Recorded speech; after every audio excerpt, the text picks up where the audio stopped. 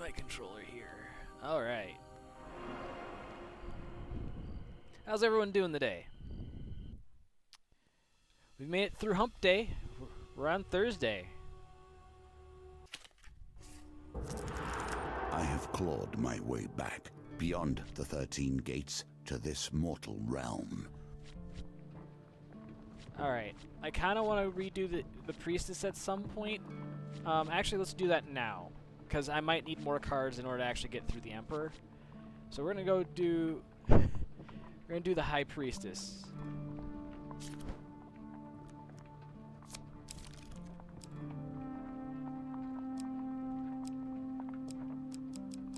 Alright, let's see.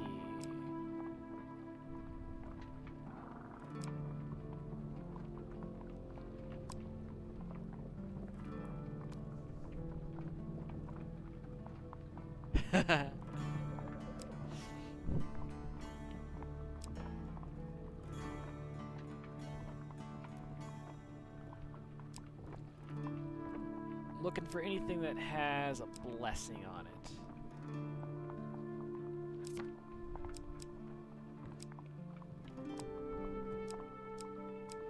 These are all unknown. Here we go.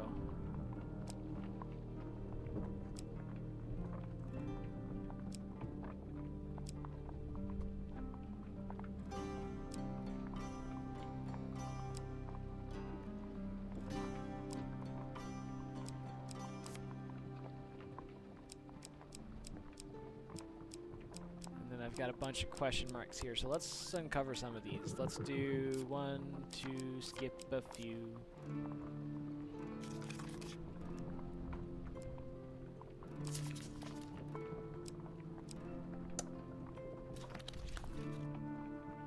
Alright. Welcome in, everybody.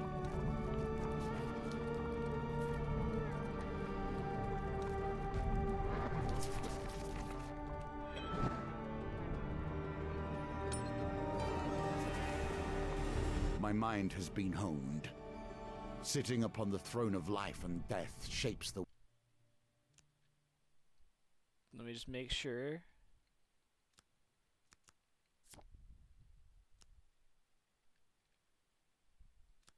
There we go. world in one's image.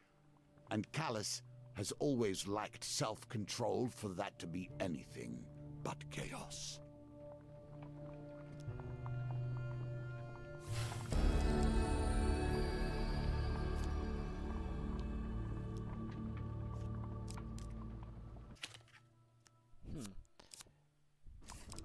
I'm gonna go ahead and exit. Restart just to make sure, because I don't see the Twitch integration coming up here.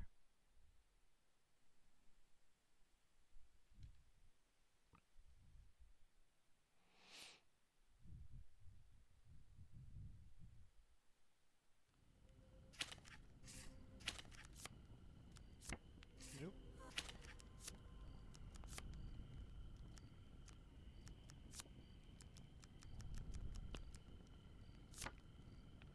Okay. Might be one of those things where it maybe I just got too impatient and didn't actually need to do that. You can't draw. Oh, it just picks me up where I left off. All right. Let's there we go. Now it's up. The least of notice, the very lands beneath your feet can slide away. Life is filled with surprises. So those are you. It's got to be hashtag and then. Gosh, I'm so old that I still think of that symbol as being pound. Who dares venture? None less than the amazing Balaclips. Oh, I have to remember how to play. A is evade, B is bash, Y is defend, X is attack.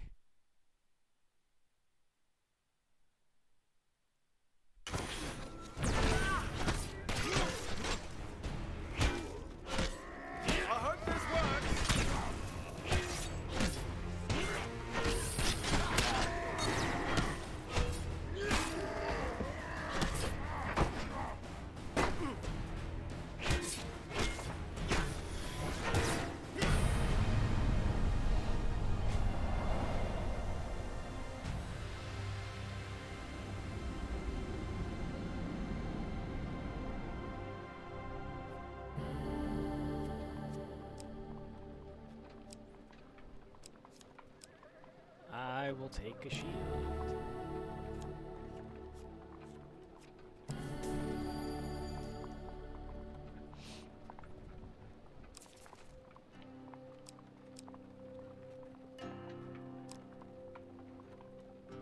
What is the shtick for this?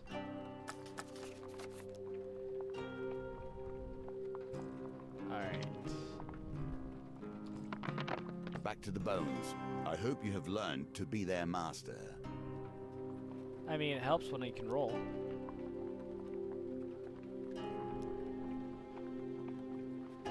Let's see.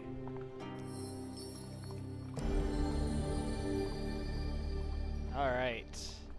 Prior to combat with 2 or more monster cards, optionally discard a basic monster card but lose your companion for 3 turns.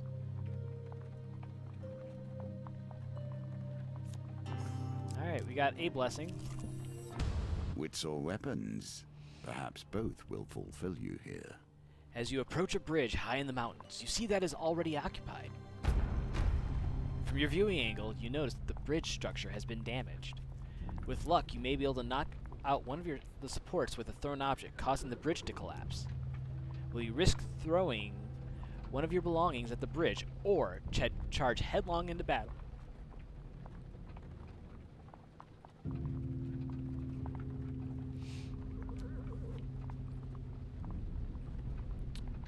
Got a rock.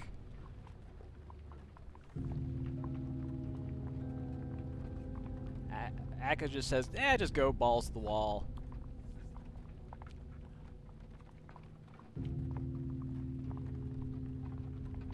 Wow. You guys just want me to charge headlong into this. Alright.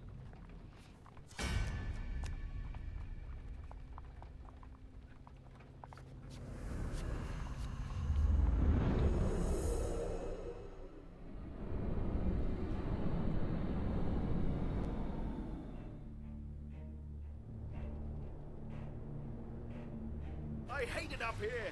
Fingers are too cold for music or magic.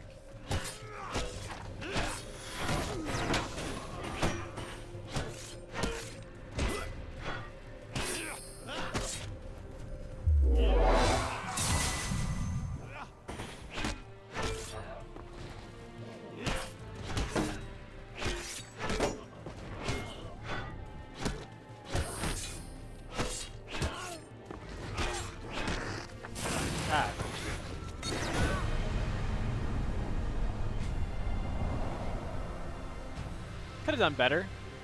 Could have done worse. Could have been a lot worse. You search the Fallen for anything of value.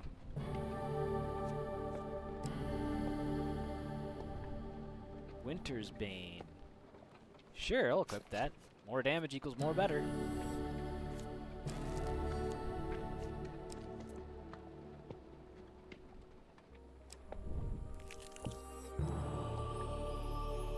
Sure, I'll make a donation.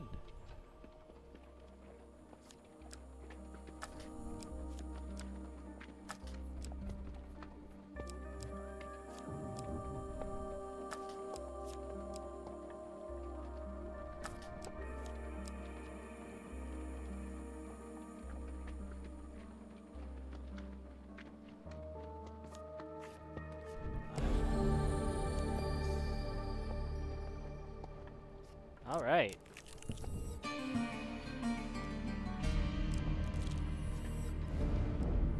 Ow. Ow. All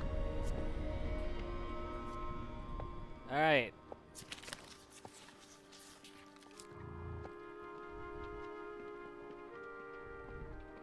Chad, I need your help on this one because I got lost immediately. And I will pour myself a drink. I mean, I have my guesses as to which 2 are the good ones. Ironically enough, so far, it is the 2 cards that neither of you have picked.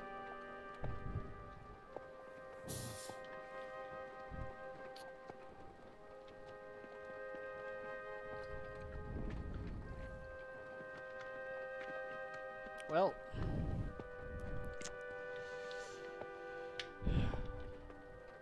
I'm gonna trust chat on this. Nope.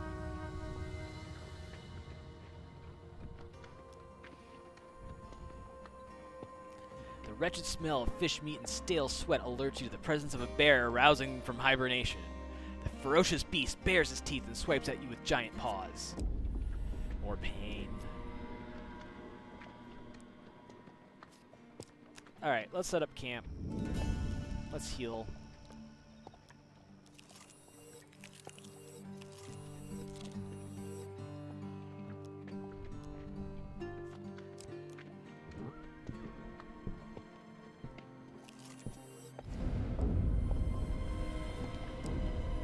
Ouch. You struggle to find cover. Alright.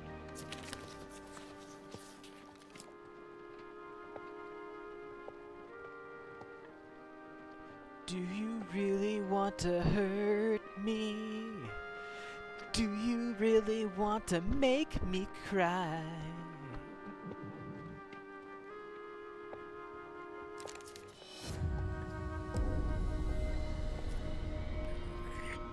Climb becomes unbearable. You are alerted to the sound of shuffling footsteps. You can barely make out the silhouettes of the menacing figures who have invaded your shelter. Oh, no.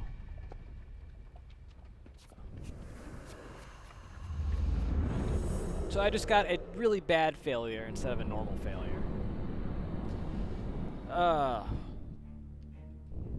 Chat, I may have to restart this, because this is not going well. Why do you keep getting us into these situations?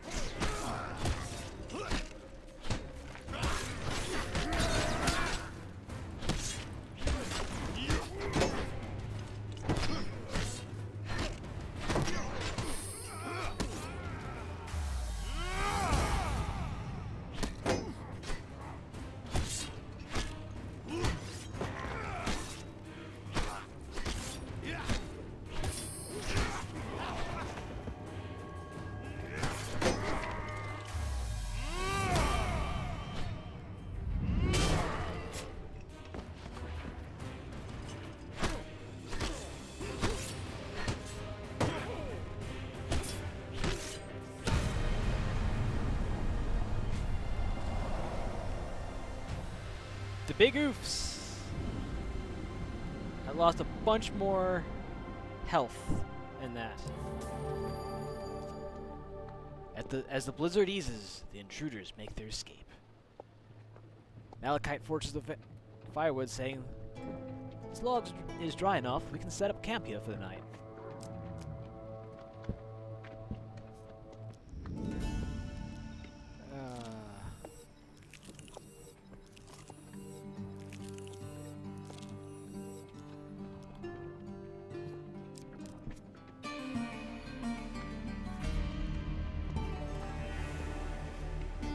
The Empire has done its best to purge magic from within its borders.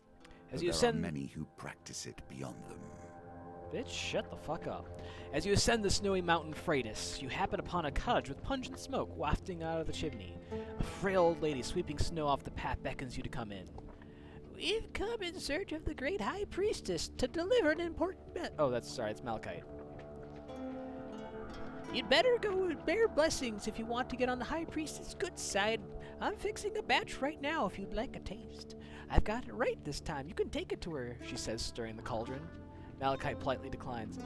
"I've been watching what I eat, but my companion here has an insatiable appetite," he says, nudging you forward.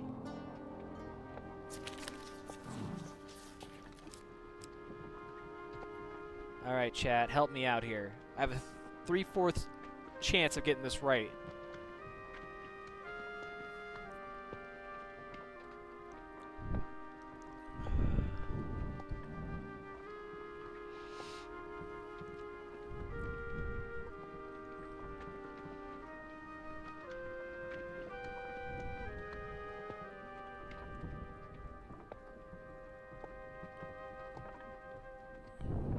Are you sure on number 1? You guys really sure?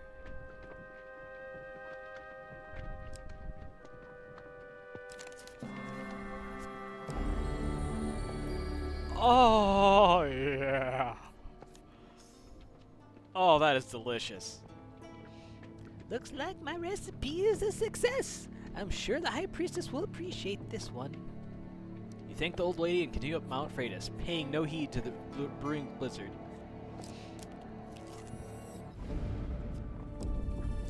Ugh. With little warning, a snowstorm sweeps from the north. The snow whips against you like shards of glass and obscures your vision. You struggle to find cover.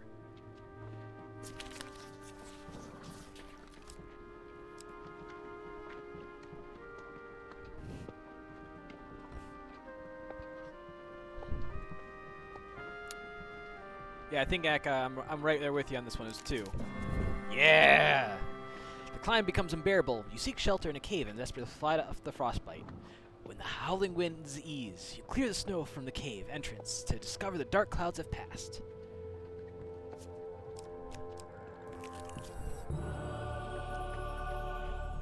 Hell yeah!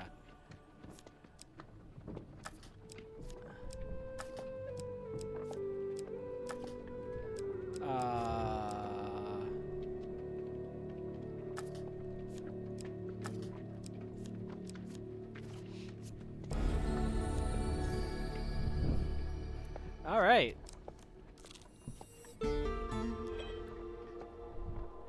On the longest night of winter, the townsfolk of Steigl set up around a huge bonfire to celebrate the victory of light over darkness.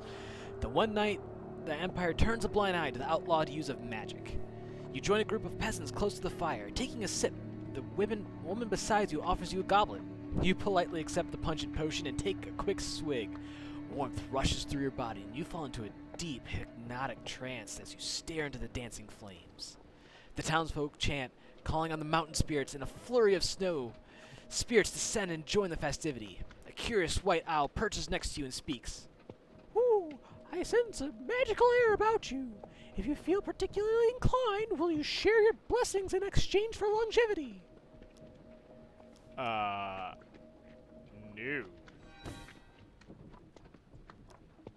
As you wish, Says the owl as he flies off into the night sky. You gaze into the flames as the festivity continues around you. You wake to find yourself in a stable nestled amongst a herd of cows. On your way out, you spot a few inconspicuous Empire guards huddled together outside the stable.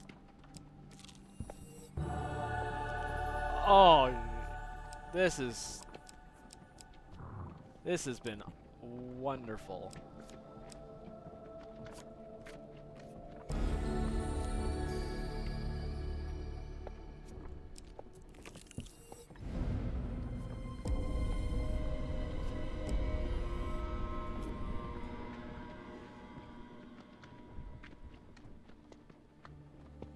I see some of you in chat are choosing violence here.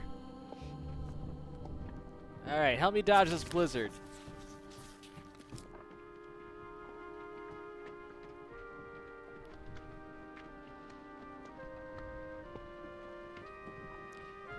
I know which card I have it. That's the that's the one card I wasn't gonna pick.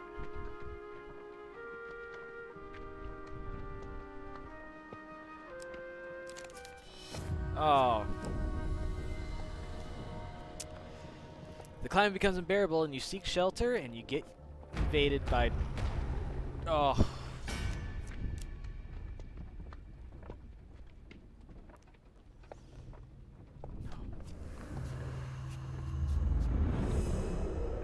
We are probably setting up camp after this.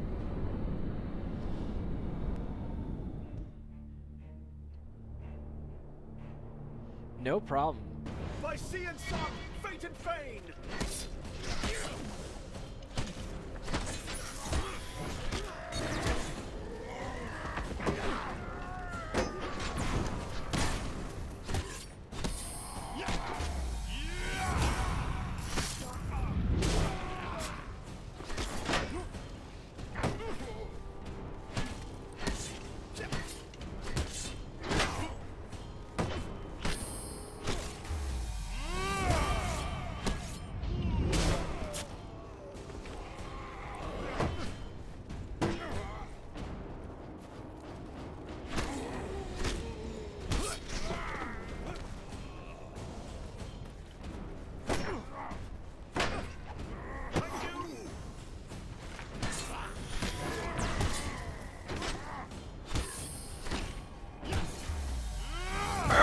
baby!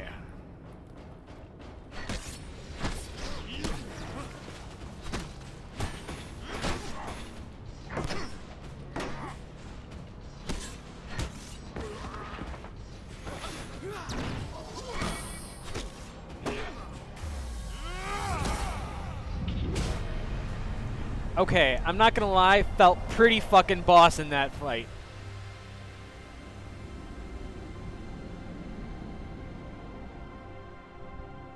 I did not. I walked out with the same amount of health that I walked in with. Yeah, we're gonna set up camp here.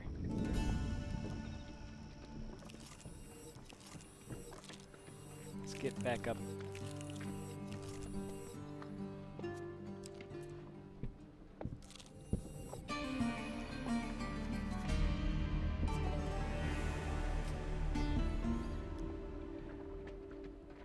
Further up the mountain, the blizzard had become so intense you barely see this tiny cottage engulfed in snow. As though an old lady beckons to you. I've received word from my sister's hawk, and I'm expecting you. I may not be as skilled as her, but this blessing potion I've whipped up is my best yet.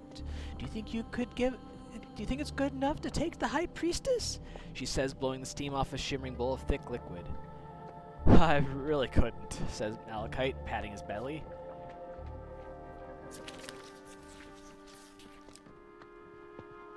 Oof. This is... If we get this one...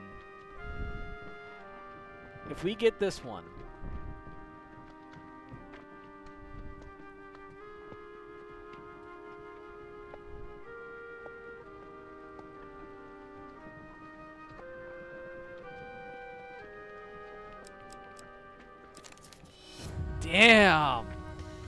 You take a sip of the putrid potion and you feel your stomach churn. I knew I shouldn't have substituted the cloudberries for fogberries, she says, comforting you. Choose the righteous path and you'll find blessings on the way, I'm sure.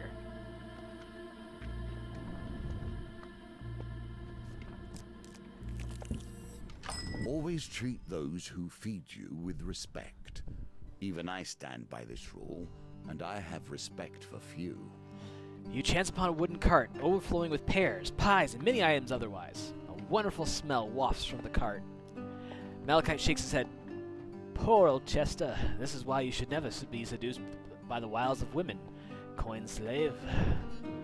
They'll break your heart and leave you with selling your lemon tarts with little business sense. The old farmer hawks his wares to passerby. Tarts, pies, exotic fruits. Chester gives you a jolly wave. What would you like to buy in this fine morning? All right.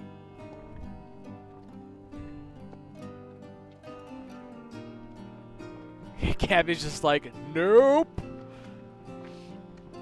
I know Aka's done this one.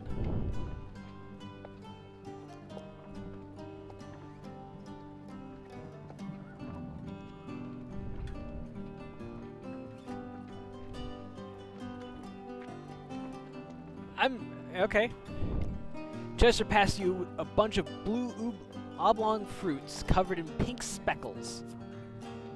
Chester smiles at the exotic fruit for a while as if remembering a happy memory before he finally decides on a price.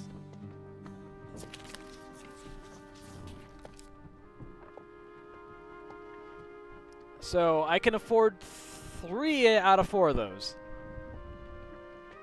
Come on, Chad, help me out, because this card shuffle thing's really starting to get me.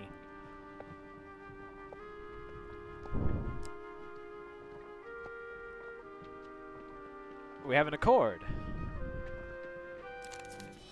You picked the wrong one, Chad!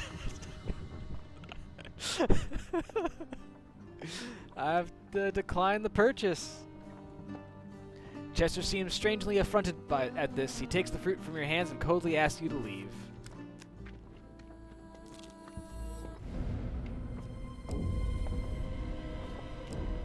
Yeah. Hey, we were all in agreement to pick 2. All right. God damn it. And this is why I'm not allowed to do anything.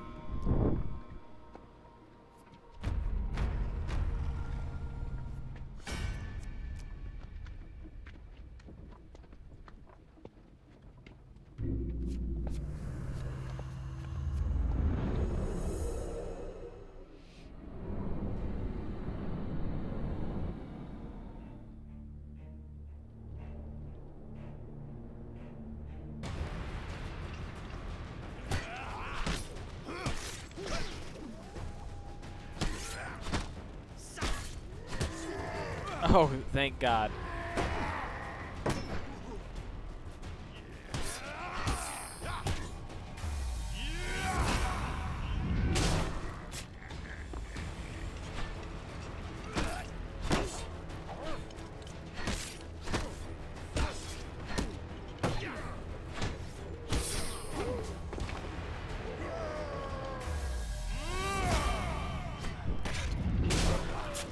Oh, that still hit me?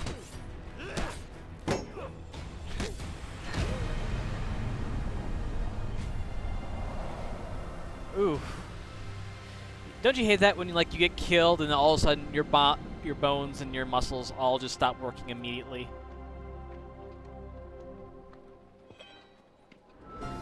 A reward well earned. Nice.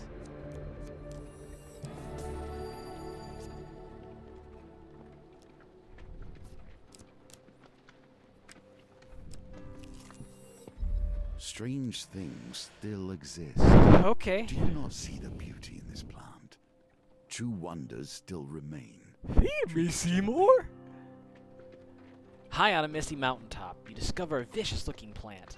Its gaping mouth looks more than capable of shredding you to pieces. But at its base, you notice some unusual fruit. If you throw something, you may be able to distract the savage mouth, thus allowing you to steal some fruit. We're gonna vote. I already know what I'm doing, but I just want to see what your thoughts are.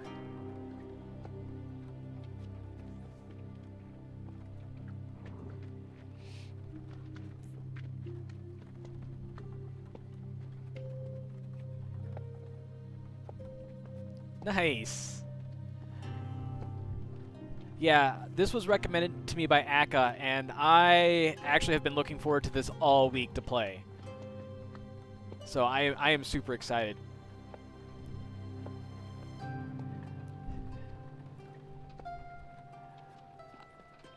You inspect your supplies for something suitable.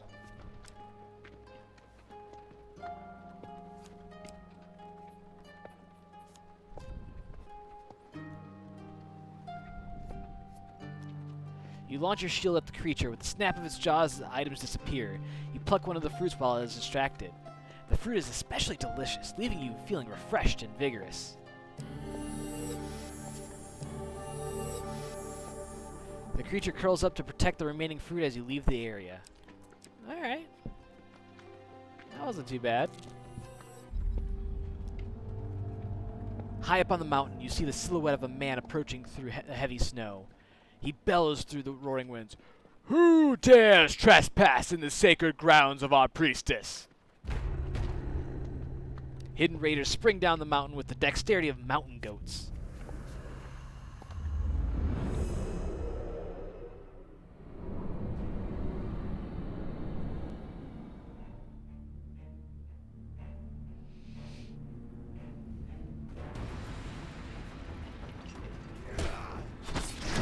Oh.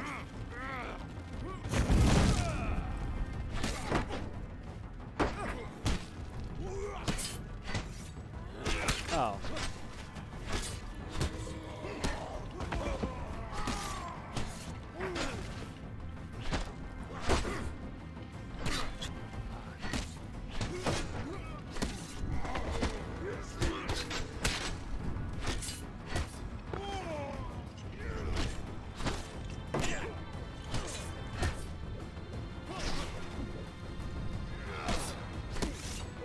Alright, one to go.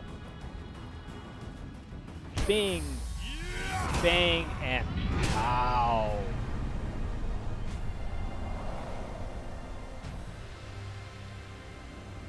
Hell yeah.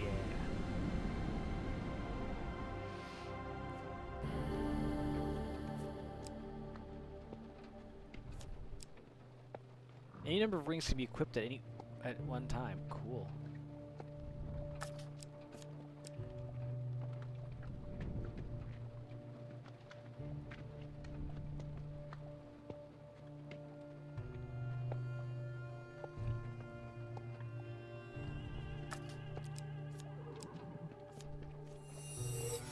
Keep walking in the light of grace, and this ring will favor you.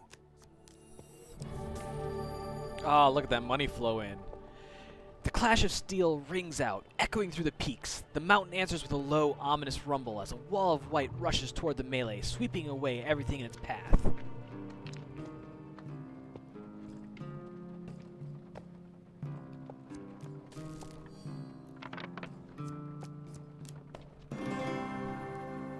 Nice! A win here sets the tone for your challenge.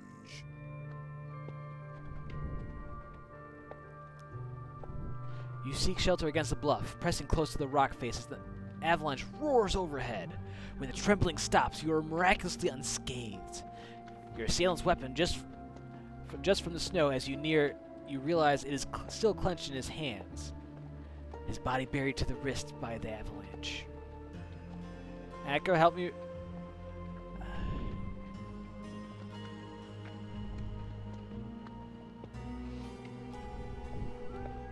Dig him out, right? You brave the cold and free the raider from his icy grave. He takes a moment to catch his breath and says, "You saved me. Though we are enemies by blood, take my blessing and leave me to my thoughts."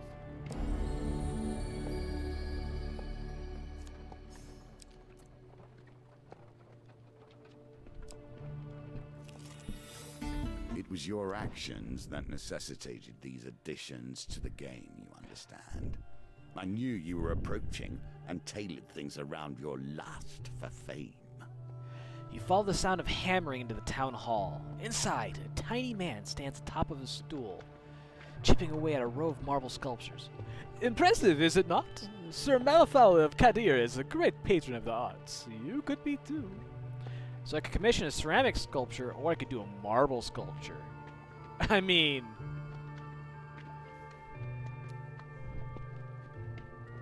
marble, am I right?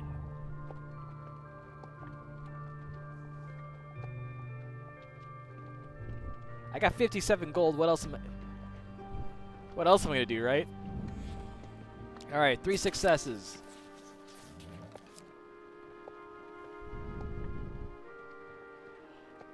Oh boy.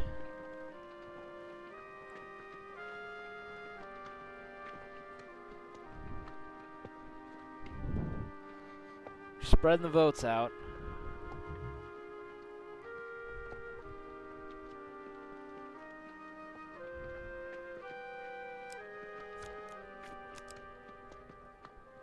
Cool. Oof. 12 fame? Damn! Nope, 4 was the only incorrect answer there. Sometime later, you return to see the finished product. An exact replica of you stands in the town hall among sculptures of nobles. "I guarantee such a status symbol will earn you the great admiration from the people of the Empire," says the sculptor.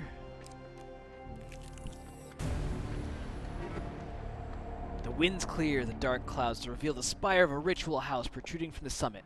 You press on through thick snow to find the wooden structure adorned with spoils of war. As you enter the great hall, the towering arched doors swing open with a heavy creak. A giantess in a velvet robe enters accompanied by raiders. Malachite bows low to the ground. "My companion and I have been sent forth to discuss a truce between the Empire and Northerners, my lady." "So they send me a silver-tongued devil and his mercenary," she smirks. "I hope for your sake you have a decent offering." You kneel before the high priestess.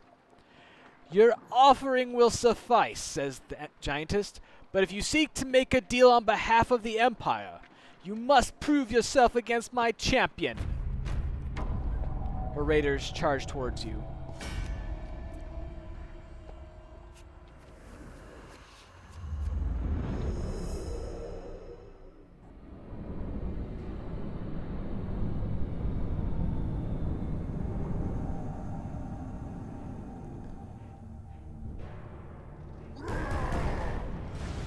Berserker Champion. Fierce, loyal, and relentless. Champion of the High Priestess. Berserker weapons are imbued with ice that slows their enemies' movement and attack. Why do we always end up enraging the lone wolf?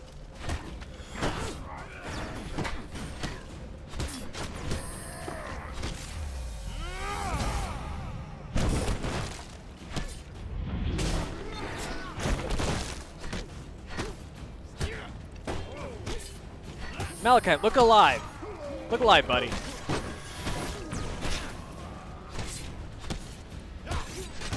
Ow.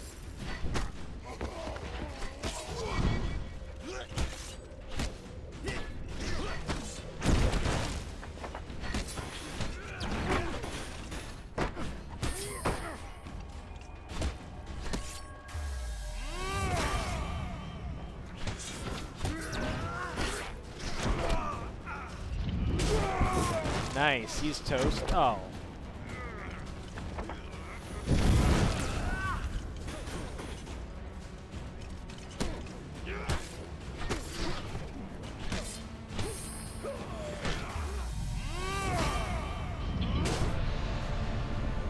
I think that's victory, right?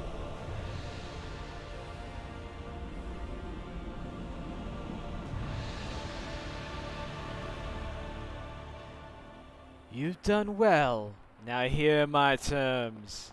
The High Priestess draws herself up, a towering figure draped in fur and wrath. The North will never bend to the Empire. Blood for blood for blood. Those are my terms, small one. Let your leaders hear it and quake. With that, you make a quick descent to relay the message back to General Brandstone. You have the way of this challenge. It is early yet. Nice.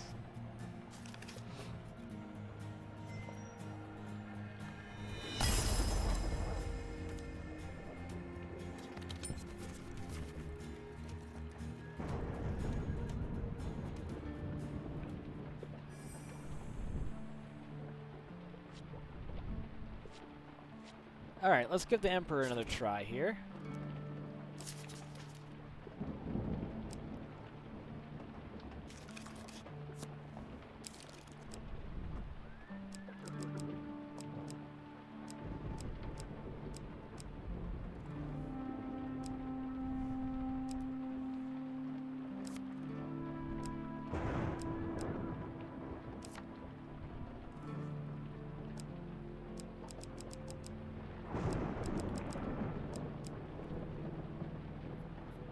And I know I don't have to. I mean, I'm going to give this another go, and if I'm struggling with the Emperor, then I'm going to move on to the next one.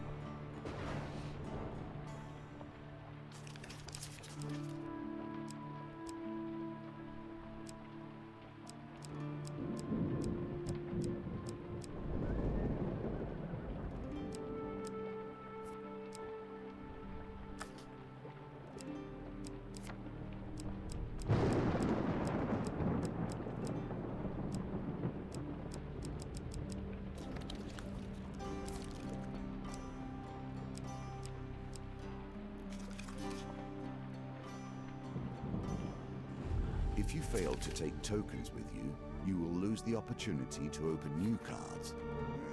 Even so, too many tokens can weigh you down and make your challenges harder.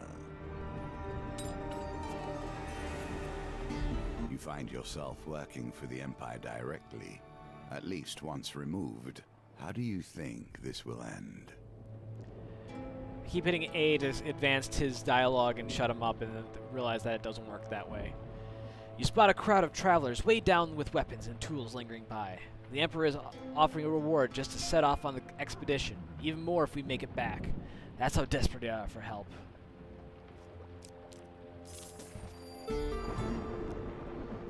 On arriving at the gates of the royal palace, an armed escort leads you directly to the Emperor's chambers. The Emperor remains still and silent as his chief council lays out the expedition. Few relics from the last age still endure in this world. We had one in this very room until last night. Oh. She gestures to an empty pedestal. Not only must you reclaim the symbol of our power, we ask that you gather its 3 sibling relics. Hold, adventurer.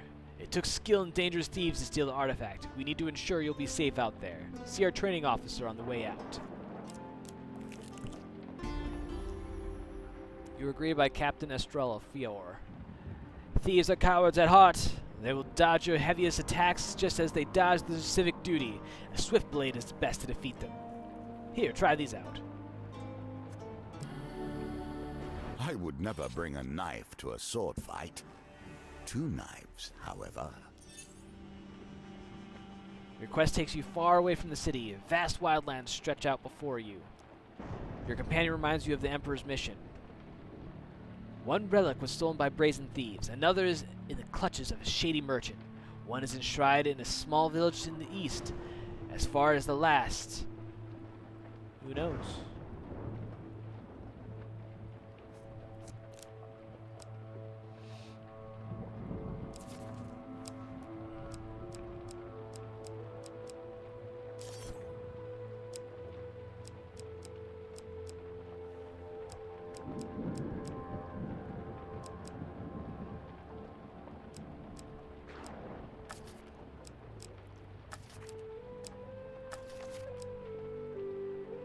Alright.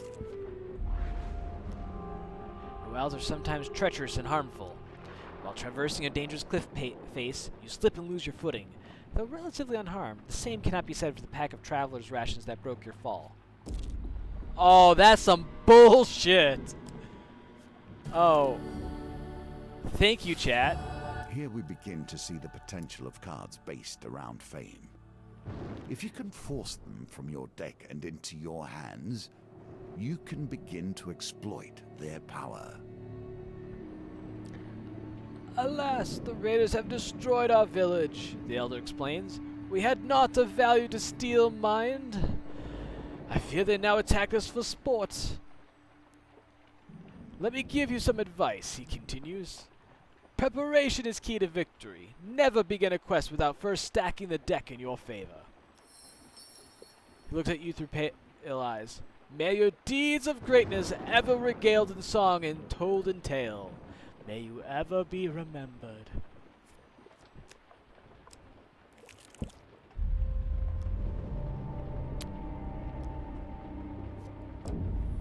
Ow. Do what you can to find more food.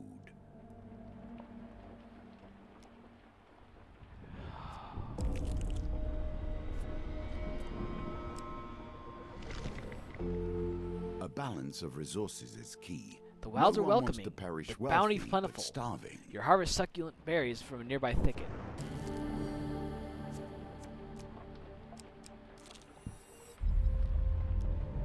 These tokens represent the expansion of the game. More options, more cards, more opportunities. You hear shouting up ahead as you make your way down the cobbled street. You see lights flickering on the road in front of you. As you approach, you see a building, flames and smoke building out of its upper room windows. A crowd has formed outside, passing buckets of water between one another to temper the blaze. As you push your way through the crowd, you see a woman frantically pleading to the villagers. Please help! My family is in there! Anyone, please help!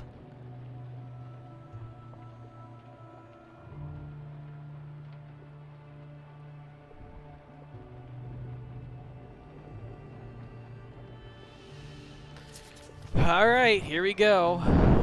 A vain man. You must appreciate that this game, has been my focus for more years than I can count. I have a certain pride regarding its twists and turns. Through a haze of smoke, you find the woman's youngest daughter crying under a bed. You coax her out, scoop her up, and carry her out of the blaze. A villager rushes to your aid. Thank you, brave adventurer. I can take it from here. But be warned, the building is not safe. It will soon collapse. The woman braces her child, then moves to you once more. My husband! Did you see my husband? He's still in there! Please, please help! Alright, well, we're committed to this. Let's do it again!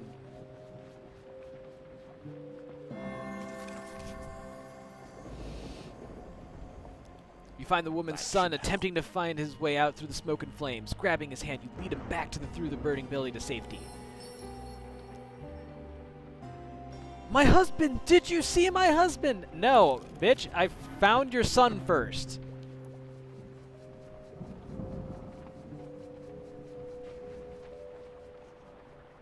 Woo! Hot damn! Slumped in the corner of a room, you find the woman's husband. You put his arm over your shoulder and quickly make your way out of the inferno. As you emerge, the woman and her children rush to the man's side and embrace him. Thank you, Adventure. You have saved my family from certain death, the woman says.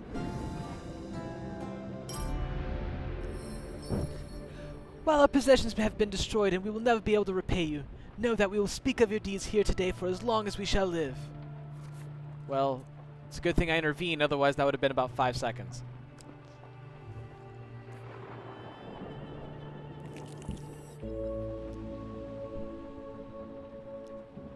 Woo! Succulent berries, baby! Give me them berry noms.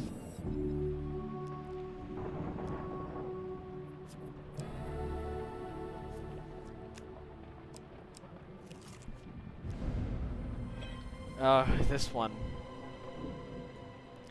The market bazaar is a hive of activity. Traders from across the lands crowd to passerbys to sell their wares. As the sun beats down on the crowded street, you pause briefly to draw water from a fountain. You feel something tug on the inside of your tunic. Turning quickly, you discover a pickpocket making off with some of your belongings. You jump to your feet and catch a glimpse of the thief as they weave through the crowd. Alright, come on, I need that huge success. Any ideas?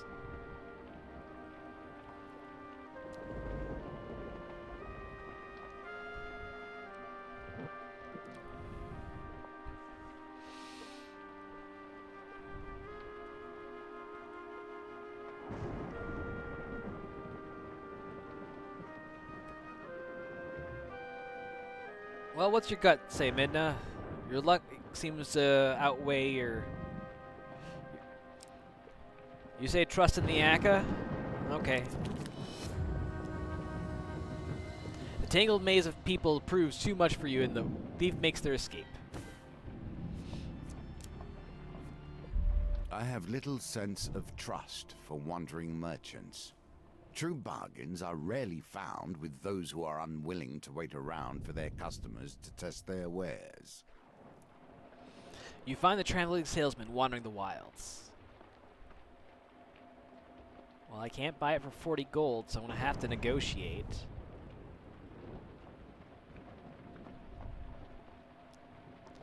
Make your best offer. If you win, the price will be reduced by the total of the dice.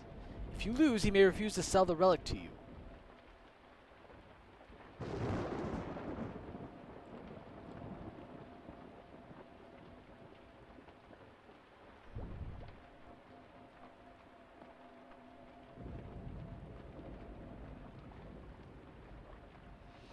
I'm gonna...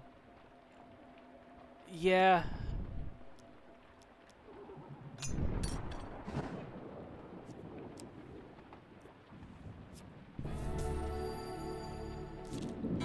They have naught but contempt for you.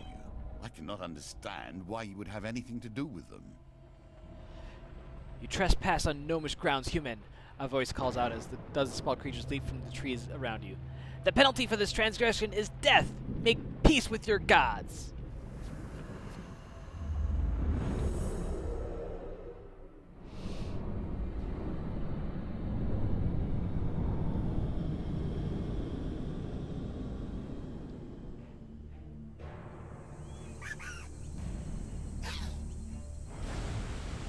Gnomes, fiercely territorial, trespass in gnomish lands and face the consequences. Pesky, persistent, and impossible to hit. Gnomes cause snare, evade to avoid, or struggle to break free. Gnomes can only be deterred with a finisher.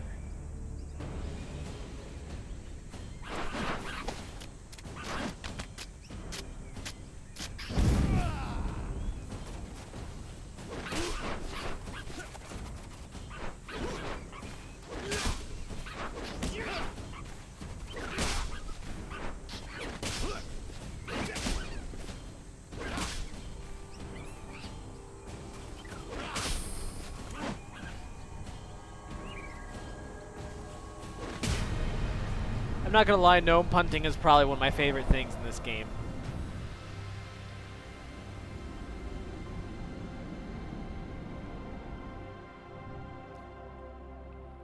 The battered gnomes pick themselves up from the battlefield and approach you cautiously.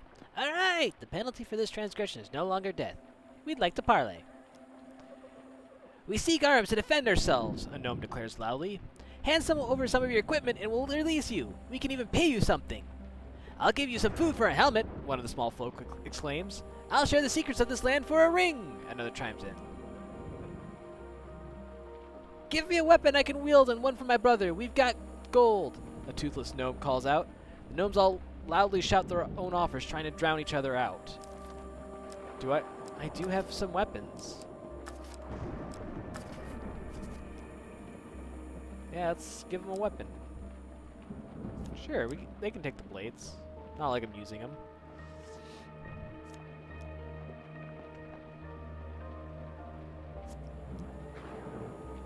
You surrender the equipment to the gnomes. Satisfied, they offer payment in return.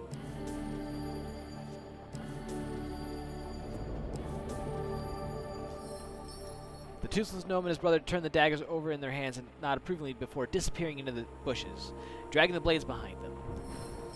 As the gnomes retreat in the forest, they offer a dire warning. Goblins on the march, human. They hunt us, whether for food or sport, we know not. Beware.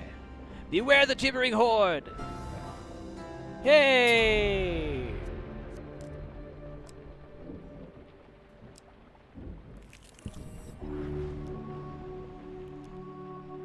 You find some lost equipment discarded on the path. You don't know if it was banned through accident or foul play. Ancient smiths have considered the same issues we do. How to handle hunger and resources during battle.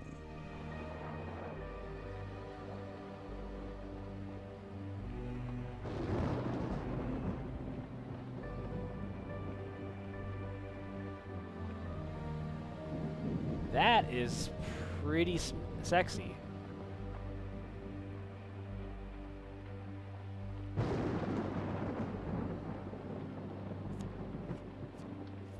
Oh, and I have enough fame to use that.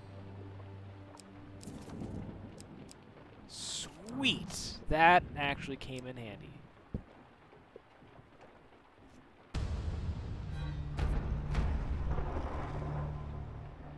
Though the movement is erratic, you eventually track the thieves back to their camp. You catch them frantically loading the relic onto a horse and cart. Just hold them off for a couple minutes while we ready the horses! Like what? Hey, Topaz!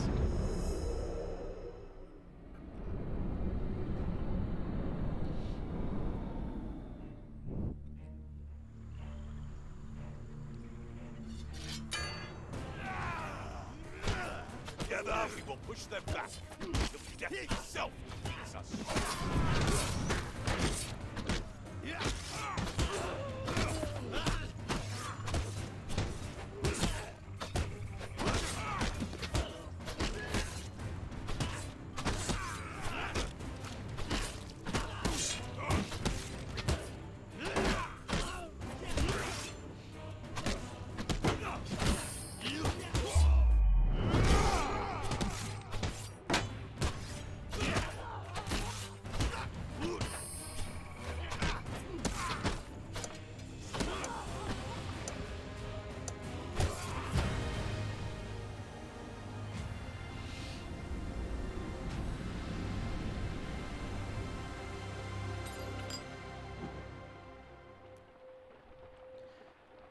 The distant sound of horses alert you to a carriage disappearing over the horizon. You'll never catch them now.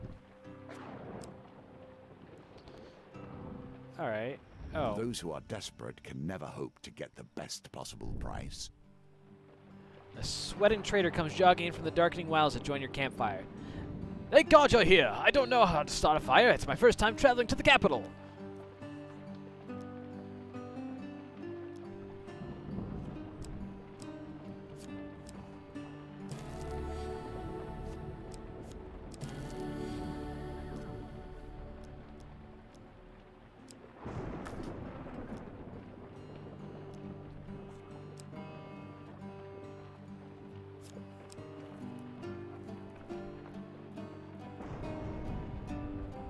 interesting.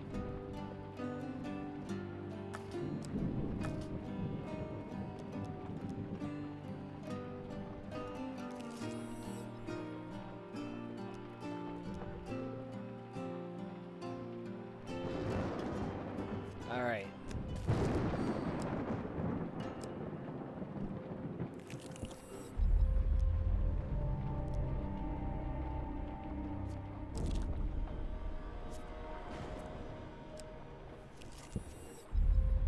Oh, you've got to be kidding me.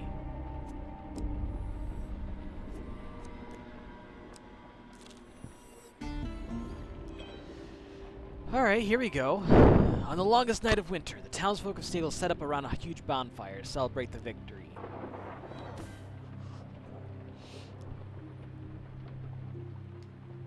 Oh, no blessing cards found in the inventory.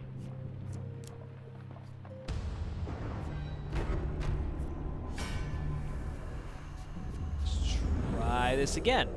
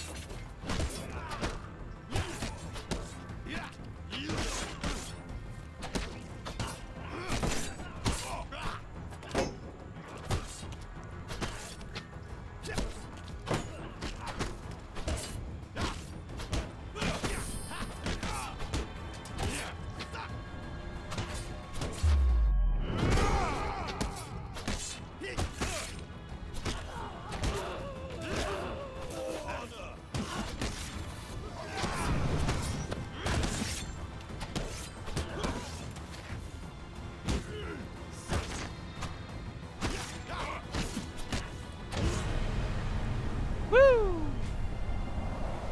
So apparently each time you encounter them, the combat resets, but you get an additional 30 seconds on the timer. After clearing out the thieves' camp, you quickly locate the relic. You recover a relic and gain 4 fame. The new wielder of this item will gain a curse.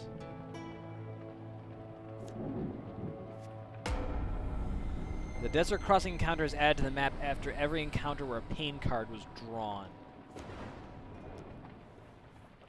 You examine the relic closely and feel a great sense of great unease. I have 1 food.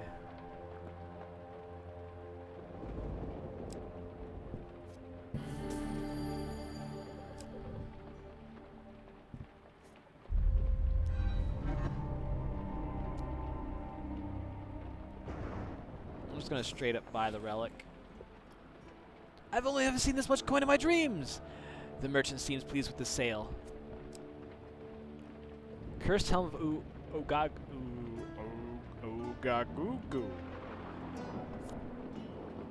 Your companion will not aid you in combat.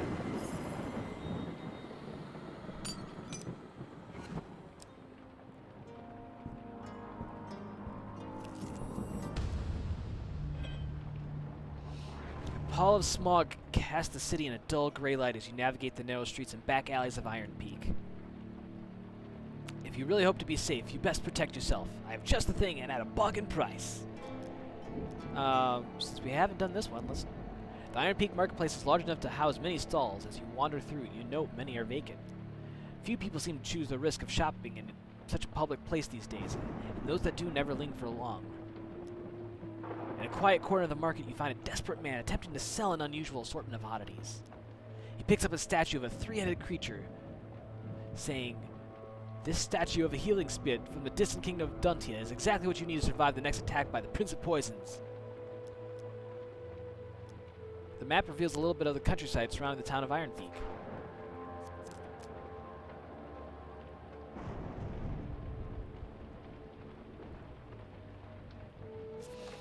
As you turn to ask how much gold you owe, a supernatural chill travels up your arm and freezes your heart.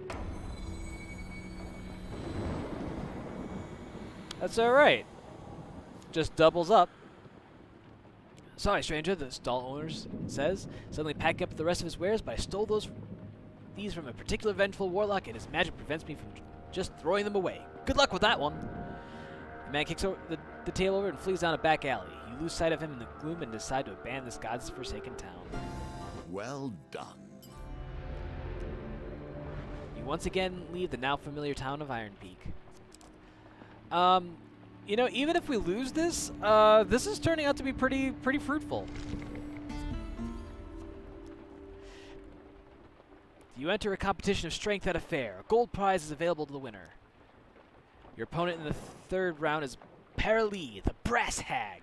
She touts herself as a fearsome pirate, but needs the money from this competition to get herself a boat.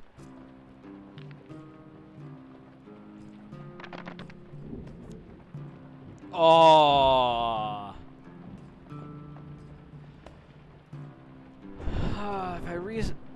So I have to roll. If I keep the 5 and reroll the 8,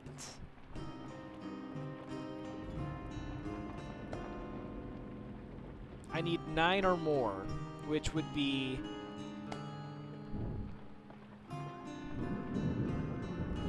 10 out of 36 outcomes.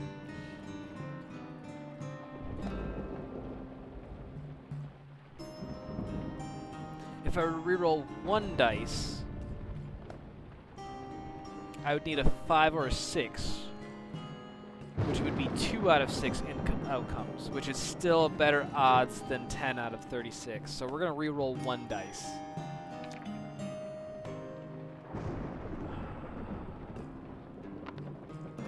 Woohoo!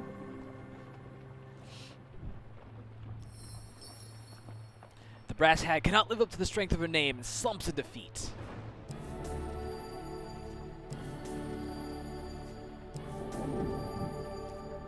You take your reward from the purser on the way out of the tavern. When you return, you will compete in the next round for a larger prize.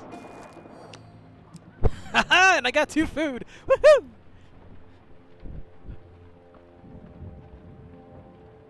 Alright.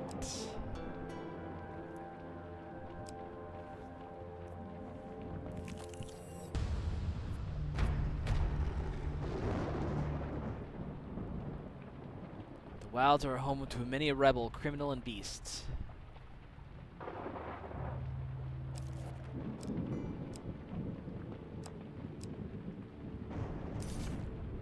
Oh, I can't use a shield if I do that.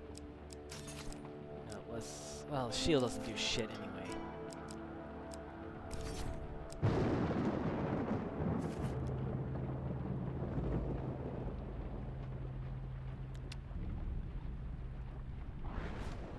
Oh man, this could be where I lose. I've got what, 8 enemies to deal with?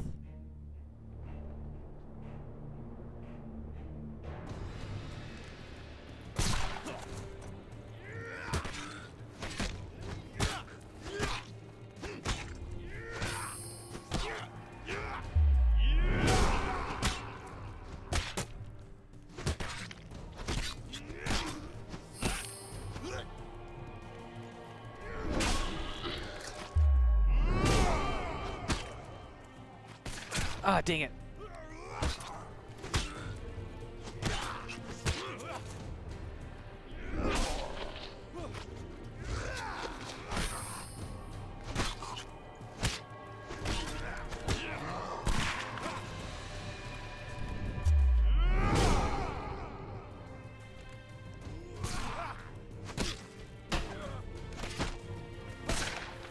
Ah, damn it.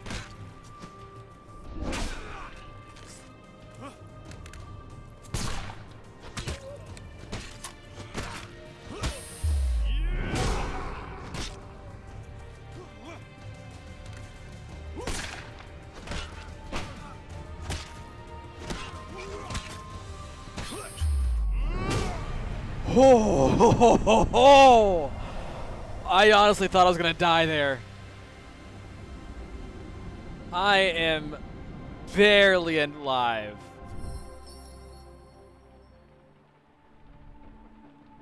With the battle resolved, you scavenge what you can from the remains.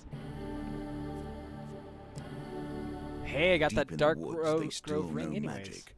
It will be lost there. And 5 food! Yes, let's go! Oh, and 2 more! Hell yeah! Now we're cocking. I mean, I was gonna say talking, but I don't know how that came out cocking.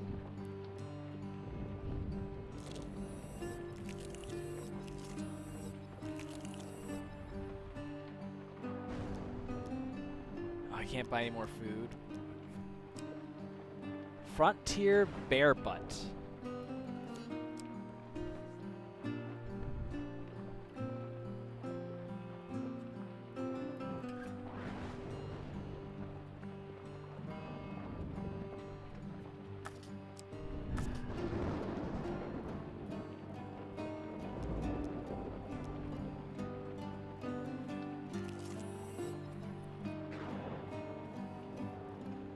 You know, I'm gonna cook once more, because I have a feeling I'm gonna lose my food here.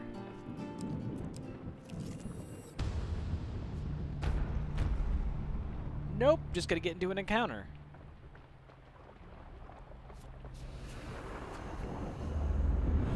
Well, let's just hope I get good at combat, right? Oh, this sucks.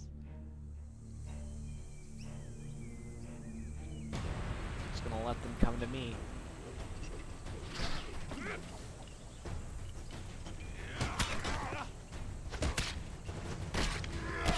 Ah, damn it.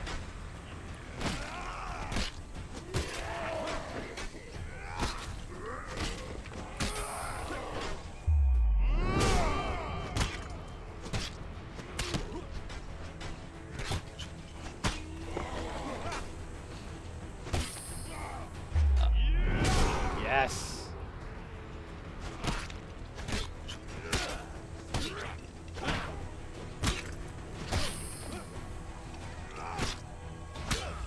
Oh, I thought I would hit him first.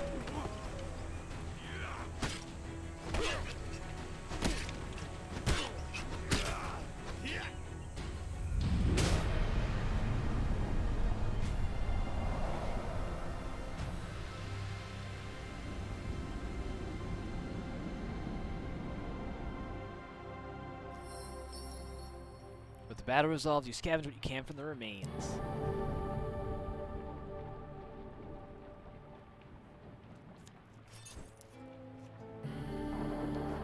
Ooh, reveal 3 encounters.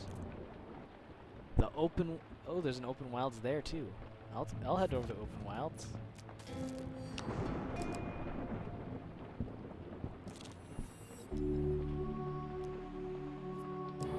Yes! Haha! Oh, and even better. This armor of gluttony is working wonders. Oh, and thank you, chat, for the food.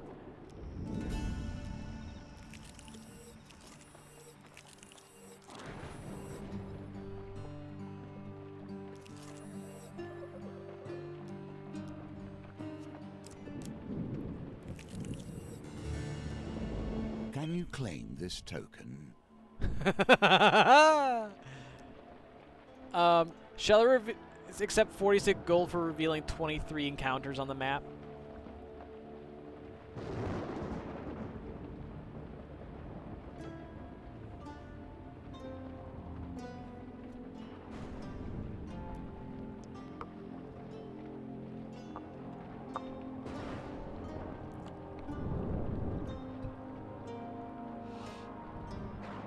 See, the thing is, I want the token more than anything, so I kind of want to go do 2 more, make it 25, and then come back, because I'd hate for it to be 25 to be the threshold, but...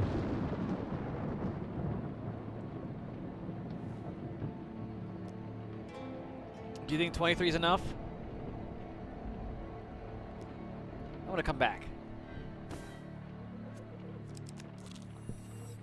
Oh, why'd I do that? Your supplies are running low.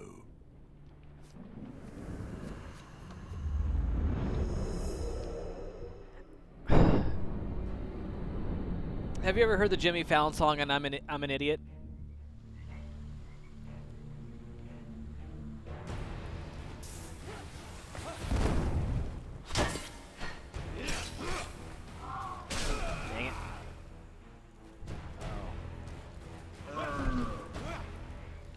get rid of these assholes first.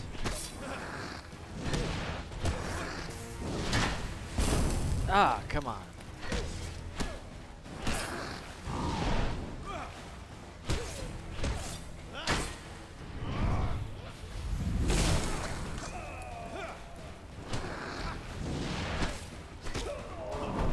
Alright, now I just have you to deal with.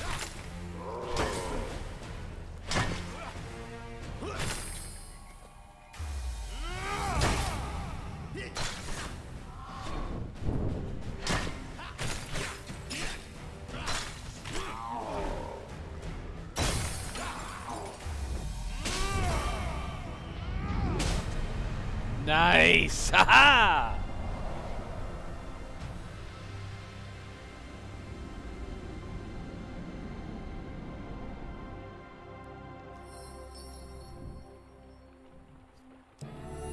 Hey! Reveal the remaining encounters. Nice. Oh, those are both dangerous, treacherous, treacherous. So, it all just sucks. But we can now go back to the cartographer with the revealed map. Oh, see, it maxes out at 50 gold. So I think the cartographer listens intently as you relate what you can, remembering the neighboring areas. He is so thoroughly impressed with the knowledge he has gained from your travels. Yeah! That is 4, baby! Oh, and more food. Hell fucking yes.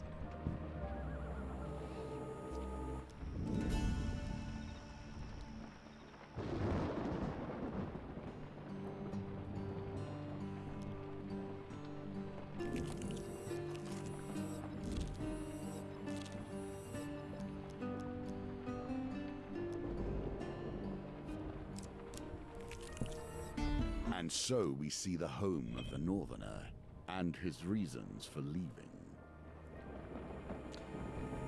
Kolbjorn returns to his village, home village to partake in toil, the ritual cleaning of his people's ancestral grave mounds. He invites you to accompany him, but I don't have a blessing.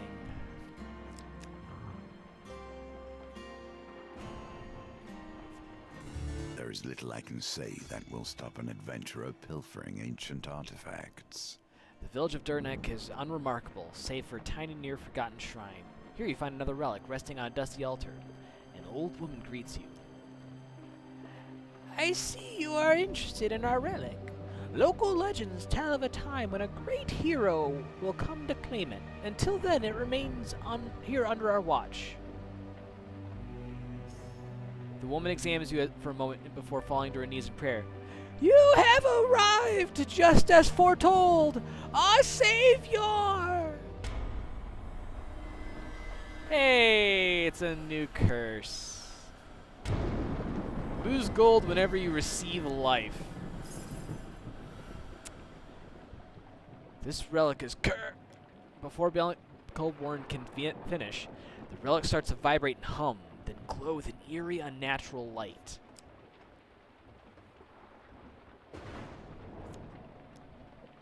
Your eye is drawn to a similar glow emanating in response from a distant tower. Do you think they're trying to tell us something? Kolbjorn smirks. Let's get moving. Oops, I didn't want to do that. I want to look at the map. Friendly innkeeper. Let's go with the friendly innkeeper. A simple part of every story. Especially a tale spent in the company of allies and boon companions. I have a shit ton of fame, so I was pretty sure I would have the fame for that. As night draws in, you return to the Rusty Razor. The proprietor greets you warmly. What can I provide you to the savior of the Rusty Razor? Heal, buy a meal, or rest. What do you require? The innkeeper tells you that the recent cheese festival has kept the inn busy and his coffers full.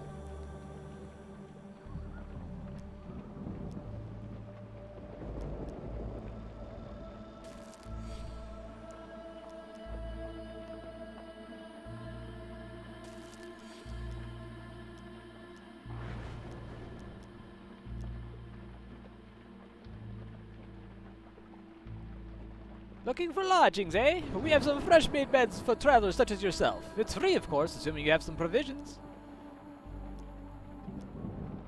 Oh, I'm good. Alright, so... I mean, we have 4 cards that we didn't touch, and honestly, I don't want to touch them because... Why? And now you must begin to ask yourself how these threads connect. Were you simply a patsy for the Empire? Or did you hope to be something greater? The relic leads you to a mysterious tower. You will need to ascend it to reach the Mage at its summit. A storm swells ominously overhead. Am I ready to enter the tower? Ready as I'm gonna be. Oh.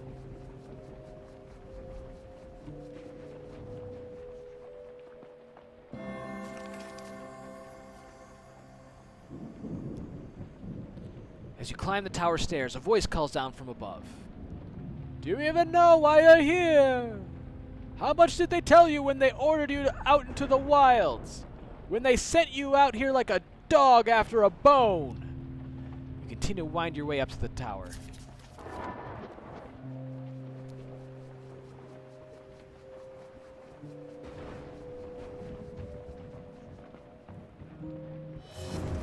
Ow. Perhaps you should have taken your time. Well, it's a fucking roulette. What'd you expect? The relics burn brightly, searing your hands. I see you have saved some of the relics. Do you believe you are the one to harness their power? The voice asked in an unamused tone. Oh, in an amused tone.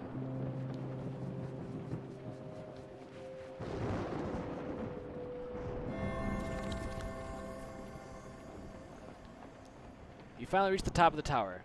You've been sent here to do the bidding of the true enemy. These relics can be used to defeat him, but you are looking to return them to him. I see you bring the relics, the mage says with a grin. A thief can't be trusted to deliver on a job, but one who can always rely on the predictability of the Empire to send their dogs. She holds the remaining relic out mockingly. I suppose you'll be wanting this?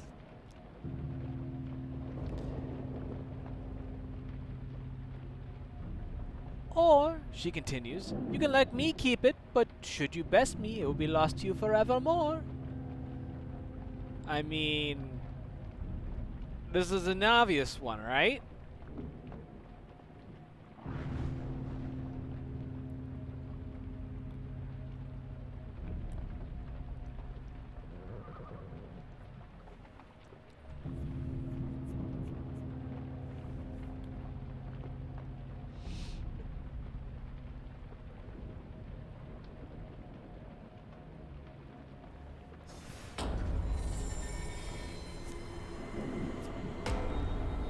All enemies move plus 15% faster until they are hit. I think I can deal with that. The relic is heavier in your hands than you expected, and its presence clouds your thoughts. The mage laughs. Your Imperial masters would be most proud. Prepare to meet your fate. You struggle to lift your weapon as a group of thieves join the fray.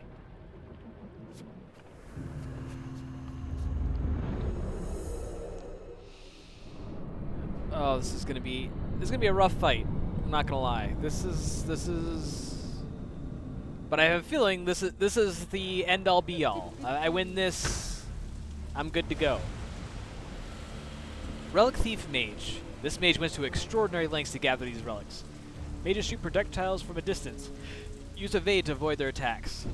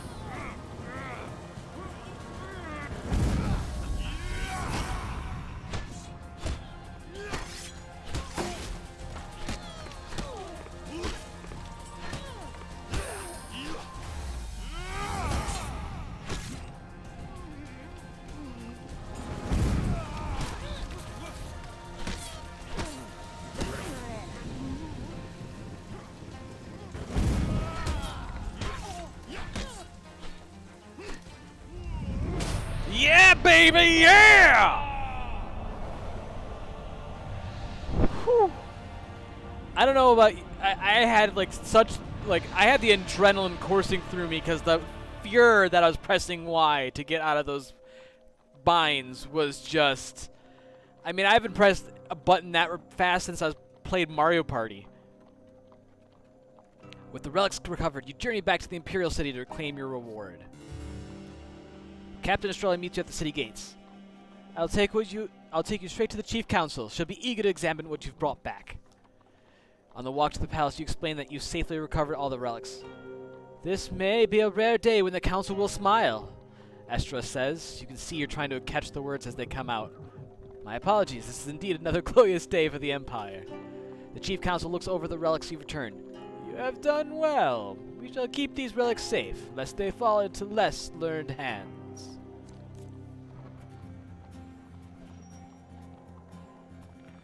Every part of this tale is a part of your history, a part of the reasons that bring you here.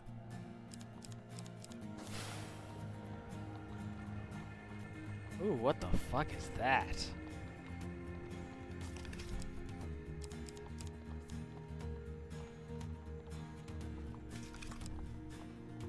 For befriending the Empire, your supplies have been added too?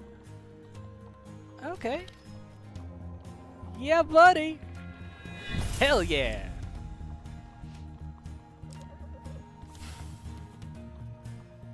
Nice. Look at all of those. Look at all that shit. Hell yeah.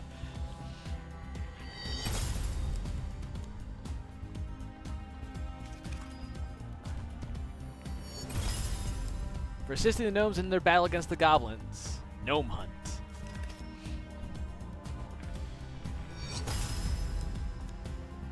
Ooh, crossbow.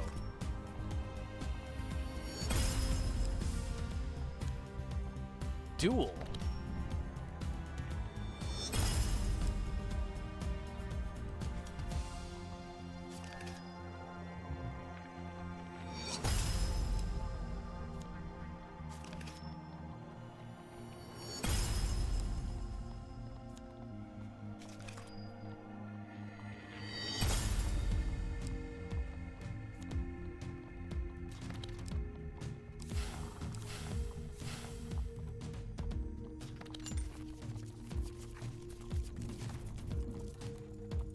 Gosh, if only cleaning up afterwards was that easy. Awesome. Fucking awesome. That was a great run.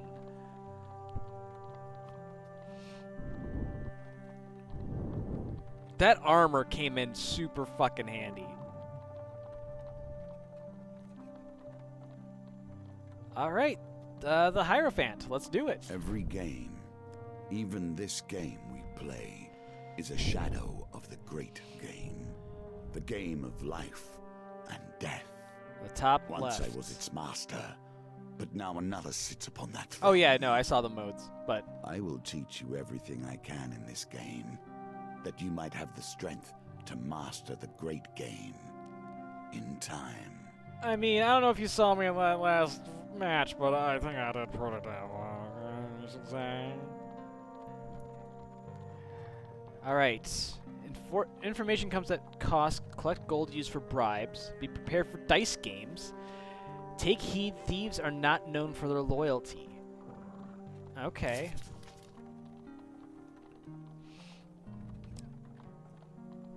I will take Kolbjorn because he has bonus dice.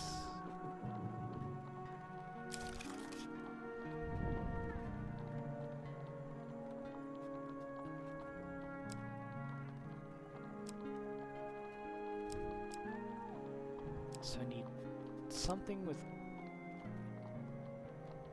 I want to take that because I want to get that while I can. If I'm doing dice, let's take Market Thief.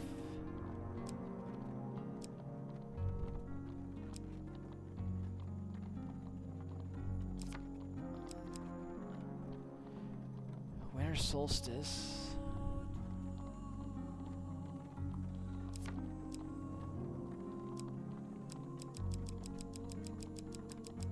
let's put in...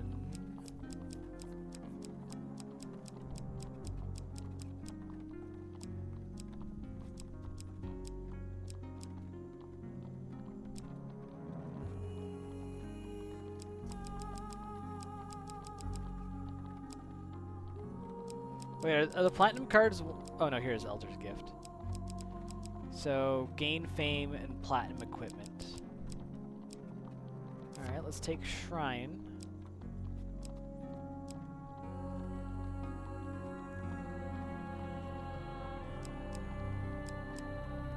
Take Blessing Temple.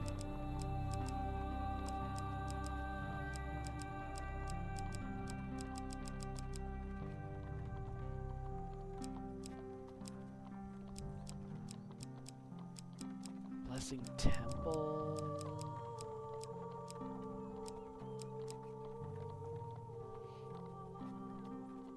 You mean Temple Prayers?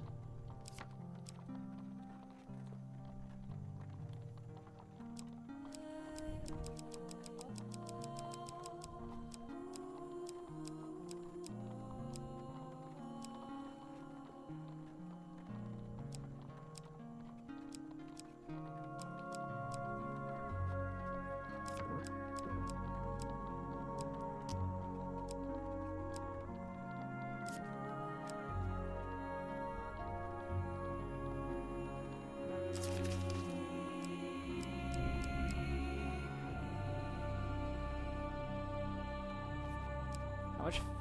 I need 20 fame.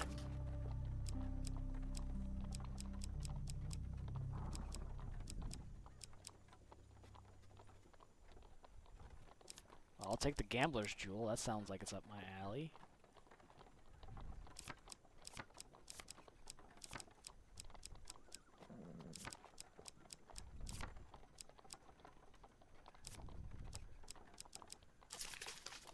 And what do we want to start with?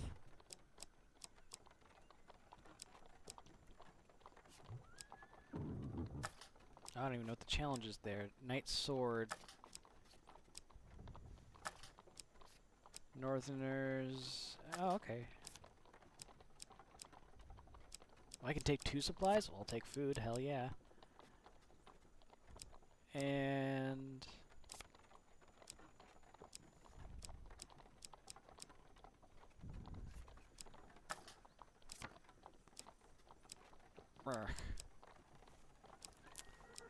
I need to do all these, so it doesn't really matter which one I pick. Let's take the Brigand Blades, because we're going to be dealing with thieves. Alright. Let's do it! In better times, it would have been my card here. The Guardian. So for those of you having fun with this Hand of Fate right now, we'll be playing this again Monday and Tuesday next week. So keep that in mind. So instead of being Thursday next week, it'll be Monday and Tuesday. So double your pleasure, double your fun.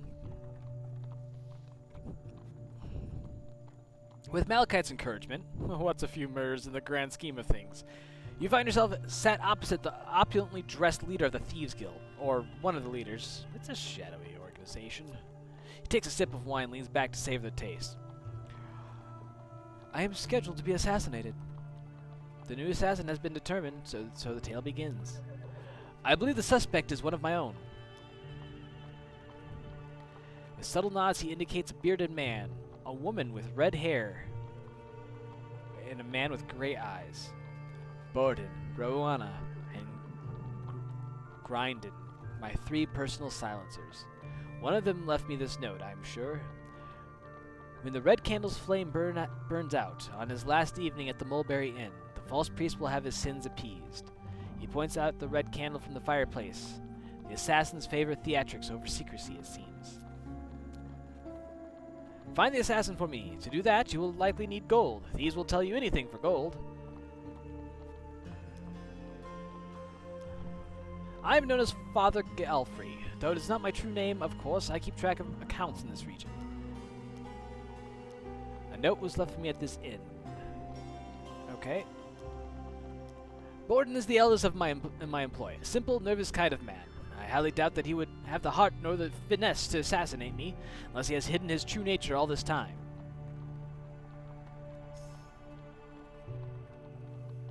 I say you'd like to pour a few meads into him if you want him to talk. Oh, I didn't even know that I... Oh, this is like a murder mystery party. Rwanda has been one of my silencers for as long as I've been in this position, and that is a very long time indeed. Galfrey said that Rwanda has worked with him for a long time. I asked that she infiltrate the 3rd Legion of the Imperial Army and eliminate their captain. She did so, of course, as efficient as anything. I suspect that she is only truly loyal to gold, but she is quite a valuable asset to the guild, so it would be a shame if she intended to assassinate me. Grindon has been in my employ for some time. He's prone to making the most preposterous claims, many of which are untrue. I'd be wary of his exaggerations, even if he isn't the assassin, especially when he's had too much wine.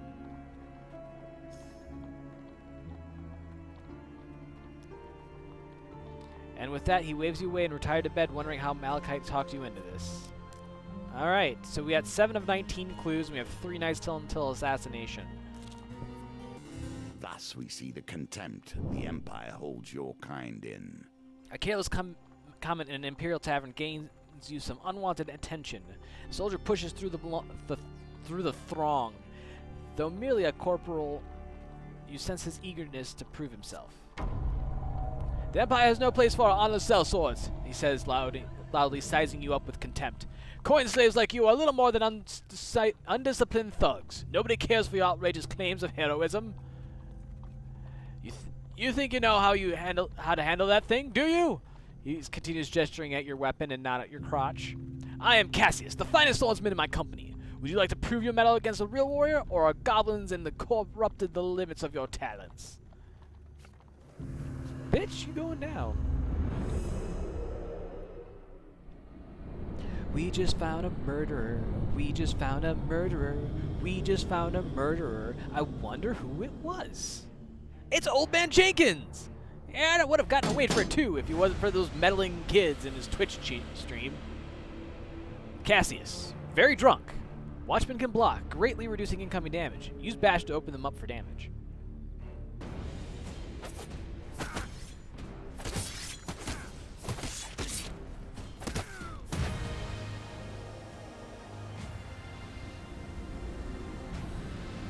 Achievement unlocked, Master of Arms. Enough! Your opponent steps back, hands raised. I don't have time for this nonsense. The tavern crowd cheers your victory, and the tales of your battle are told and retold, your prowess growing with each telling.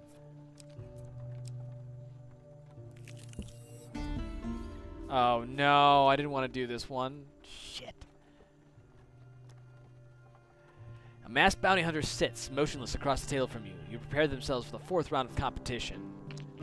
16. Oh, this is going to be hard to do.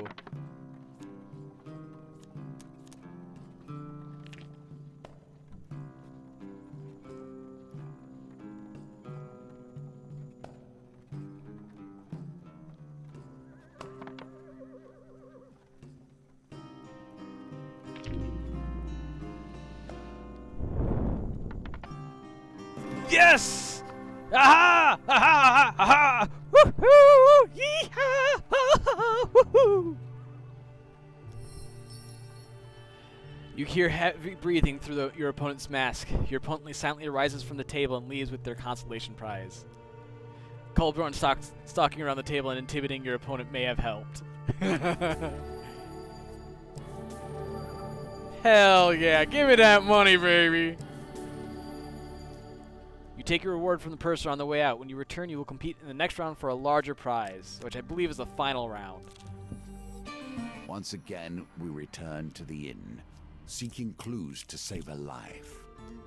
When Berta's we look into betting memories, house. so many things are left unsaid and clouded. Why this life? Why this inn? Beside a busy Empire Road, you spy a ramshackle stall, whereupon a few ramshackle people are seated on stools, rolling dice. You approach the stall, and behind the table is a little girl practicing on a poorly tuned violin. Beside her waits a squat lady clad in a flowery apron. Welcome, have a seat. Do try the spice cakes. I baked them this morning. The grizzled, toothless gentleman beside you chuckles. Don't trust her. She's just distract you with that beautiful face. Berta blushes and hands out more sweets. So I can play cards, I can play dice, or I can attempt to steal from patrons.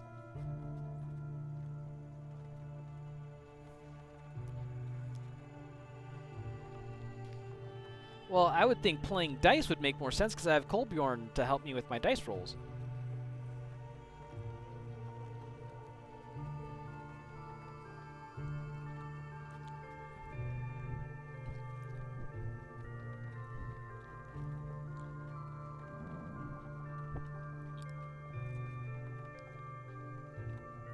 Oh, that is fair, Akka.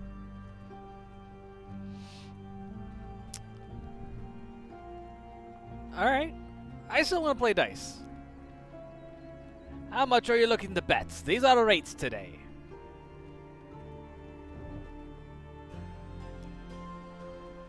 Bennett wants to go back to cards.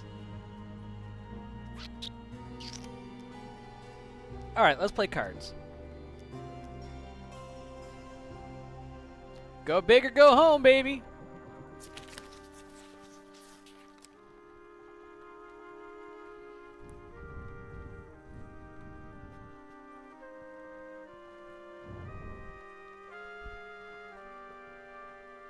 Yep, see, the thing is that she's got Dark Magician Girl in her hand, so she's just sit there ready in the wait. Wait, unless... Wait, Midna? Is your, like, your alter ego card the Dark Magician Girl?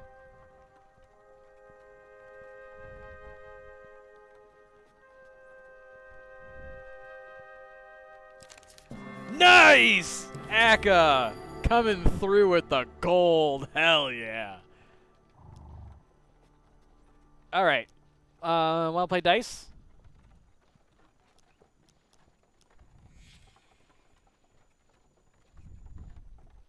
Remember, Poppet, it's double or nothing. Berta hands you these 3 well-worn dice.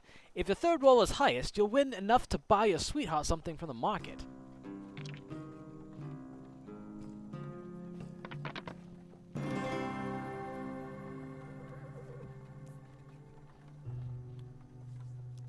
Now for your second roll. Roll at least 8 on your third and final roll.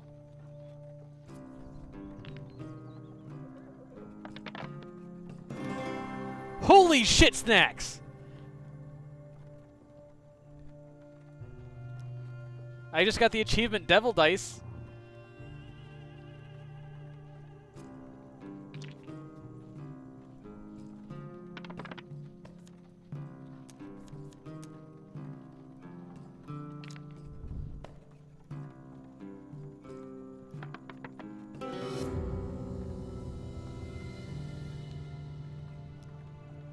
You know what? I got the achievement, though, for rolling 18.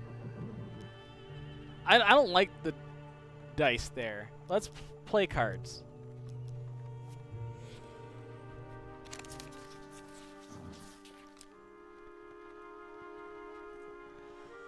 It's weird how when the cards shuffle, like, your eye follows, but, like, it's not the same as, like, the...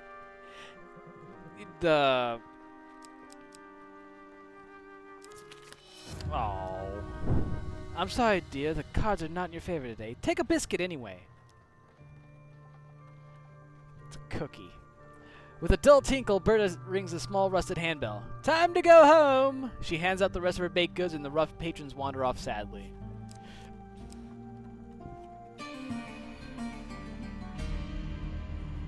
Alright, well, it's time to enter the inn. You enter the Mulberry Inn and find Father Galfrey at his usual table by the fireplace. You sit down across from him. He scratches some numbers on one of many rolls of paper strewn across the table, then glances up at you. 3 days until the assassination comes for me, and 3 suspects. How apt. 3 days to uncover the liar. I would like to follow you. I would like you to follow one of my silencers on a job, trading trust for information. Pay for it if you must.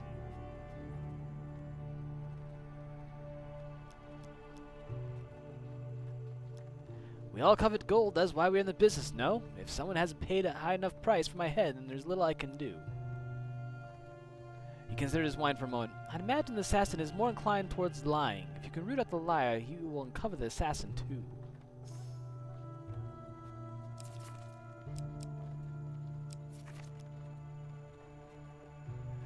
Alright. So, Borden, Rowana, and Grindin. I don't think so. So, Borden was the drunk. Rowana is the money and is the one who can be bribed. And then Grindin is the one who makes more crazy accusations as time goes on. Or the more drunk they get. So who do we want to go spend time with? You don't want Rowana drunk. She's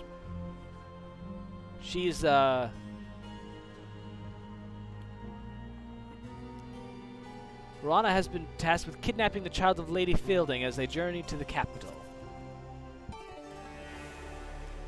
You surely have a liking for strange bedfellows. Here you are helping thieves challenge thieves, without a thought for their ultimate victims. You note the meeting point on your map and retire for the night.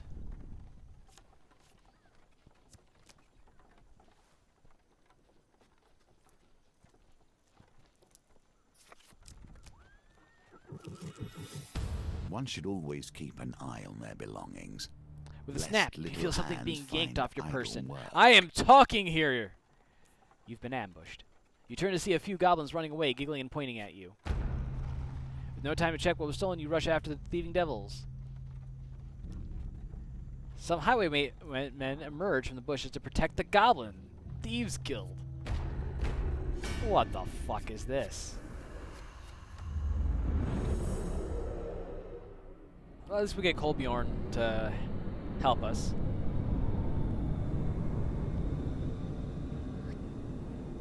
Focus the goblins? Yeah. Are they just munching on a cigar? Thief. There will ever be a place for small hands and quick wits. Defeat goblins quickly to avoid losing your items for good. Thieves attacking more frequently while goblins are alive to protect the spoils. I wish you no harm. Yet you do what we must.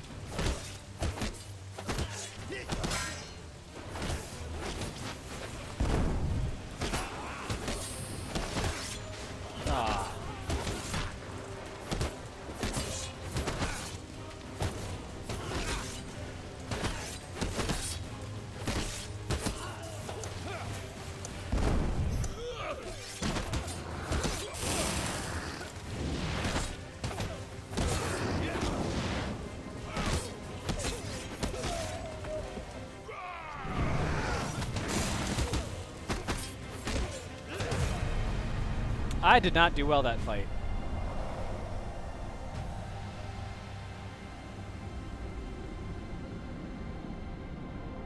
But that's because I was more focused on the timer.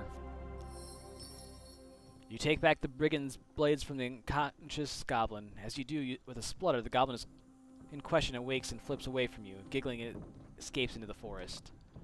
So goblins are colluding with the Thieves Guild now. With the thugs it defeated, you to search the bodies for valuables. Hey.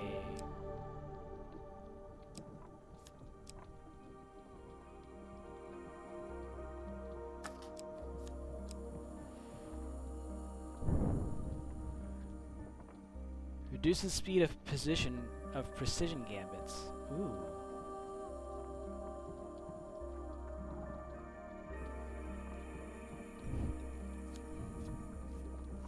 You know my thoughts on priests and their ilk.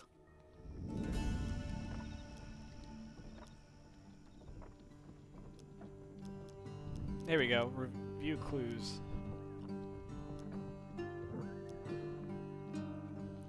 Warden will spill more truth when drunk. Rwanda has worked with him for a long time. Was in the 3rd Legion of the Empire Army. Always tell the truth for money. Grindin has worked for him for a long time. Makes wild accusations when drunk.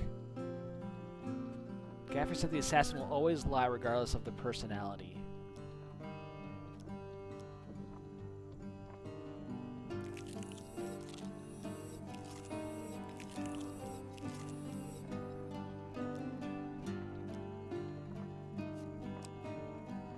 I want to save my money.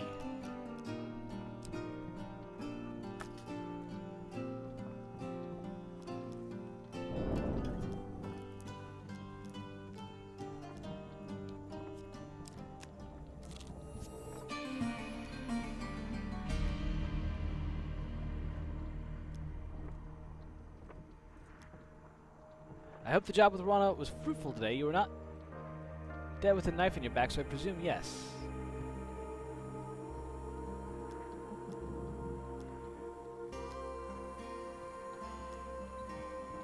Goblins from our guild, he scratches his chin in annoyance. Their loyalty to the guild is tenuous at best. Here, take this. So much folly begins and ends with crime. Funny bunch, goblins. But I didn't finish yet. God damn it.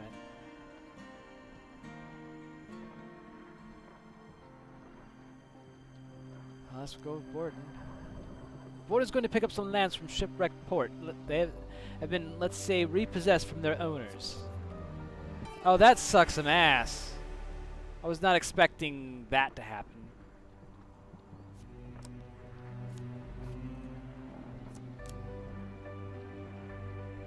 Well, that's annoying.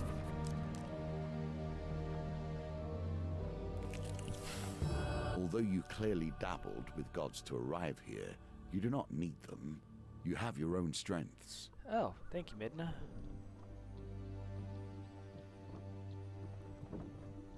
I suppose. Your quest brings you to a remote shrine high in the mountains. It is revered among the few local peasants for its remarkable healing properties. You kneel before the shrine and beseech the gods to take pity on you.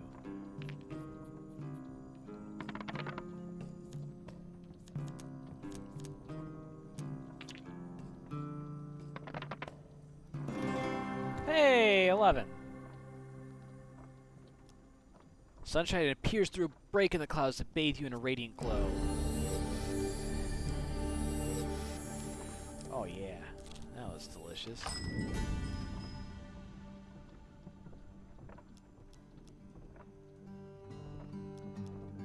Guess I don't really need anything at the general store. Assassins. You I travel have to little Shipwreck love Port for by them, wagon. Less still for the You ride in criminal relative silence until guilds Borden that talks to fill you and the asks quite cities seriously. these days. What do you think Bankers, of the boss? Thieves, assassins, merchants, kings. Each tries to Hello. use their power to control those around How them. are you doing?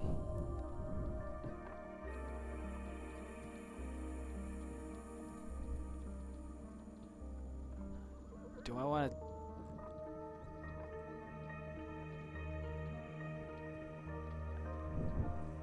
I'm going to say I think I find him hard to read. Warden trusts you a little less. At the port, you are approached by a pirate bearing a load of stolen lamps. Warden goes to give him a sack of gold, presumably payment. The unusually pale pirate shakes his head. No. He pulls out a rusty bucket and his sword. I want blood. Theirs. No, I didn't. I didn't know that the developers went bankrupt. Gordon looks at you expectantly as if you shouldn't protest.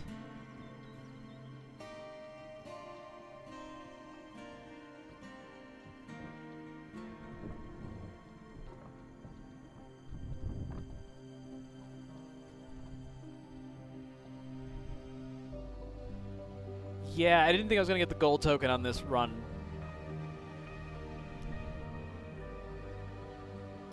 The pirate blows his blood bucket sadly as his Borden hands over the gold instead. You retrieve the crates of stolen lamps and pile them onto the wagon before setting off. When you arrive at the drop-off point, Borden is seized with sudden emotion. I'm sorry, I asked you to give blood. I'm a terrible person, aren't I?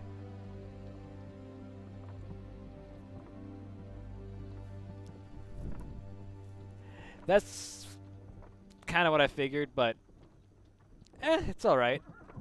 I already fucked up the previous round, so I don't think there was a chance for me to do that anyways.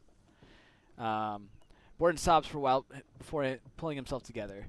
Borden trusts you a little less. Wow, I really picked the wrong answer all 3 times. God damn it. Borden wrings his hands as if he would very much like to leave. I should go. The boss always makes sure we get our cut. You can't ask for any better, really, in a guild of scoundrels like us. I don't know if I should be telling you that sort of thing.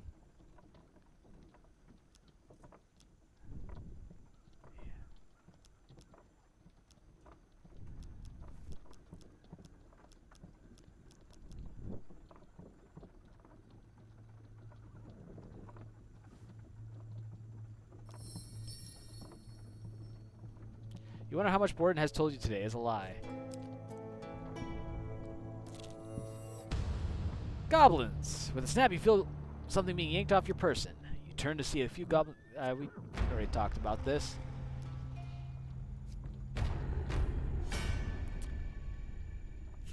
My guess is I need all 19 clues, and methinks I already fucked up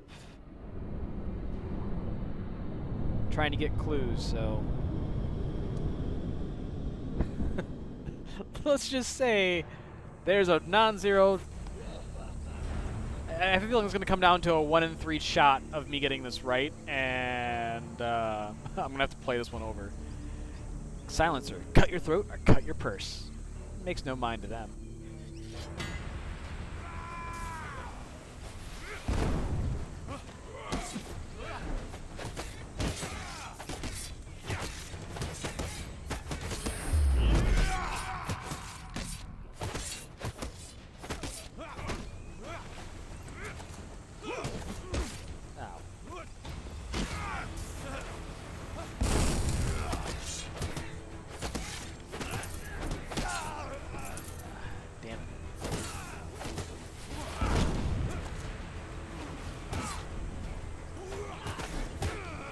Oh, you bastard, you got me from that far away?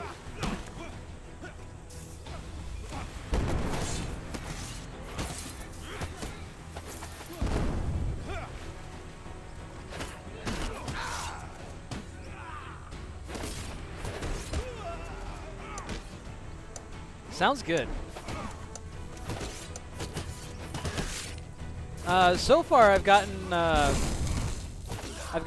first 5. I just got the priestess one earlier today.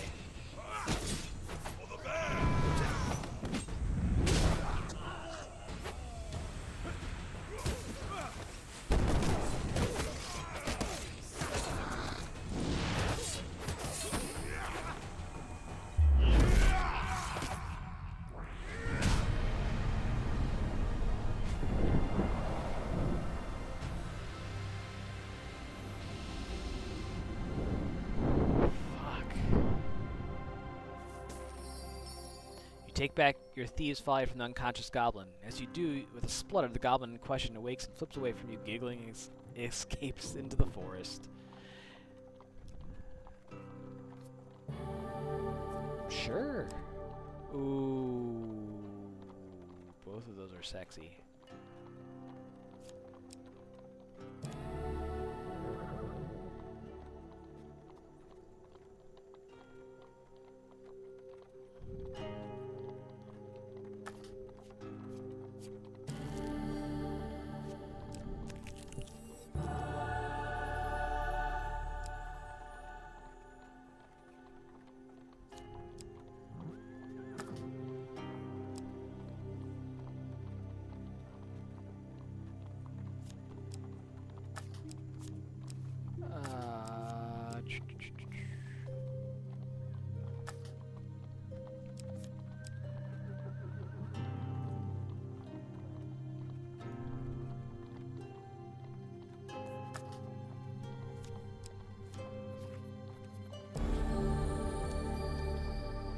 just in case that becomes a thing.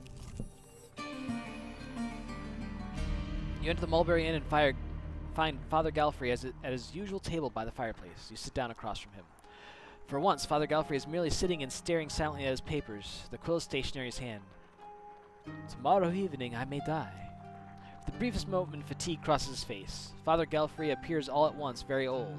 I hope you will know who the assassin is before then.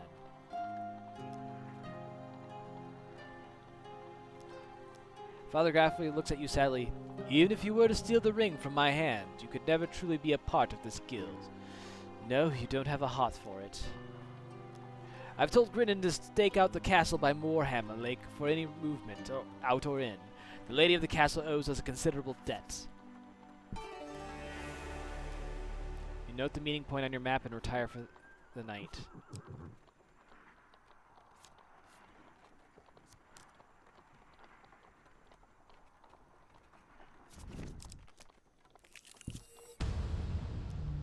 Again with the friggin' goblins. Alright, here we go.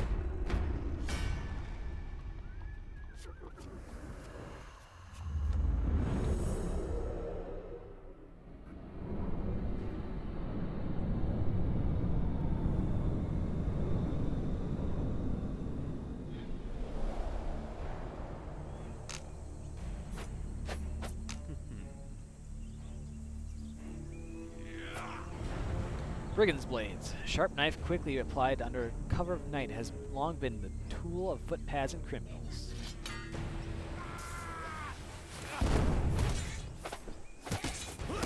I hit right trigger to dodge.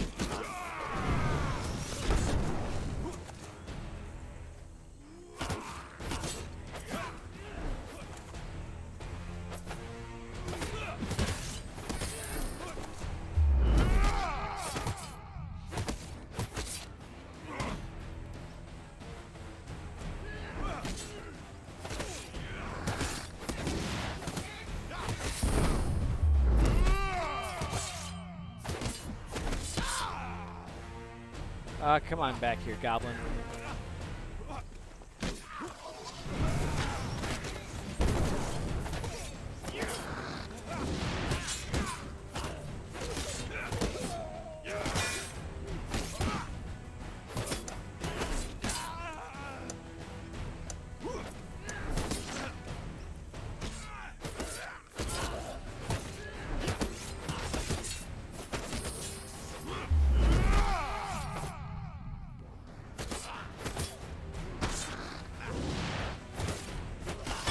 Yeah, I was okay with dying there. I did not do that that entire run was just bad. Perhaps different arms would find you faring better, or more skills. All right.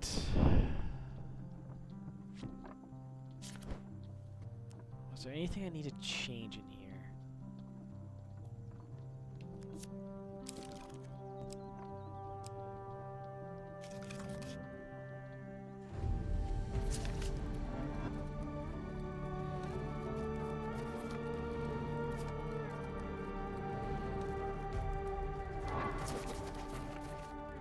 Thanks.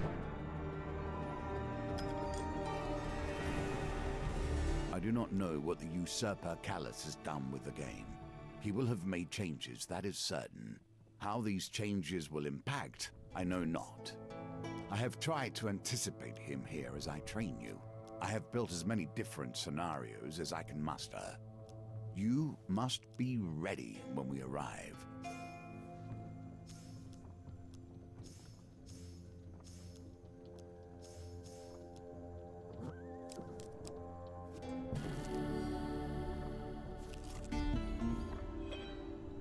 Of course.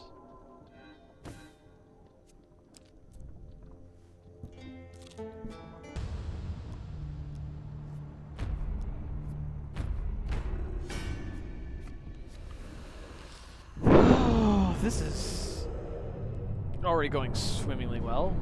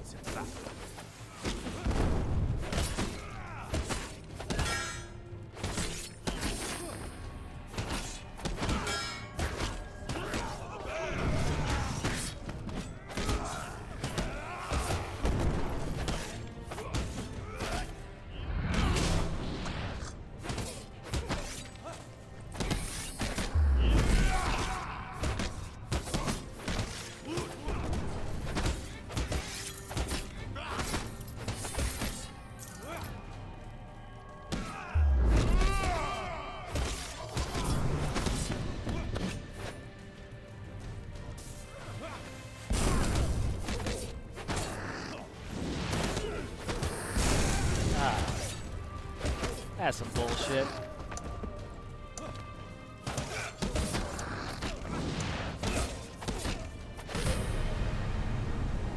Do I have Deadly Forest unlocked? That does not sound familiar, so I'm gonna go with no. So for clarity, this is the second time I've streamed this game. The first time was last week Thursday, and that was me starting the game.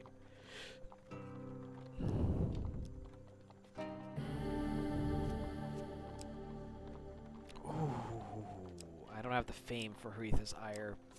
I don't have the fame for that either.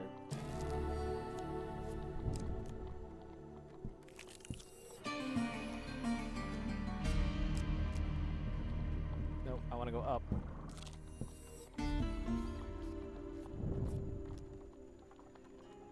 Oh, it's the arm wrestling competition.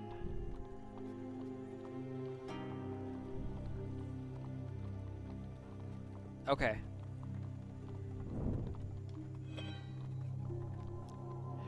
A bedraggled but cheery mercenary named Drake Thorne introduces himself. You look like a fierce opponent. Good luck to you. Yeah, I knew I'd have to get 18. 12. Ooh, I got 2 6s though.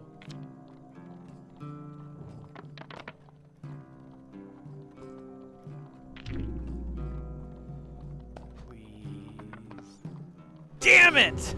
No!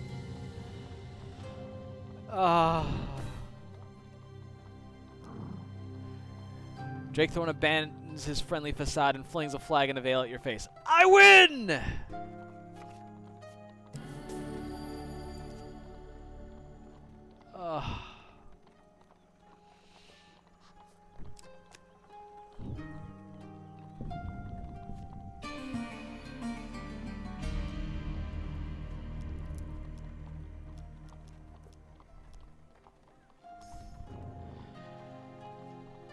Alright. Let's go on a job with Rowena.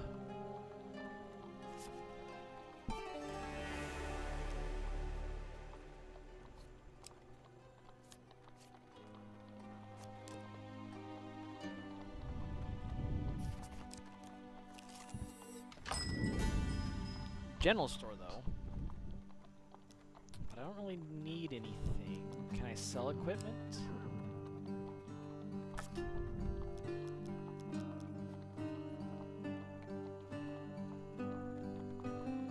Trying to decide if selling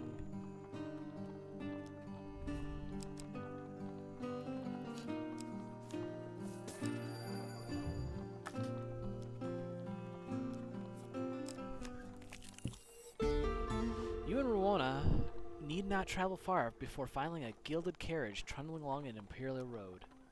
The carriage is protected by a contingent of guards. Defeat all enemies before the timer ends to impress Rowena. Oh no.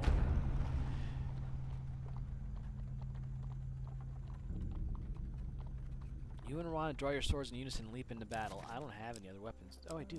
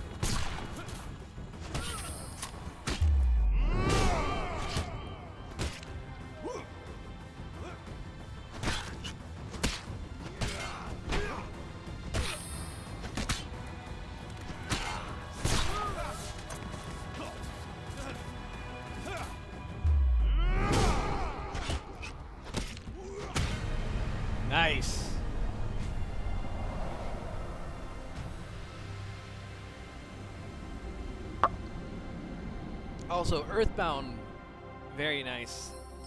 That is a game that I've been kind of curious about playing, but have never played.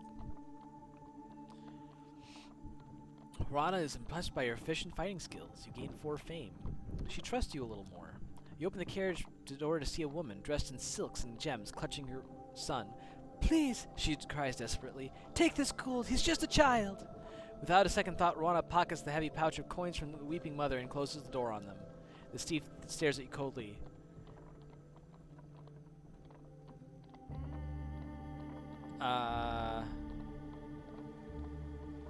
Well, she's not gonna like me asking for her gold, so I'm gonna swear to secrecy. Yes. If there's nothing else, I have business elsewhere. Alright, so I'm gonna vote here just because I don't want to piss her off, but I have a feeling that we could bribe her about some info. I don't think there's really a wrong answer, but I just have to have enough money to pay for all of the information.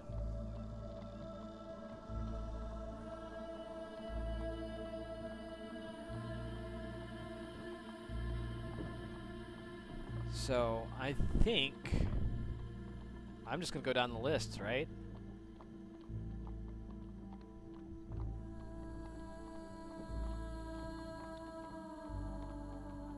Option 5 will be do everything. Alright, let's start with the family then. I have family in the capital. I do not talk to them. He sits in finery counting coins. I expect he will do so until the day he dies. She considers you for a bit. I wouldn't trust him so much. He is the guild of thieves, just like us, after all.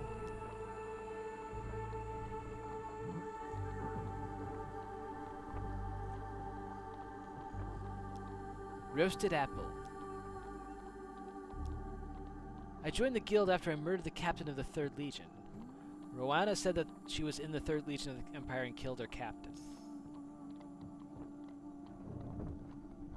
If there's nothing else, I have business elsewhere.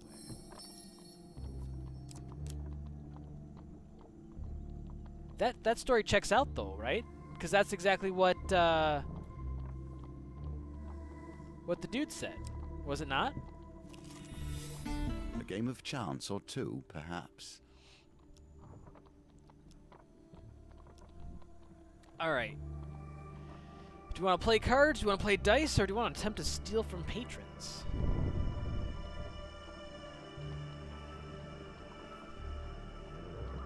I think one of each.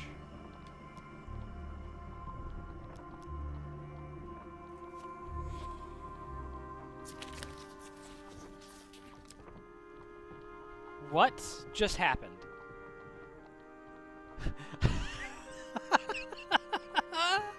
I literally just watched everything just go whizzing by, and it's just like, what?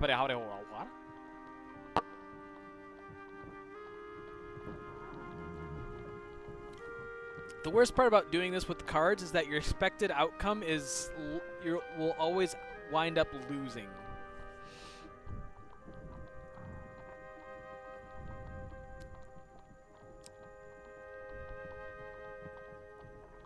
Anybody?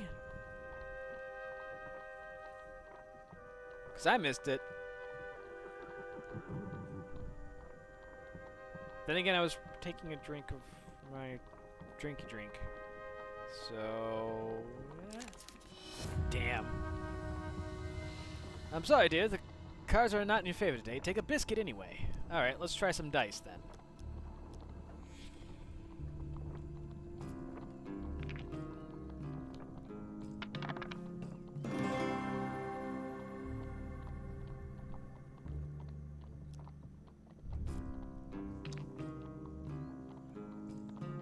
Games within games within games.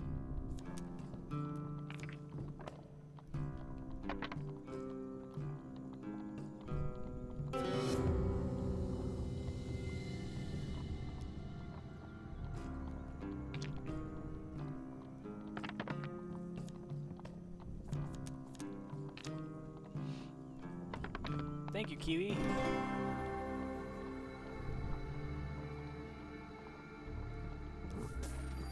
Congratulations, Dio. You have won 20 gold with your original bet of 10. Oh, okay. Cool.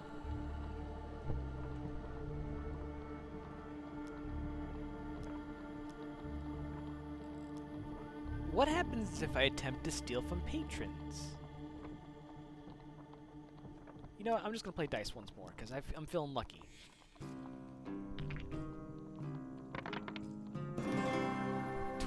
Okay. Well done. Ooh, achievement unlocked. Continue to Gambler. impress. Won 20 dice gambits. Oh, that seems kind of silly, because I beat 0. Hey, look, it's 12 again!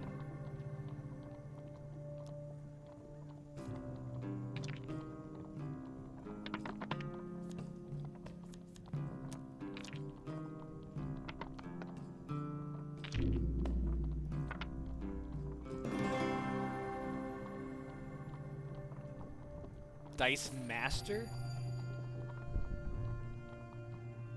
Won 5 dice gambits in a single challenge attempt. Haha, nice. Congratulations, dear. You've won 20 gold with your original bet of 10. Alright, maybe dice is the way to go there. Kneel if it pleases you. No one will listen. Hey, look, it's 11. The dice are on my side today. Alright, anyone want to go to the casino and play craps? I'm rolling.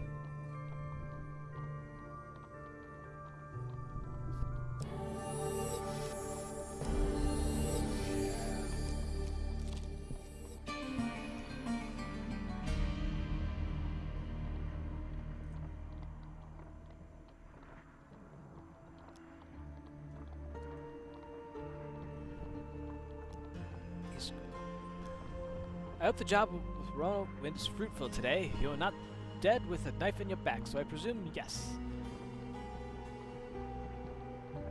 It would be prudent to review what my silences have said when you have quite a quiet moment. Perhaps you'll catch a lie in the process. Alright, let's do the goblin problem.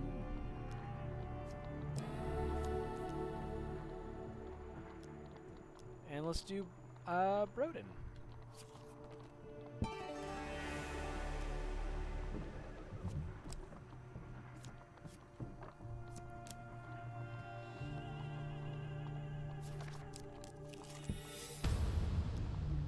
Hey, it's goblins.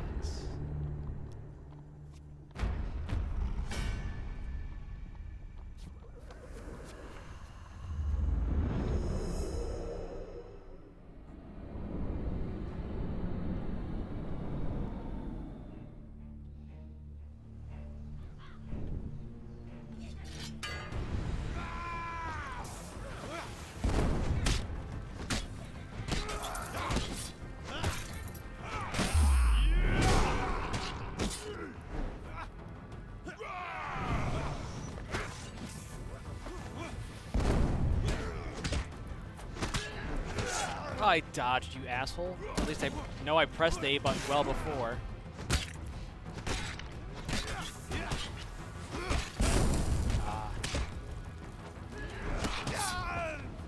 Yeah!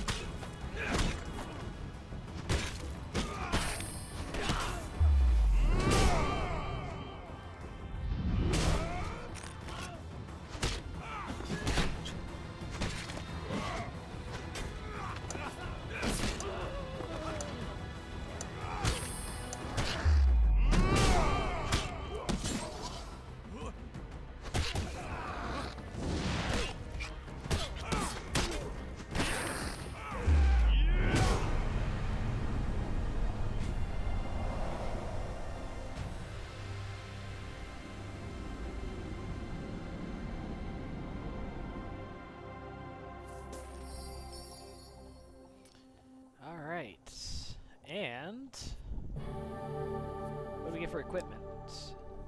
Ooh.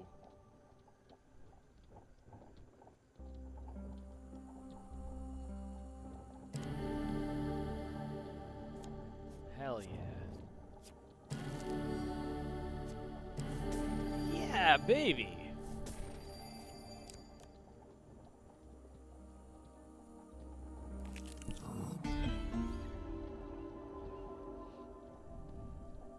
On the longest night of winter, the townfolk of Stiegel sat up. This is the bonfire one again. But there's no blessing cards. Ah, duel! While carousing at an imperial tavern, you suggest that the Emperor's forehead is overly wide. The laughter is cut short by the sound of a tankard breaking on the floor. A familiar soldier approaches. He clutches his shiny new captain's helmet in one hand, knuckles with outrage. Hey, Kiwi. The Empire has no place for honorless sellswords, he says. Coin slaves like you are little more than undisciplined thugs. I know of this mercenary, a trader at the back of the tavern pipes up. They say he defeated the magical shaman of a northerner tribe. Irrelevant, the soldier says, turning back to you. You think you know how to handle that thing, do you? Alright, Cassius, let's dance. Just dance, gonna be okay. But it just dance like a record, baby. Captain Cassius, very drunk. Captains wear armor that dulls standard attacks. Use bash to break their armor.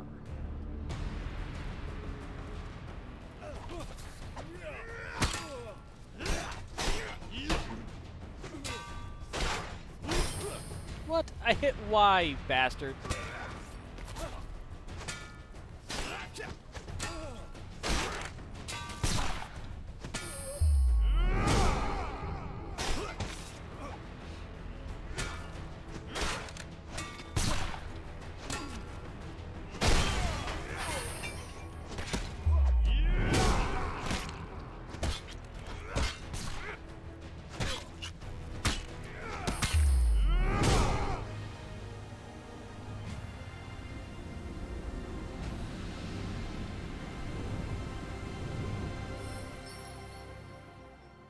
Enough! Your opponent steps back, hands raised. I don't have time for this nonsense.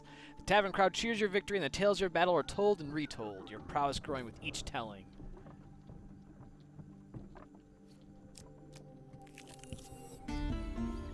You travel to Shipwreck Port by wagon. You ride in relative silence until Borden turns on to you and asks quite seriously, "What do you think of the boss?" Tell him you're proud to be working with... Borden smiles when he hears your answers. He trusts you a little more. At the port, you're approached by a pirate bearing a load of stolen lamps. Borden goes to him and gives a sack of gold, presumably payment. No, I want blood. Theirs.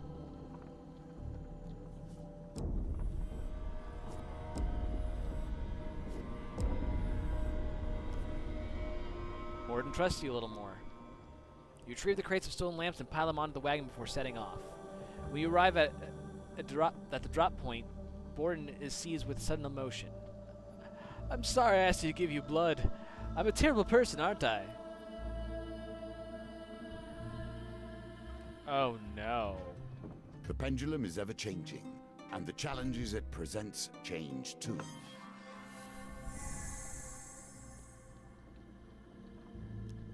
Borden trusts you a little more. I should go. The boss always makes sure we get a cut. I read that.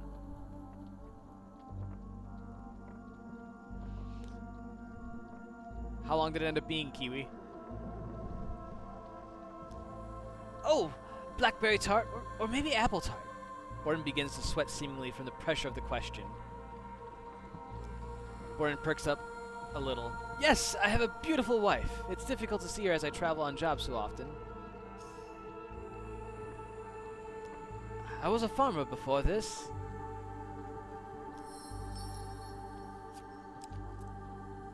That, probably doesn't check out. Oh, 3 miles? I have a ton.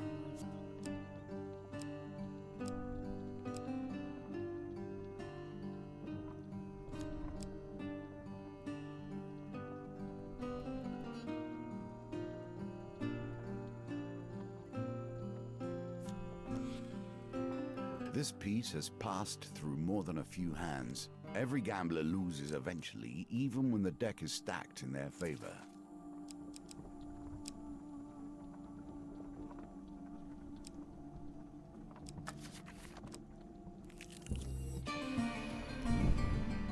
Alright. You enter the Mulberry Inn and find Father Galfrey at his usual table by the fireplace. Oh, that's right.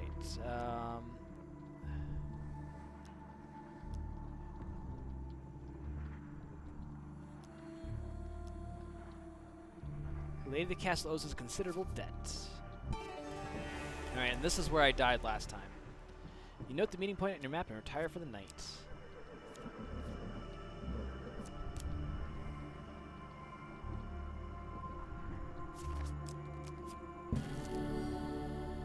Thank you, Chad. This will not be the last time you tread foot in places others fear, I suspect.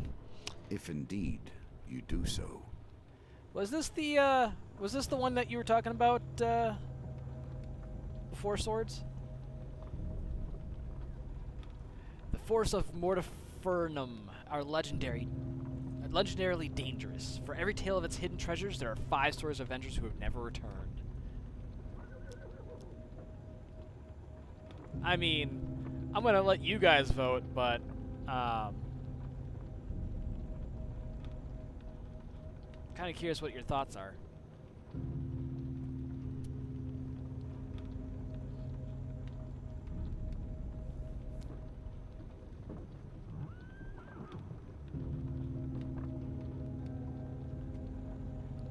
Because there is pros and cons of this. One, this is going to be difficult, so if I succeed on this, awesome.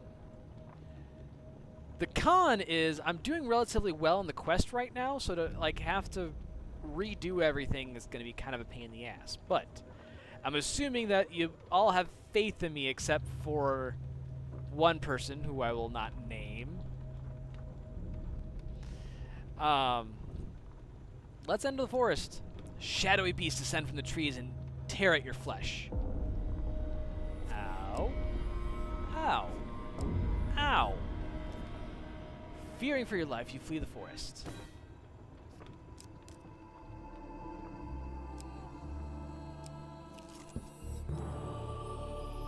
Yes.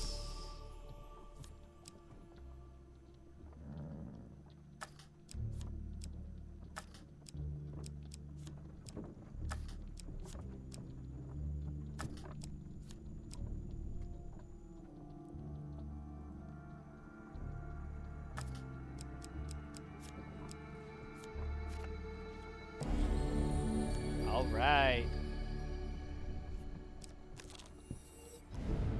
Good Oh, it's luck the market taking thief. this token from me. 25 gold! Oh, we need to get that back.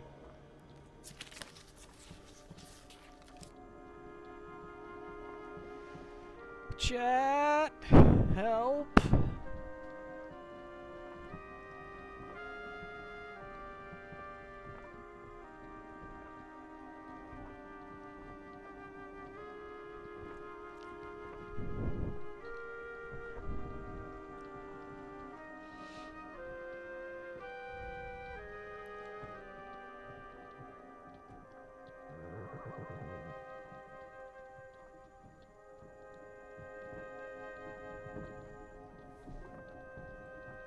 You feeling number 1, Midna?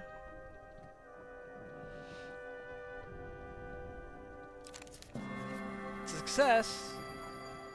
I needed a great success, but hey, at least we got our money back. With a shout, Grinnin signals your arrival at the castle by Moorhammer Lake. You find some long grass and settle down for the day. Despite being a stakeout, Grin happily talks quite loudly. You know my reasons. My sources tell me the lady inside is wanted for high treason. He suddenly pulls out a bit of charcoal and paper. Would you like my autograph? You allow him to scribble his name on the roll of paper. He tucks it lovingly into your hand. Time passes, but nobody leaves or enters the modest castle. I say, who are you anyway? Gridden retrieves a boiled sweet from a paper bag and pops in his mouth. I've not seen you around.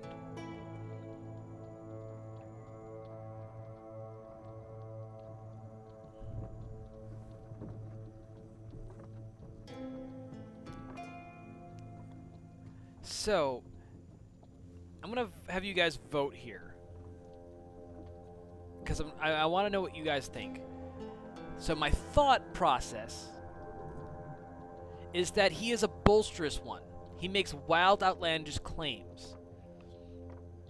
So I'm thinking by following suit and saying that I'm the leader of the Thieves Guild, which I'm clearly not, he'll actually like that more because I am, like, equally as outlandish as he is.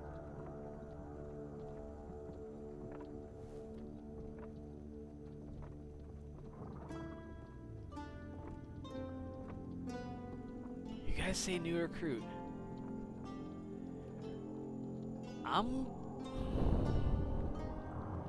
See, I think that's one of those times where confirmation bias.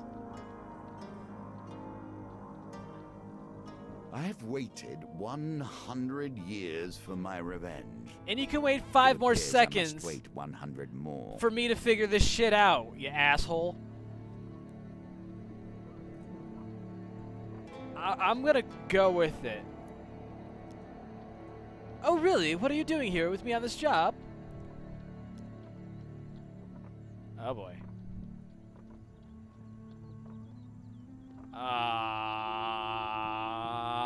Okay, yeah, let's see. Doing a routine checkup, say that you're here to personally congratulate him. Oh, wow! Grin bows his head in deference. I can't believe it! I mean, I suppose I'm quite handsome and good at this job to boot. Can I ask you a question? Are you really planning to assassinate the Emperor?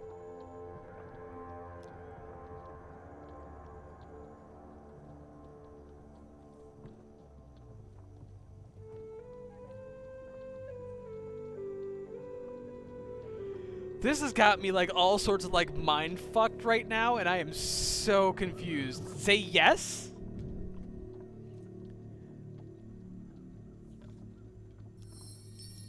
Grin crinkles his paper bag of sweets wide-eyed. But I heard the Emperor has got magic keeping him alive.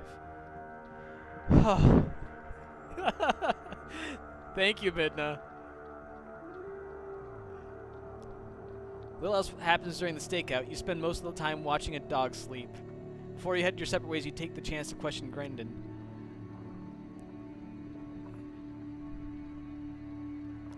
Father Gelfrey, a doddering old fool. I'm surprised he hasn't already been replaced by a younger, more dashing guild member.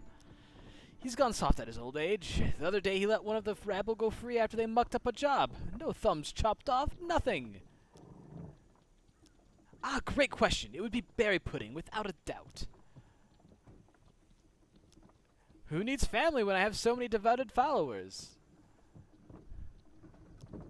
I was specifically asked to join the guild many moons ago after I slew a manticorn using only a dagger, with no shoes on.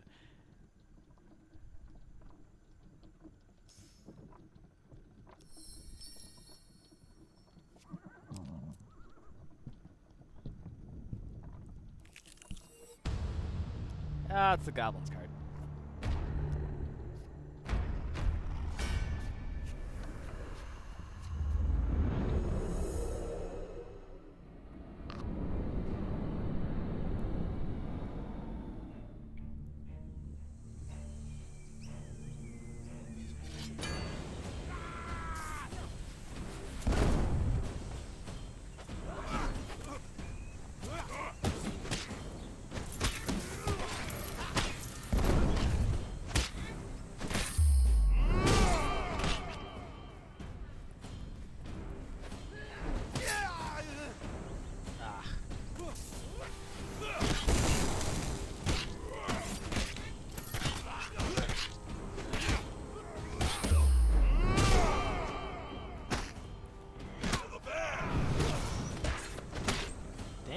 Not dodging worth shit right now.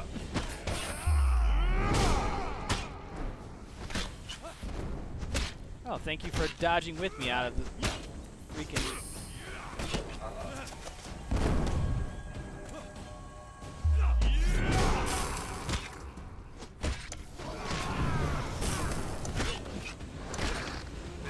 Oh, come on! I mean, I'm alive. Barely, but I'm alive.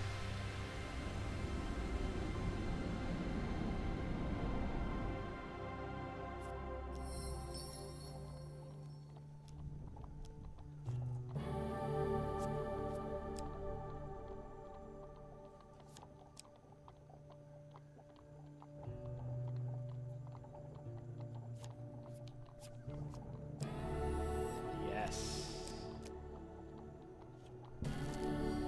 Awesome. Good.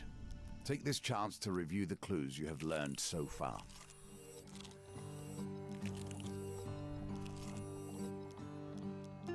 Alright. Long time.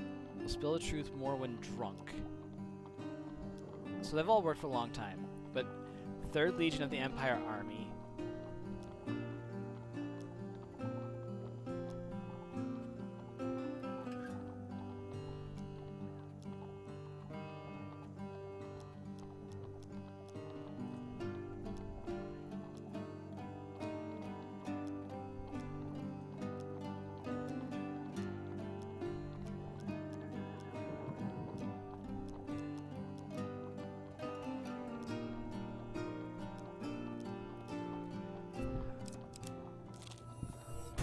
A rotten priest and a rotten thief.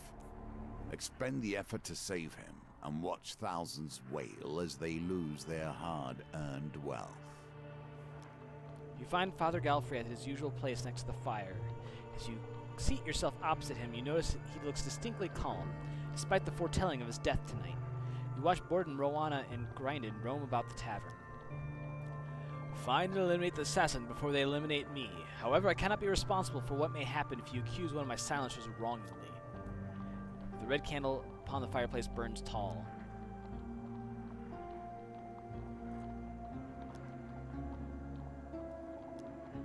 I'd advise you not to waste your time. I have a very personal stake in your prompt success.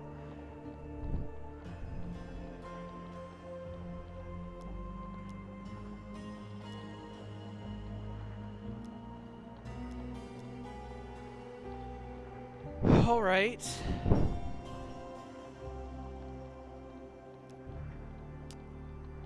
Let's. All right. Who do we want to question first? Borden, Rowana, or Grindin? Because I genuinely don't know how to proceed this. Because I'm assuming I only have enough money. We just reviewed the clues.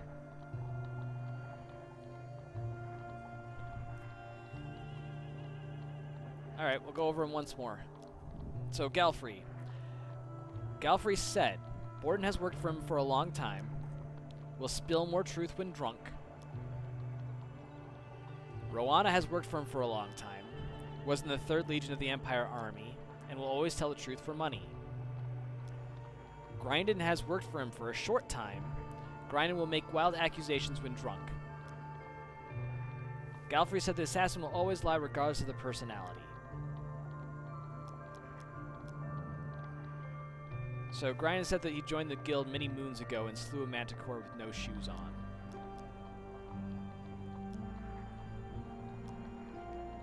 Borden's only said he has a beautiful wife. Rowana said that she was in the 3rd Legion of the Empire and killed her captain. So I'm pretty sure it's not Rowana. But, I was kind of leaning toward Grindin already, but I wasn't quite sure about Borden.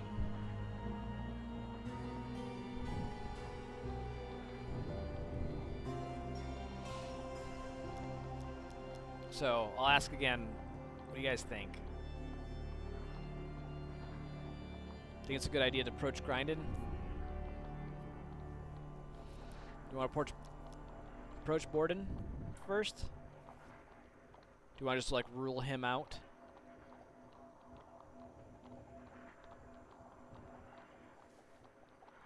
Or are we just clue collecting here?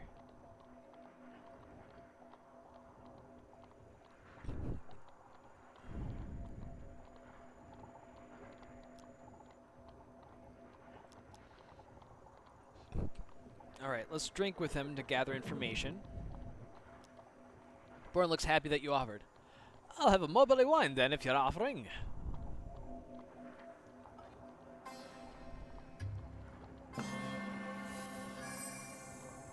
Breathe. You have done well. I'm sure Grey Eyes mentioned something about the red candle the other night, he whispers nervously.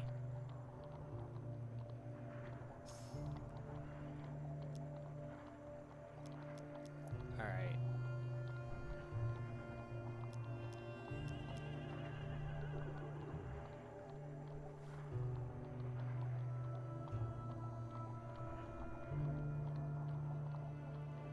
Who next?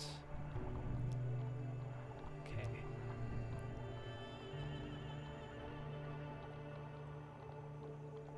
Now this one I'm not quite sure. I could bribe him or I could drink with him. I feel like drinking with him is also going to lead to some interesting conversation.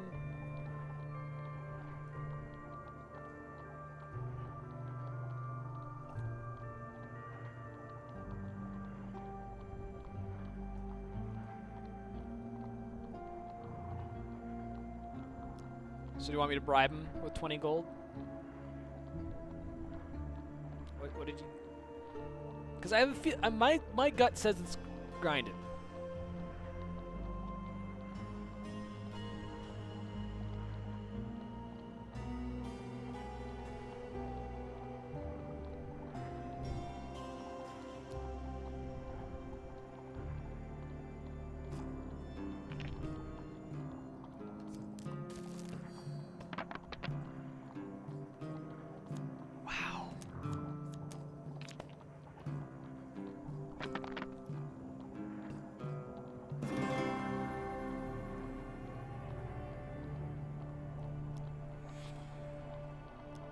Come to think of it, the soothsayer here told me not to trust the color red. Rowana has red hair. Gridden claps his hand as if that settled the matter. I mean, that really doesn't do you any good for information.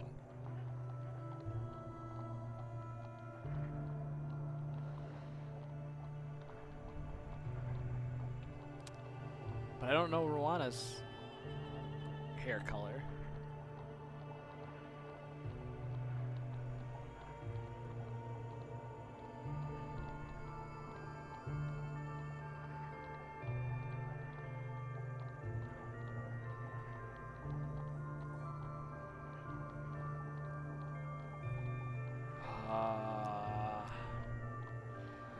I kind of want to just go through with it and accuse Grindin.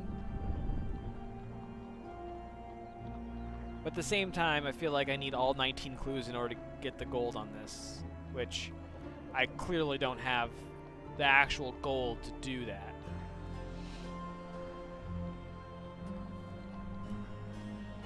Accuse him? Alright, well, I'll have you guys vote. Accuse or do something else? And do something else, you could literally pick 1 or 3 as well if you want. But I'm just curious as to what you guys think. Because the only thing I have to go off of is the fact that he said many moons ago and thinking that wasn't a short amount of time. Topaz says drink. Midna wants to accuse him.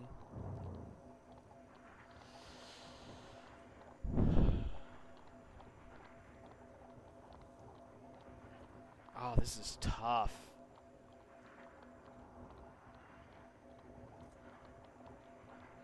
You know what? I'm just curious because I want to see what the drink option is. So I'm going to do that, and then we're going to accuse him, I think. Gridden takes the offer of drink without hesitation.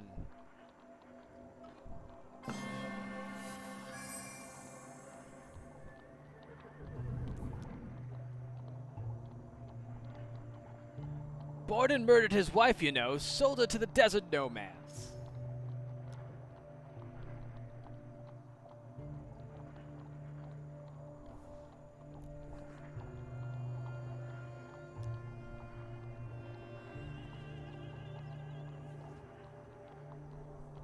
Alright, I'm gonna accuse him.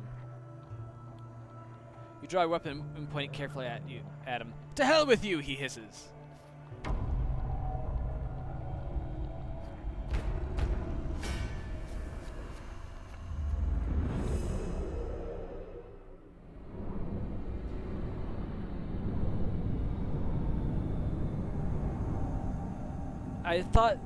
I thought Borden had mentioned something about that he has a loving family. So, he would never... Silencer Grindon claims to have royal lizardmen blood running through his veins. Would not miss any of them.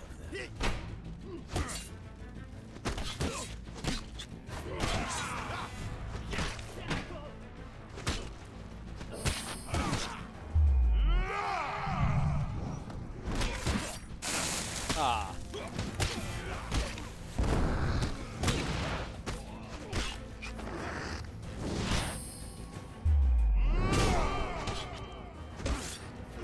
Come on.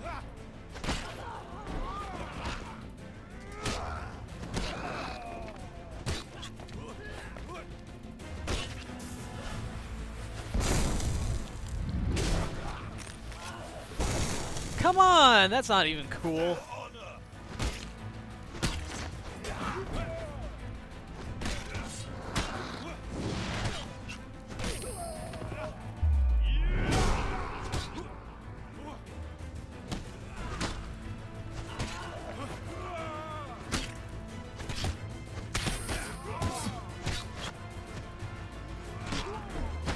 Oh, Jesus. Oh, thank God.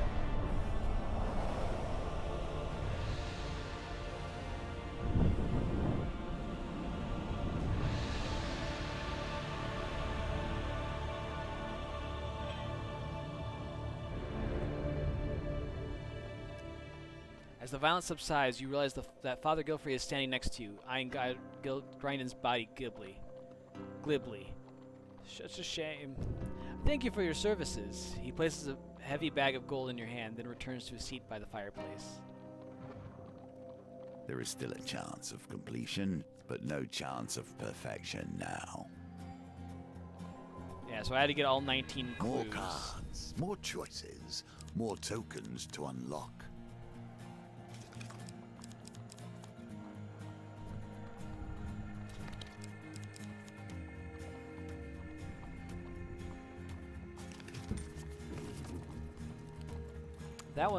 That would have been tricky, though. We needed a lot more gold.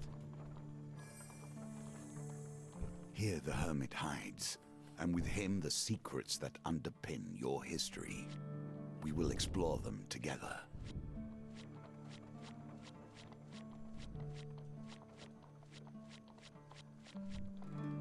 Awesome. We're going to do the lovers next. I need to go pee real quick, so I'll be right back. And then we will start the lovers.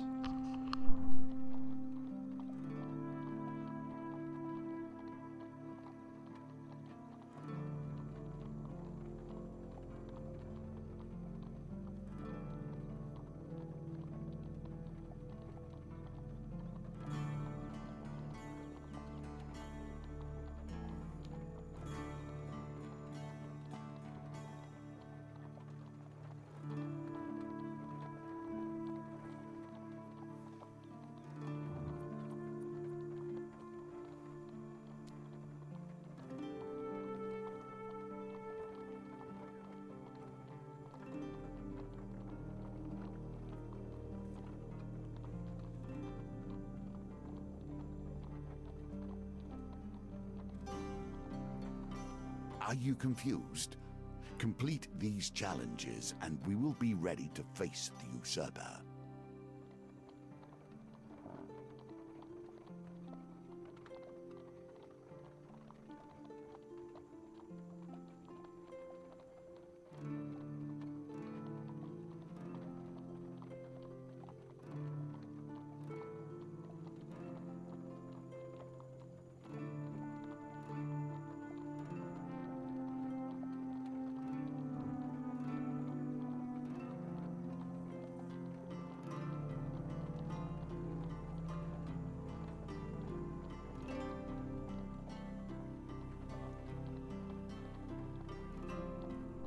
Alright, I have returned.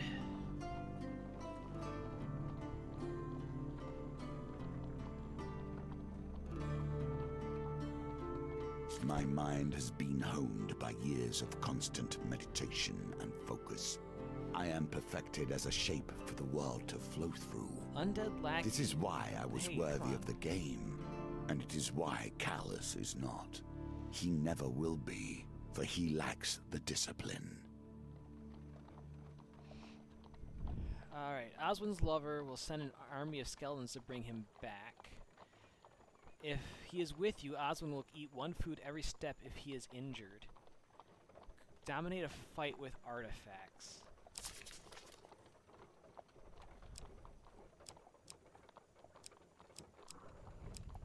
I don't know what cards to pick on this one.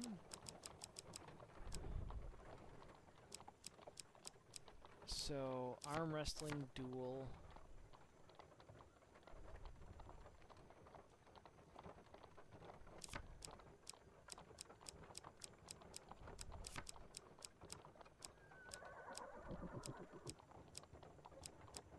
I do like the friendly innkeeper.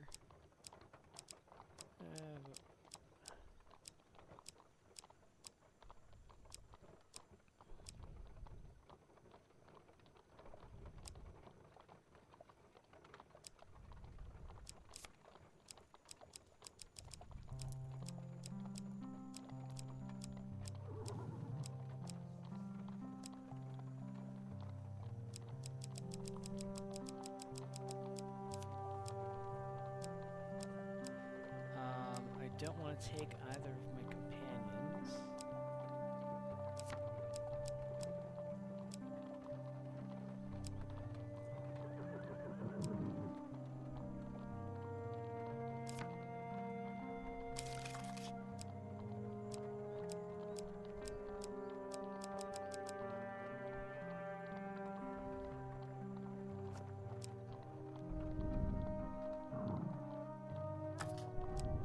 Defeat thieves. I'm not fighting thieves. Or northerners.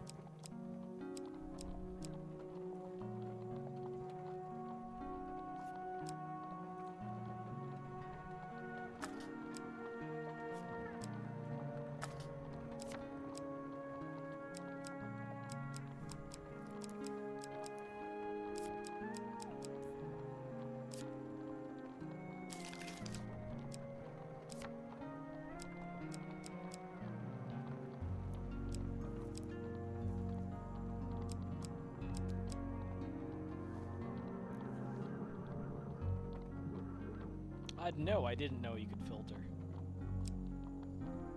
But it seems like all the cards with tokens are at the front.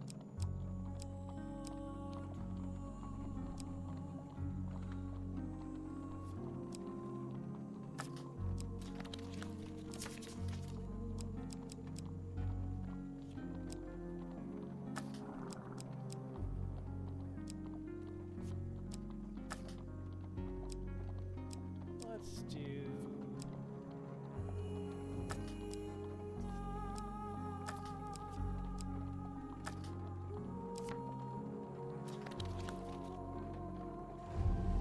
Alright, let's see how well this goes. In the darkness of my temple, I labored upon this game, devoted to its mysteries, plundering its secrets, crafting it anew for every foe who faced me. If I have ever loved, it is the love of service to a greater ideal. And that was how we fell in love. In retrospect, the potatoes had nothing to do with it. I merely wished to speak of their starchy beauty.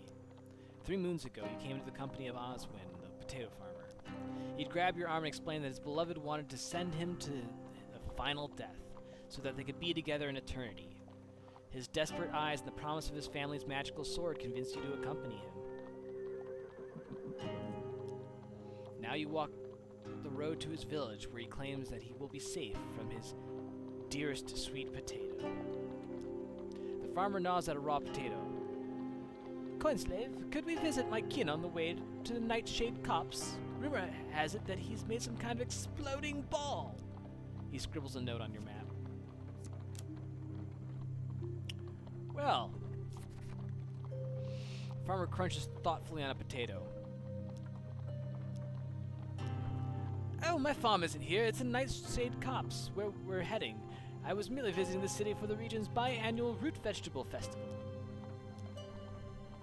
No, but he tends to get quite crabby if I don't visit while I'm in the area.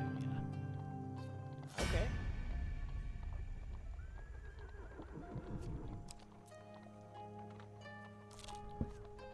Goblins, they get in everywhere. You arrive at an overturned cart propped up by a large log. Well, here we are. Oswin knocks off the top of the cart. Uncle, it's Oswin! A goblin poorly disguised as a human scurries out from behind the cart. You note no surprise on either Oswin nor the goblin's face. Oswin, my boy, have you come to see my exploding doodads? And before anyone can agree or protest, the goblin pulls a lit bomb from his robe and flings it into the forest. The bomb explodes spectacularly against a boulder. You there! The goblin squints up at you. Watch out for monsters. This forest is simply rife with them. He taps his staff upon the ground and undead begin to crawl from a swirling portal. The goblin gives you a genial smile as he places a bomb in your hands. He pats Oswin on the arm, then jumps into the portal with a little whoop. Holy purification. Methinks. The portal closes, leaving you surrounded by the walking dead, holding a bomb, and with a potato farmer at your side. So I have a holy hand grenade.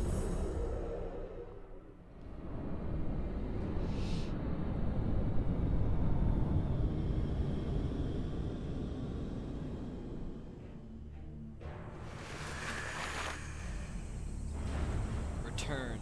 Raised from unless sleep to fight once more. These spirits can only be defeated by a bomb.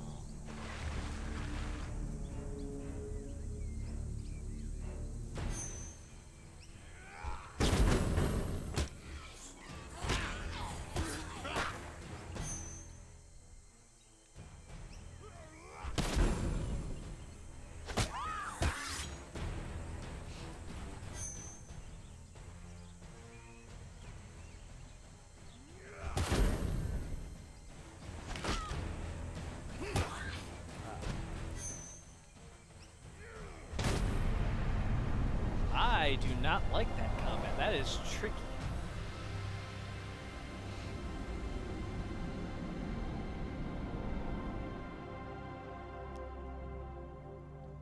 I'll take that. Osmond's uncle appeared behind you without a sound, taking the curiously enchanted bomb from your hand and replacing it with a near identical one.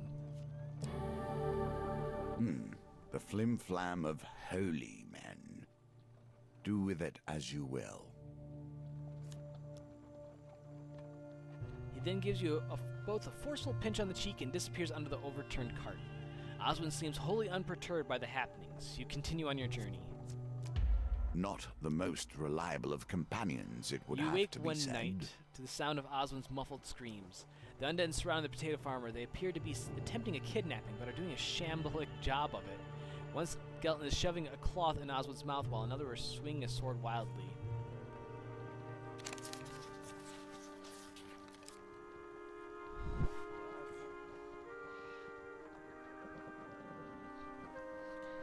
I know it's not 3.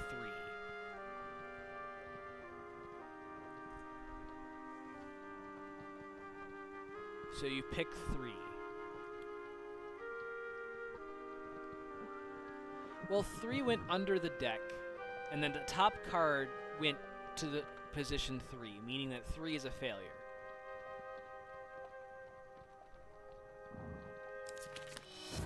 Are you fucking kidding me? Okay. Well, fuck me then. With the thud of a rusted shield against your temple, you black out. When you come to, Oswin and his skeletal kidnappers are gone.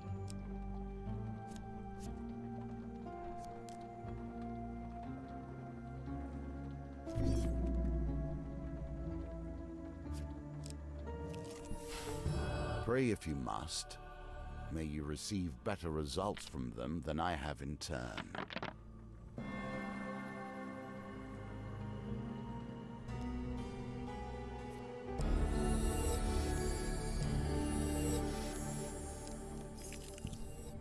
terrible things stand between you and your quest?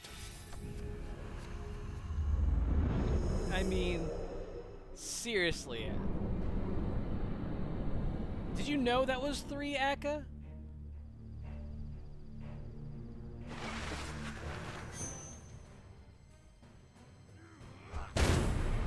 Woo! Ha ha! Ha ha! Kills 5 or more enemies with a single artifact attack. You rummage through the bones for anything of use.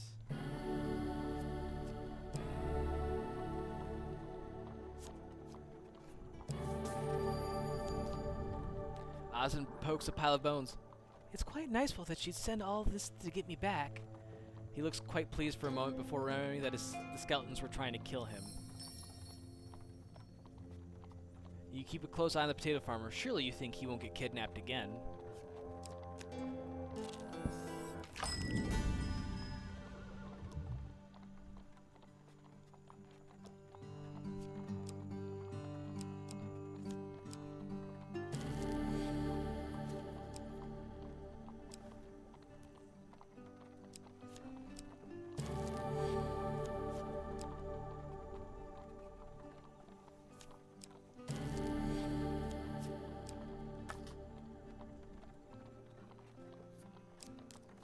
The underground reaches out once more in search of fresh meat.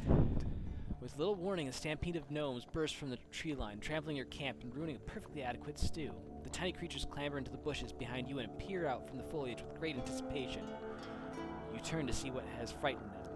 A larger-than-average goblin steps into the clearing, a crude sword in one hand and an empty sack in the other. Did some gnomes just come through here? The goblin's chin jiggles with anger at your hesitation. We will not eat them, only throw them. You reach for your weapon. No good can come from letting this goblin have his way with the gnomes. You wish to be thrown too? The large goblin glares up at you and his friends emerge from the forest to assist. Goblins evade and snare heavy weapons more frequently. You can change equipment.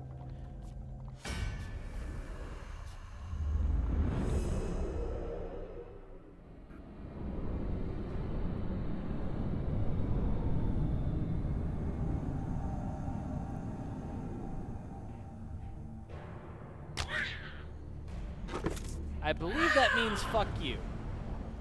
Goblins, they pour from their undercities, a tide of mischief and terror.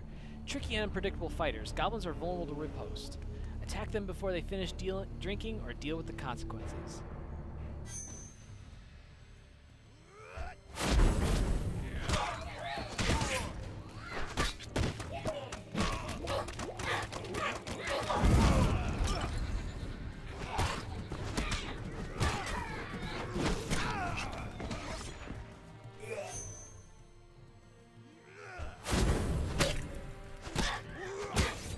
I can't even see what the hell's happening half the time.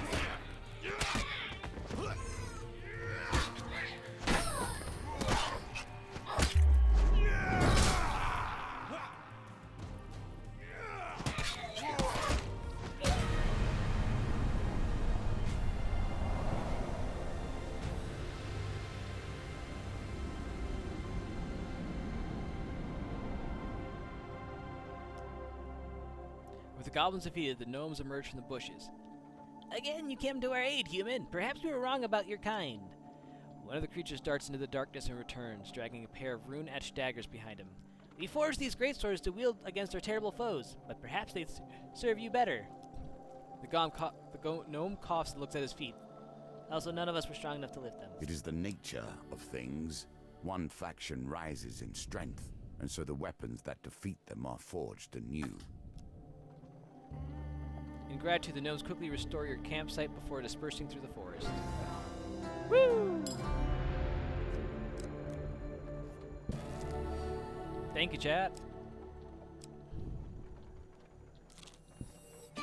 Food is ever the driving force behind success. You arrive at a village during the market fair. Vegetables spill from baskets, and the air has a cozy smell of fresh baked bread and butter. Oswin immediately wanders off. There's a game?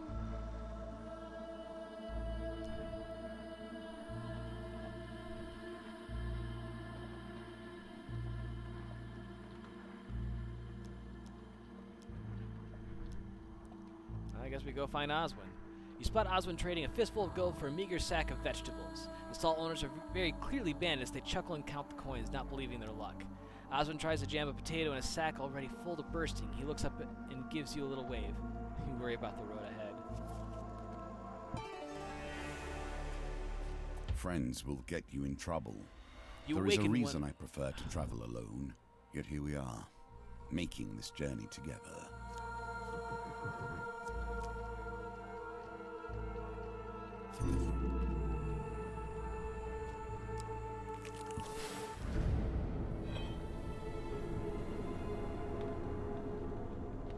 Alright. So we have our deadly forest again. We can enter the forest, we can make camp on the fringes of the forest, or we can leave.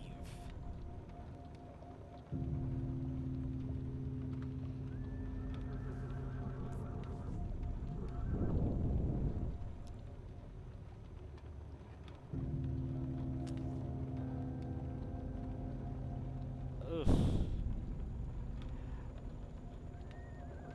So Into the Forest last time got our ass handed to us, right? So I'm thinking let's make camp and hope that we might be able to draw something to us.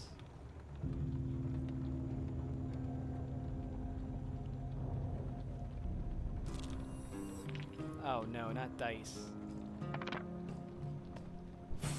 5.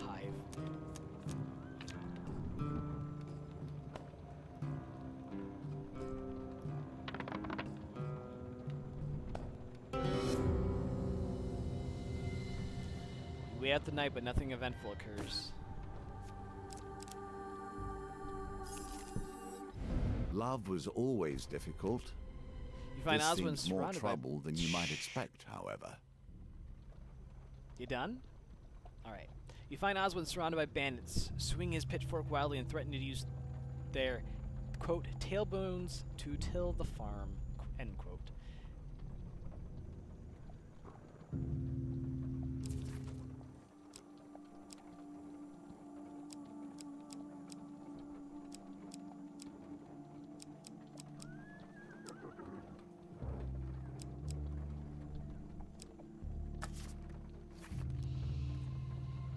Your artifact is empty now and will be of little use to you here.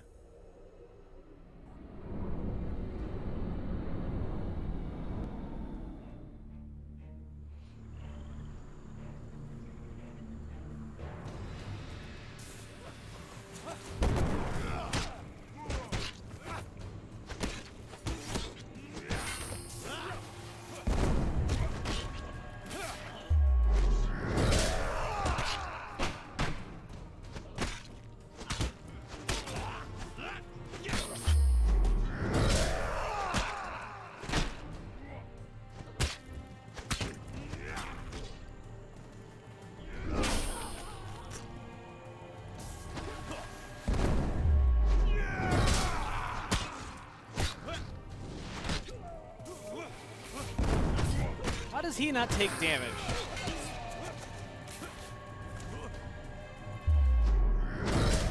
Oh, I was afraid I was gonna miss him because he was too far away. That was nice.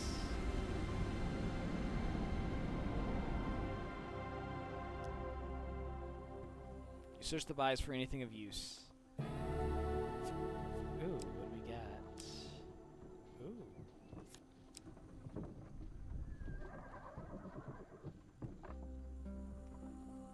Bash 50 enemies as they block. 10. Okay. Hardly elegant, but possibly effective. You keep a close eye on the potato farmer. Surely you think he won't get kidnapped again.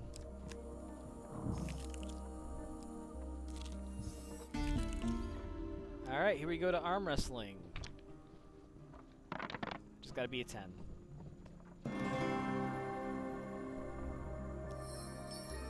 Alright. That's round 1. Ooh, temple prayers. Don't mind if I do. Exploding doodads. You run into Oswin's goblin uncle. He beckons you over to a tree stump. As you approach, he places 2 items side by side on the stump. One will make your enemies your friends, the other is your poison. What shall you drink? Quickly, choose quickly, quickly. There's a bomb and a bottle marked poison.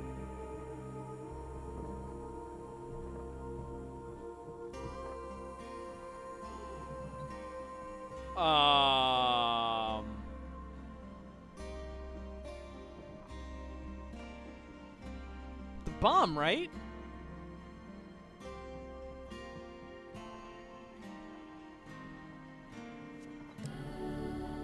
Many are traitors in their hearts. If you know men, you know betrayal.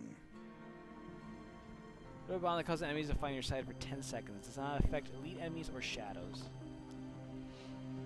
The goblin watches expectantly until you feign drinking the bomb. Satisfied with the proceedings, the old goblin gives you a little wave and climbs up a nearby tree. A band of skeletons emerge from the thicket.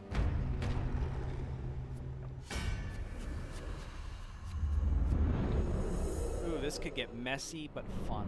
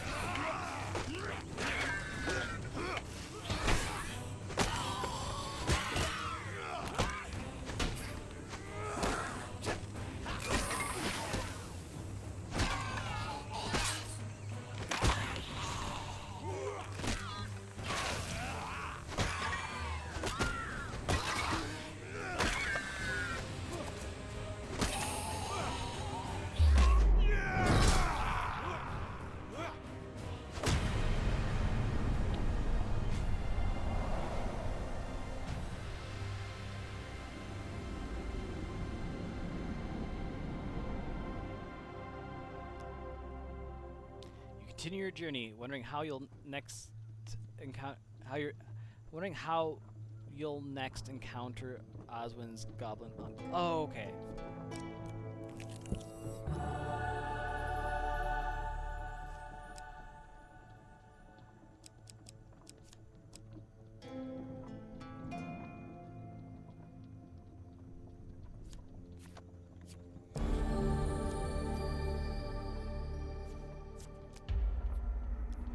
Really?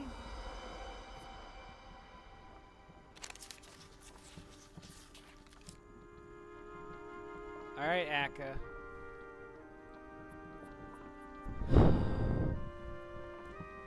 Anybody just... I have been doing terrible with these. Oh, thank God.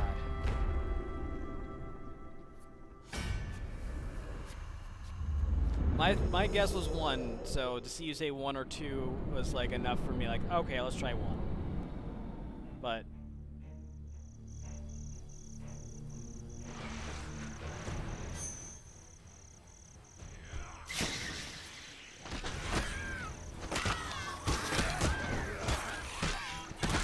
I can't even tell what's happening anymore.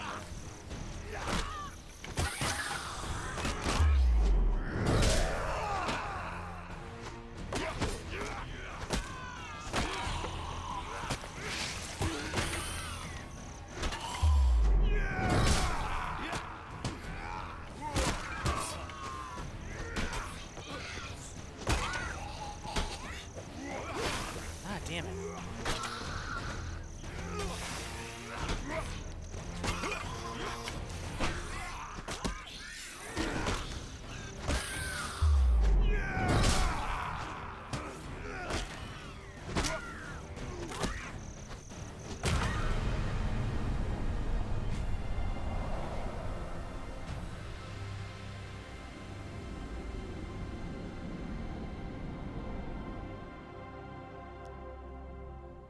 You rummage through the bones for anything of use.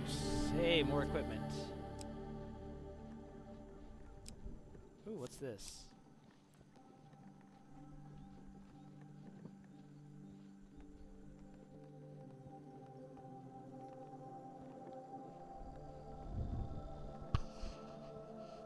That's actually kind of cool.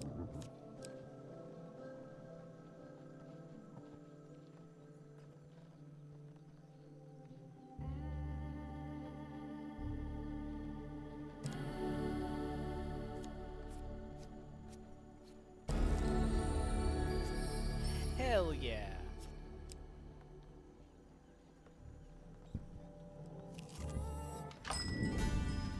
Sweet, a general store. What do we got for equipment here? Oh, I have no money. Never mind. Looks like I can sell equipment.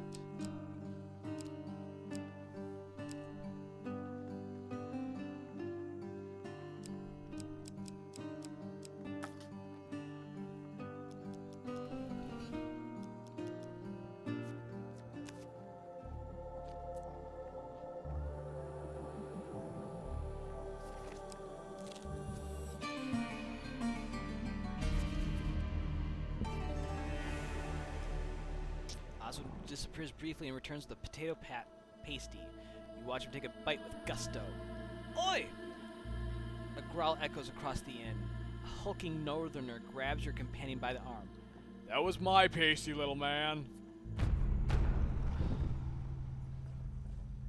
Potato farmer looks up at his furious assailant, then down at the crisp, warm pastry. To your exasperation, he appears to be considering eating it anyway. Alright, well, let's try diplomacy.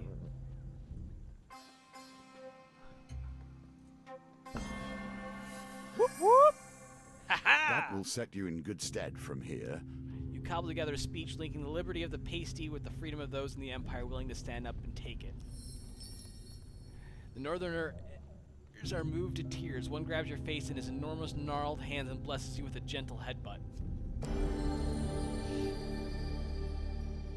Gain 5 fame until you lose any gambit, then discard this card.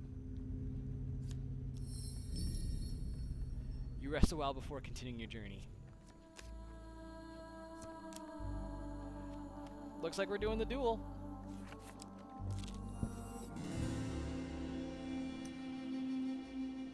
Complete more challenges to progress Cassius' story.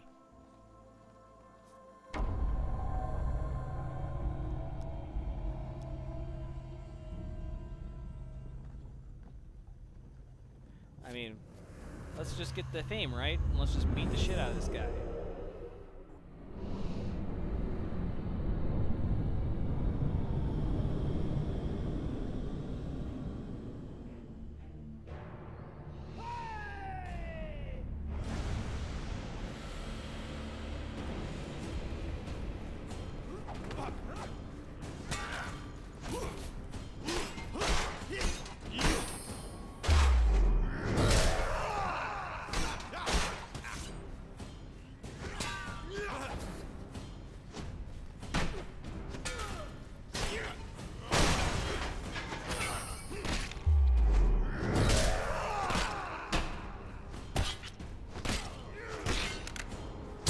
Ah, dang it. I hit Y instead of A.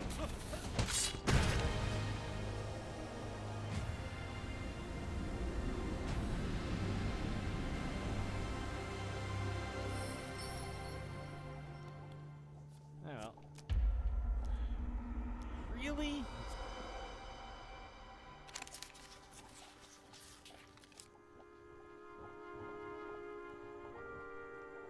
Oh, fuck.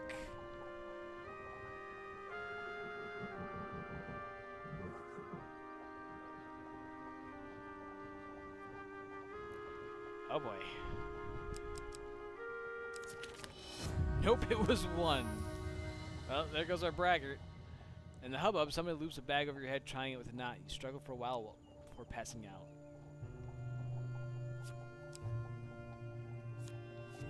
Well, at least he's only 1 card away.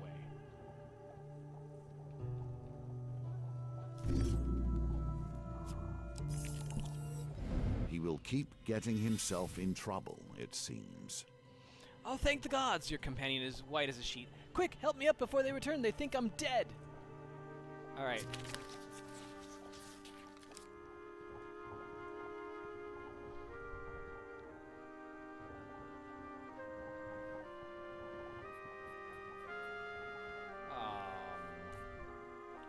See, everything happens, like, in a way where it's just, like, you just lose track of what you're supposed to be watching, and it's just like, fuck.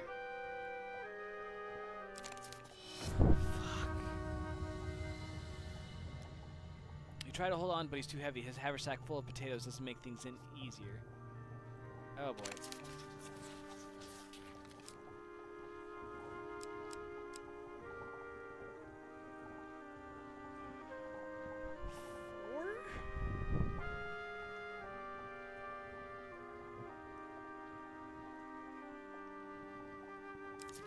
Yes! Haha! You heave Oswin over the ledge into safety. You lie there exhausted, covered in cold sweat. And then there's skeletons.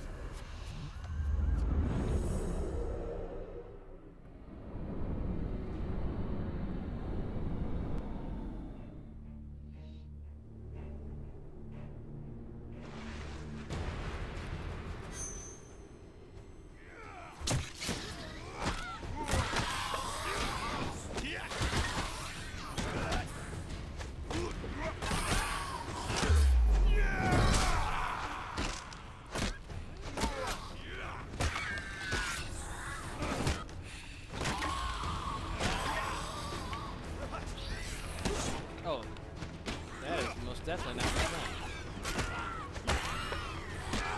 Damn it.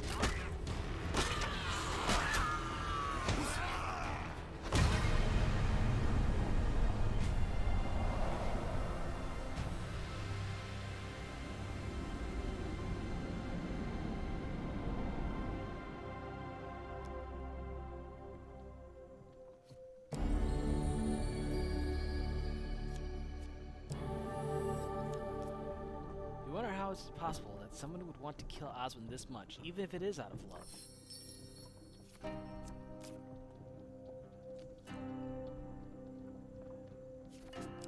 Alright, I'll do arm wrestling.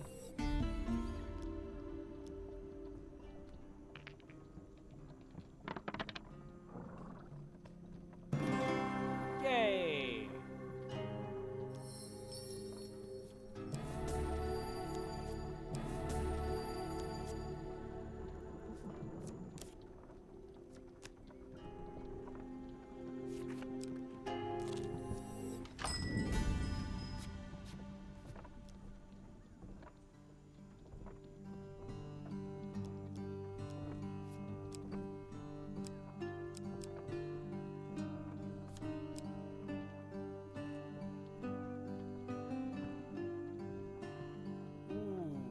Like this.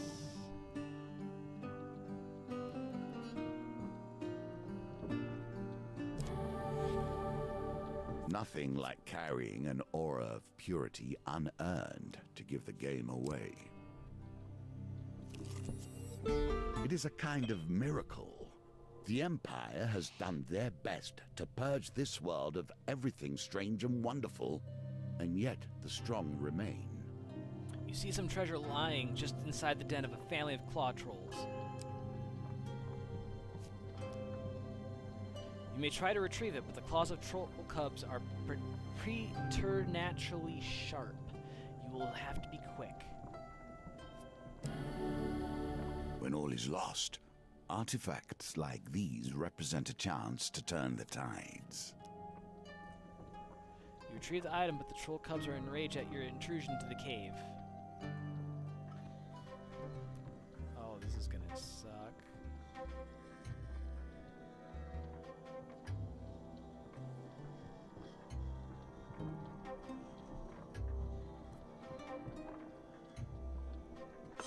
Ah, shit. Even when things appear impossible, they can be mastered. You discover firsthand Keep why the claw practicing. trolls are so named, as the cubs surround you in a frenzy.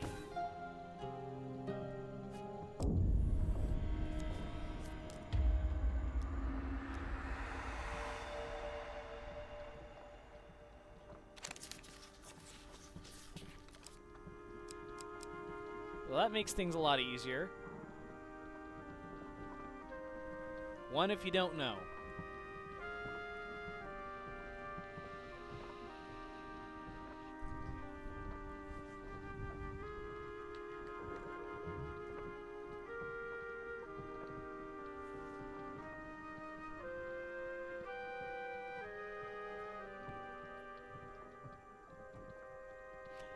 Fair enough.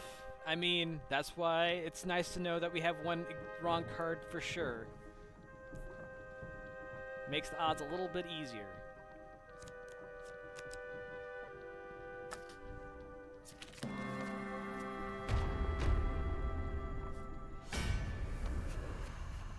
Oswin, you son of a bitch, just stop.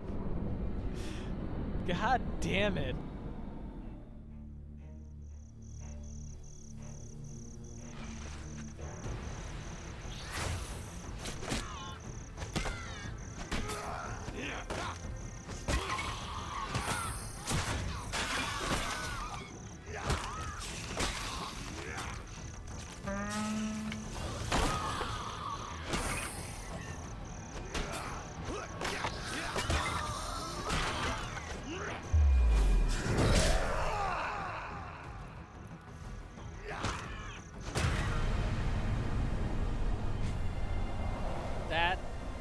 That went smoothly.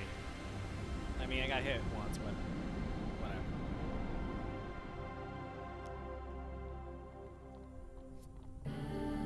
More equipment, sweet.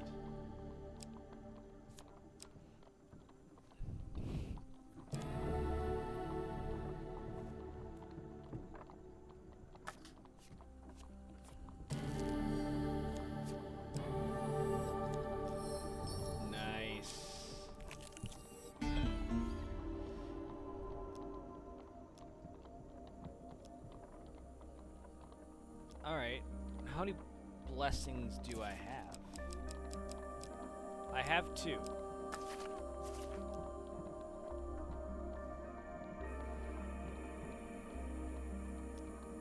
The creature flutters his wings, covering you with snow.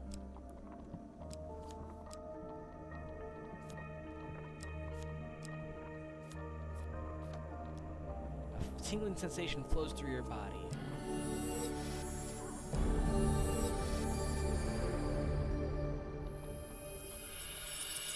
You've gathered enough pieces. Now let us see what that has gained you. You gaze into the flames of the festivities continue around you. You wake to find yourself in a stable nestled among cows. The final reunion. How fitting and how sweet. I kind of want to see what that last card is.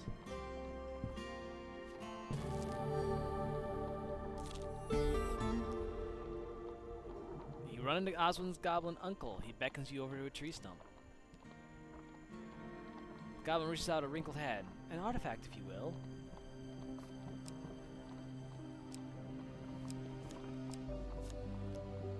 He bashes the artifact with a few times with his staff, then shakes it vigorously by his ear as if listening for anything amiss.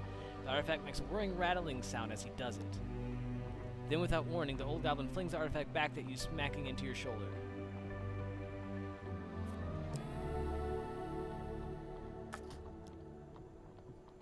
Goodbye, T1, the old goblin says, bowing deeply. He sits back down on the nearest tree stump and proceeds to pointedly ignore you. You size another platoon of skeletons drag Oswin away into the forest. He seems somewhat resigned to it now, not struggling so much.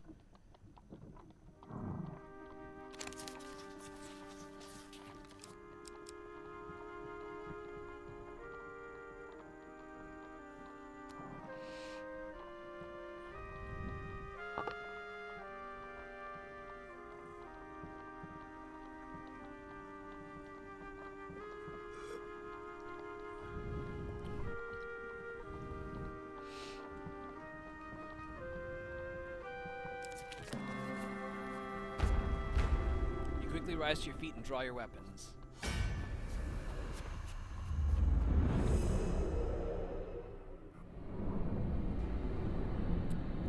I kinda like this. The voting gives me time to drink.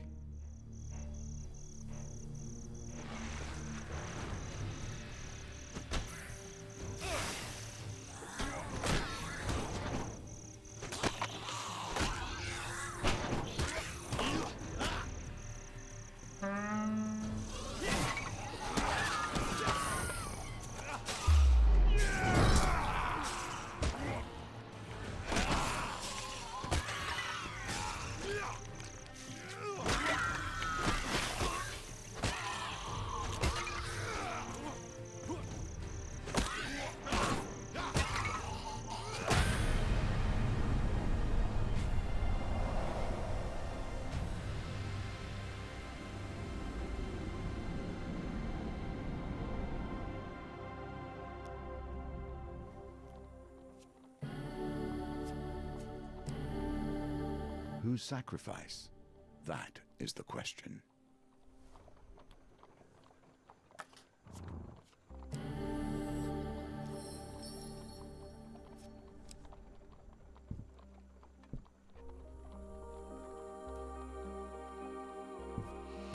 True love transcends. All right, life. here we go. True revenge also.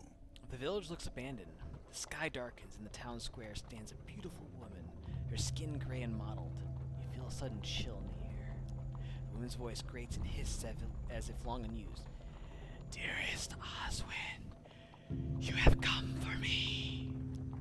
Entranced, the potato farmer takes a step. You grab his shoulder, breaking the spell. The woman squints in your direction. Oswin, who is this? Your companion looks to you, still in a daze.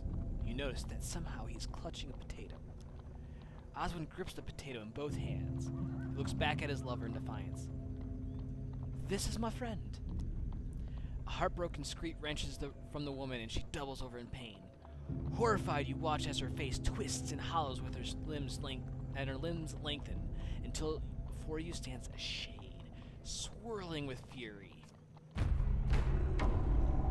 This ghostly figure lifts her arms and she begins to rise into the air.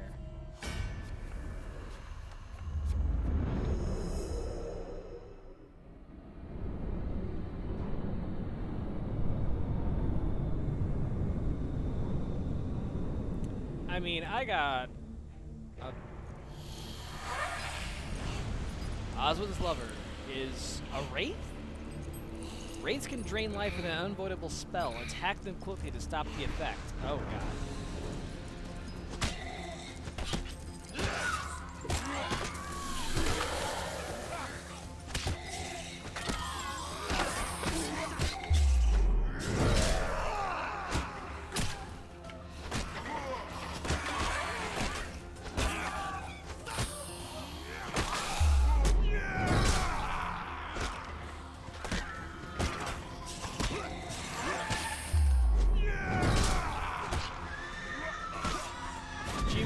Locked. Broken heart.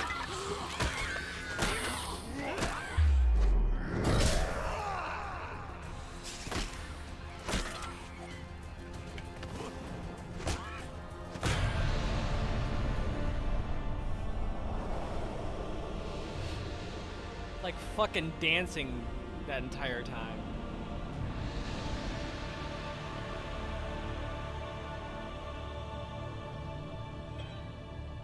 Nice. Nicely done. Thank you. Oswald kneels over the body of the wraith and begins to weep. As a soft rain falls on the village square, you quietly leave the man to his grief.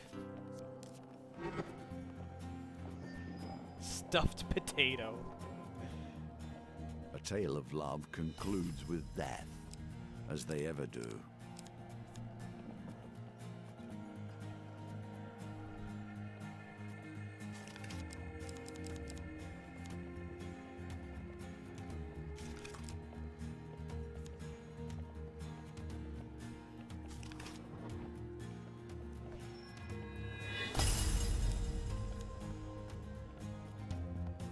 Goblin griefers. Nice.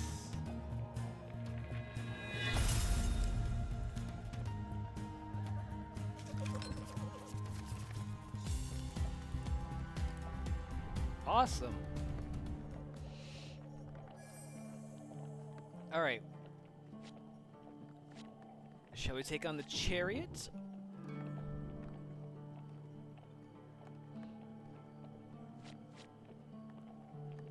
The symbol of victory over oppression, control and will.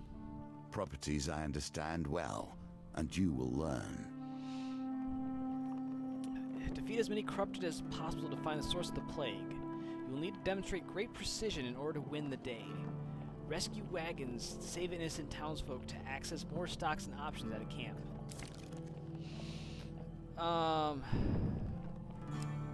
So I'm gonna go with Kolbjorn. 8 encounters.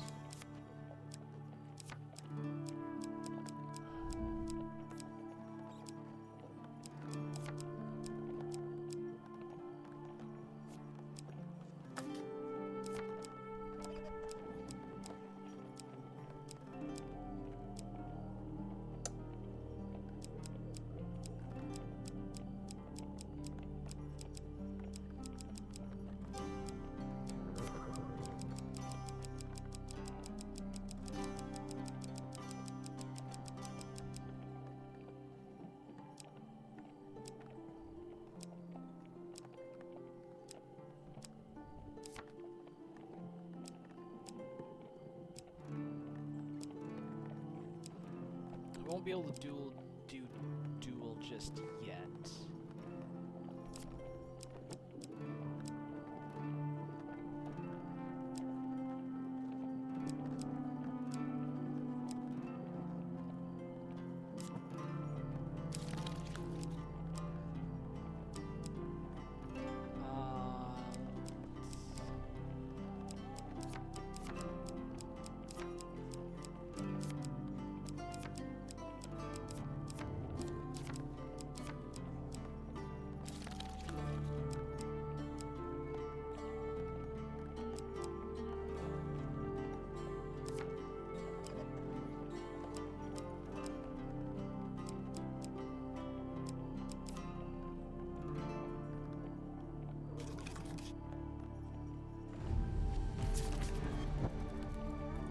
This corruption spreads across the breadth of the Empire.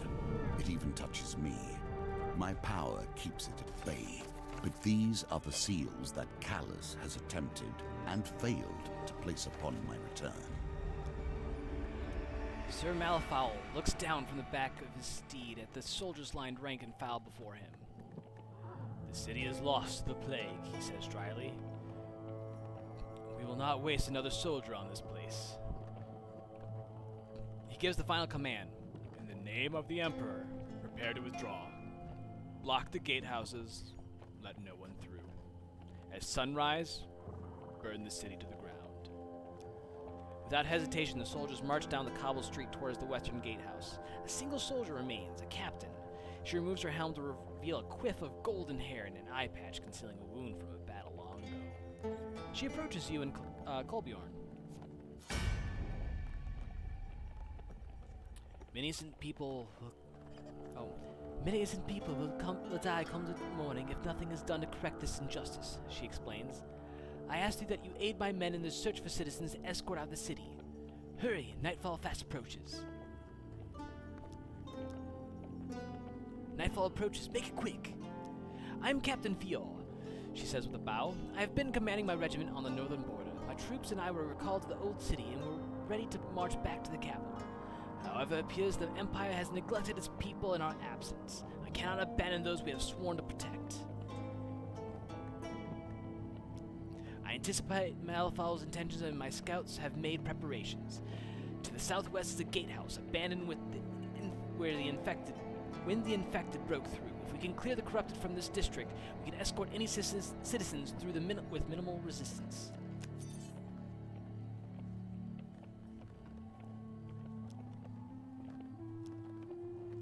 The old city was once the hub of the world. Great artisans, traders, and merchants would travel from far and wide to sell their wares here. While it still houses many, it is a shadow of its former glory. A muddle of streets, and in light of this plague, many roads have been blocked. A terrible tragedy, to be sure, while the Empire's eyes are on the northern border, and has abandoned its people to this unnatural plague. Do not be fooled. This is no ordinary malady. Its affliction maddens and warps the mind of those it corrupts, turning friend, family, or lover into a mindless agent of hate and aggression. The Empire is right to fear its rapid spread and potential reach. However, there are many who call this city home, who have not been damned. Not yet. It is those souls I intend to save this night. Fear not, there are soldiers that remember the virtue of the Empire, who remain loyal to her people. I have a number of scouts searching the streets for citizens as we speak. They will assist where they can. Coachmen will follow and transport any citizens you might find along the way. If you're lucky, they may be of assistance in your travels. Search the streets and kill the infected. I will send word when the way is clear. So 12 corrupted remaining, 60 citizens needing to be saved. Let's look at the map.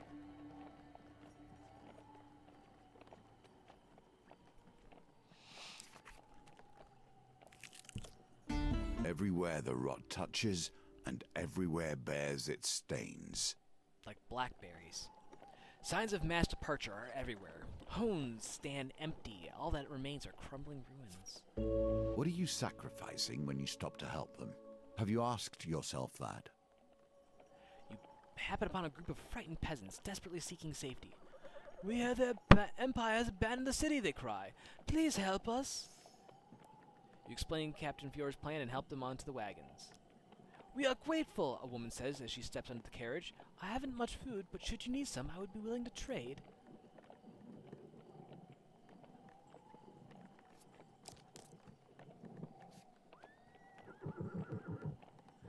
Oh, okay. So in order to do Clan Eyebright, I need a blessing first. And I don't want to do Market Thief. Tall buildings line the streets, their lower windows boarded up with planks of wood on imperial order, a futile attempt to hinder the spread of the plague. You pass through without incident. From this street, you can see other paths. Do not take too long. The city falls around you.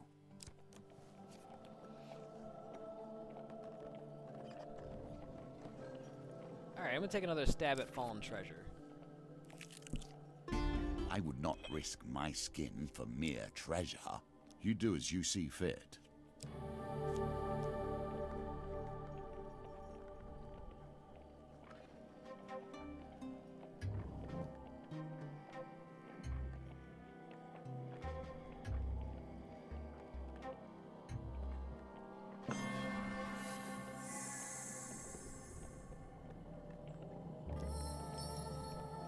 Both quick and nimble as you exit the cave safely. Oh, apparently that wasn't the answer.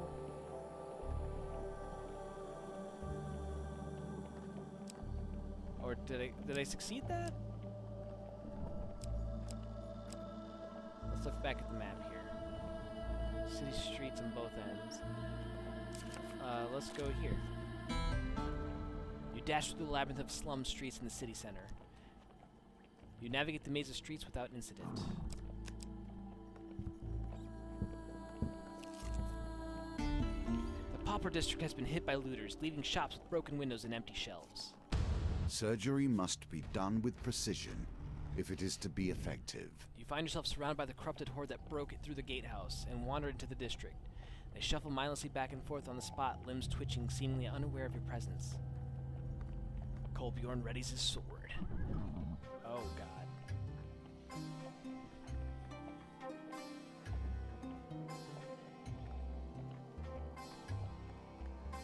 Oh, fuck. You land several blows but fail to fell any infected. You deflect the retaliatory strikes. The rest of the infected turn at the commotion and clamber toward the two of you, arms thrashing. Oh, so close! What an unfortunate infected time push you for back your before you can skills to strike. leave They you. surround you frenzied. I was fucking close on that second one. So fucking close.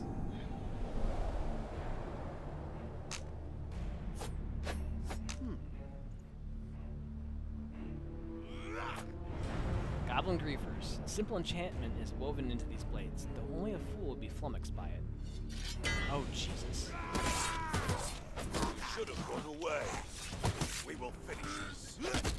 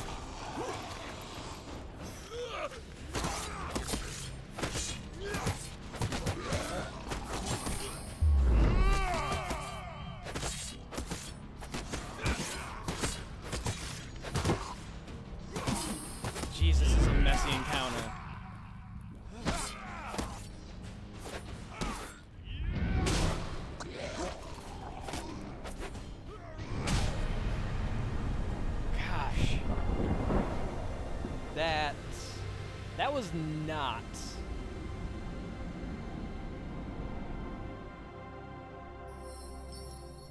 You have proven yourself worthy.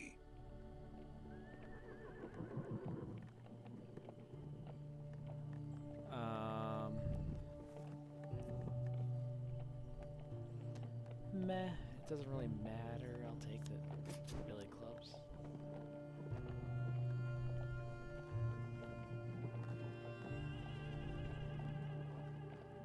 That appears to be the last of them, Colborne remarks.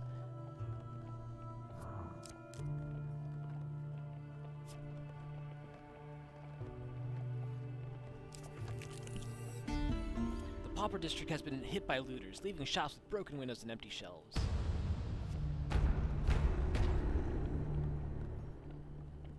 You find yourself surrounded by another horde of corrupted. Mindless, they seem unaware of your presence. Yes! Patience. Do not move too quickly, for haste breeds only failure. Long shot? What the hell is that? Got huge success in 10 pendulum gambits. Nice. Quick and precise, you eliminate the first 2 groups of infected with little resistance. The dealer removes 2 monster cards. The remaining infected stand by idly, switching and picking at their wounds.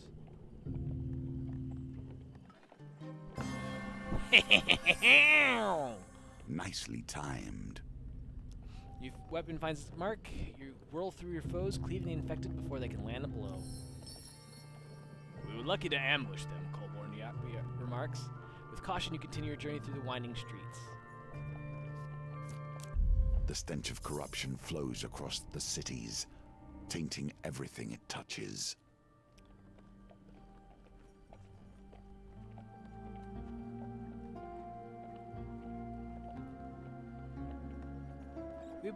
We bring word from Captain Fior. The soldier explains with a salute. The infected horde at the next gatehouse has subsided.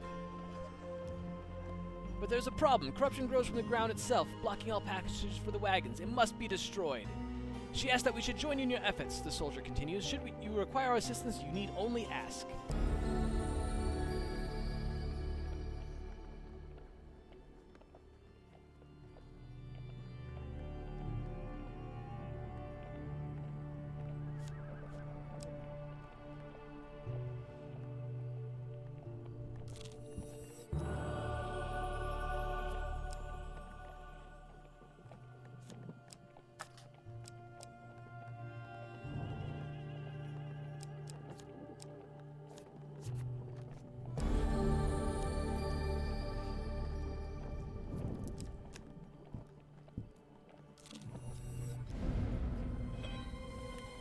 Alright, let's see if we can make this happen.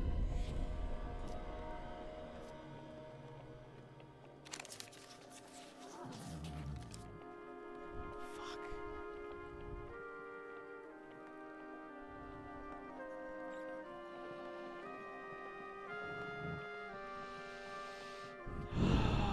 Balls.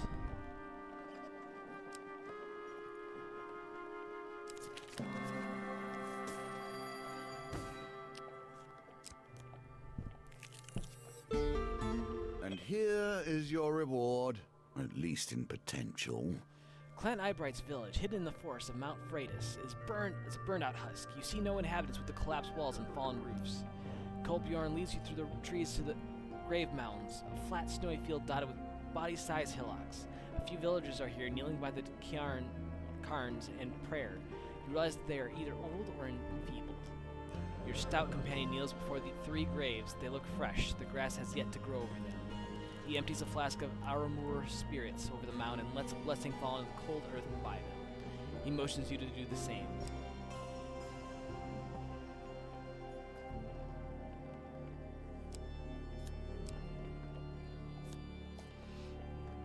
You kneel on the cold, hard ground beside Kolbjorn as he bends his head in prayer. The tranquility is shattered by a jagged rock bouncing off your companion's back. You draw your weapon and turn to see an old northern woman, bent over with age, clutching a basket of rocks. Fierce hatred burns behind her eyes. Get out! Get out of here, betrayer! Life burner! The old northerner tears her hair in grief as she continues flinging rocks. Kolbjorn flinches as the stones rebound off his flesh but does not move to defend himself. A group of villagers gather around you. They do not join in, but they do not intervene either.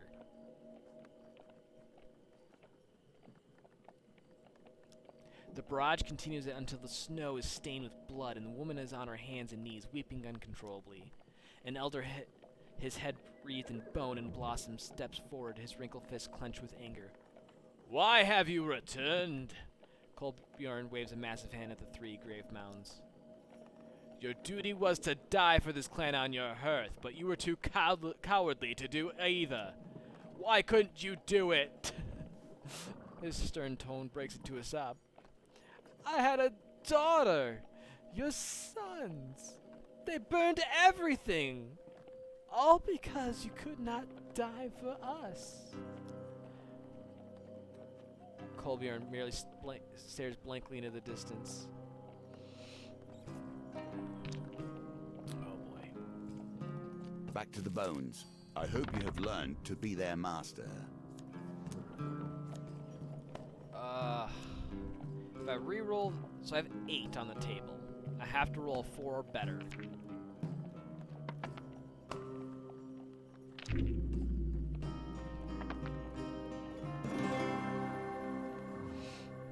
Victory. The villagers of Clan learning. Eyebright consider Kolbjorn somber, stoic form and feel some pity. The other sighs. We have nothing. Only anger drives me now. Betrayer Kolbjorn, prove yourself in the Hoarfrost trial. Prove you are worthy of dying for Clan Eyebright again. We all must seek redemption along this road, for all have made errors. Woo, we got past that one. The Pauper District has been hit by looters, leaving shops with broken windows and empty shelves. Maybe you should look to regain our strength at the wagon, Kolbjorn says as you make your way through the winding road. The peasants may have food to trade.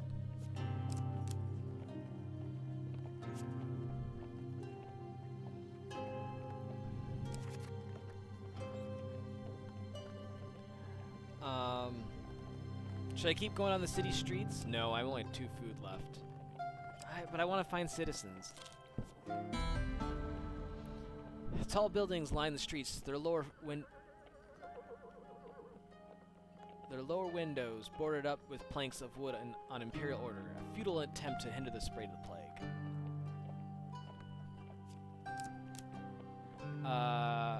Someone mind help me out and get me some food, please? Anybody?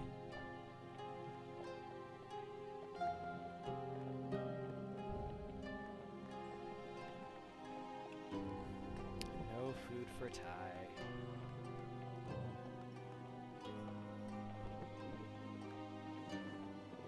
It's A, Topaz.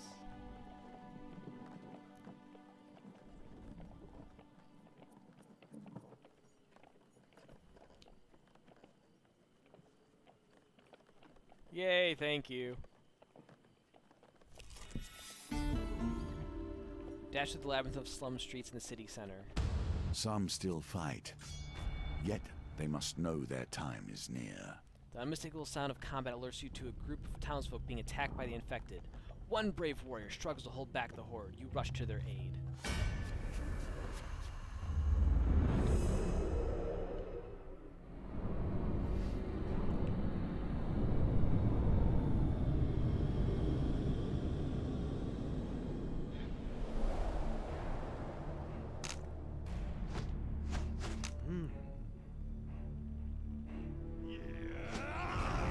Billy clubs. These twin clubs have been set to imperial tasks for a century now.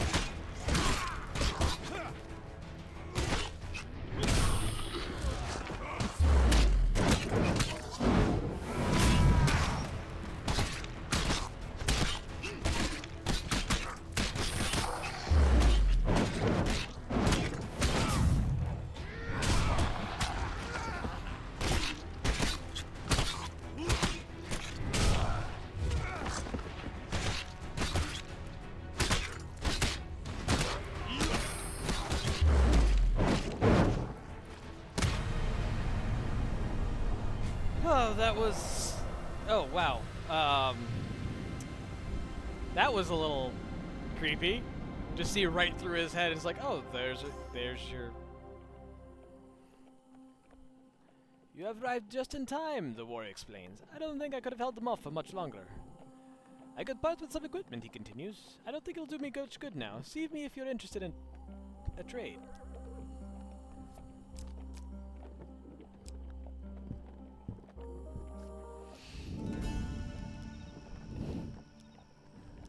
I have nothing to sell. Can I buy food? Barely.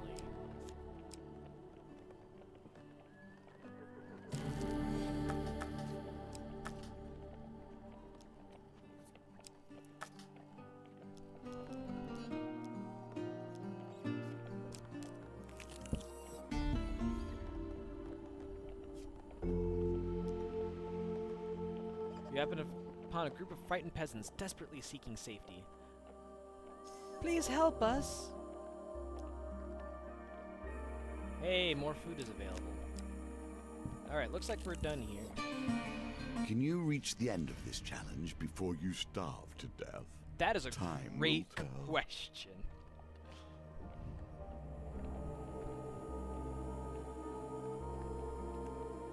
Oh my goodness, my legs are so cold. The smell of rotting flesh lingers in the air. The gatehouse tower looms over you, its sides encrusted with the taint of corruption. The captain greets you as you approach.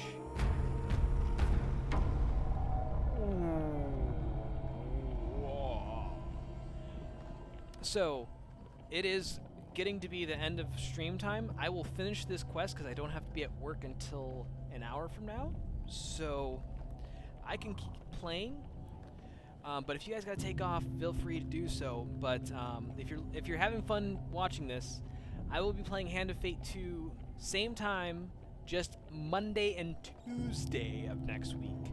So starting at 1 p.m. Central Daylight Time on Monday and Tuesday, I'll be playing Hand of Fate 2. So keep an eye out for that next week.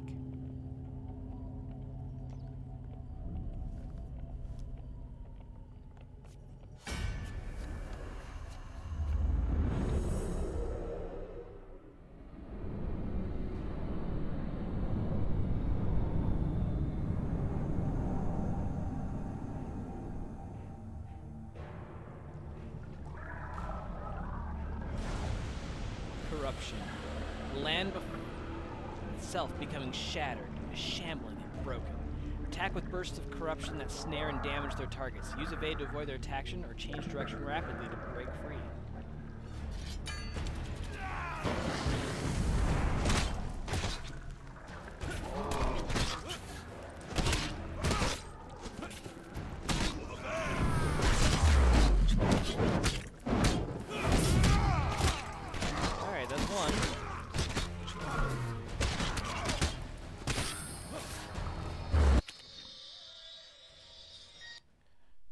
That's my alarm for work, but I don't have to worry about that until an hour from now.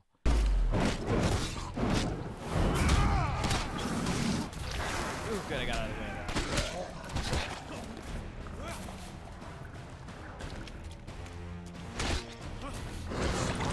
Oh, fuck, fuck, fuck, fuck, fuck, fuck, fuck, fuck, fuck.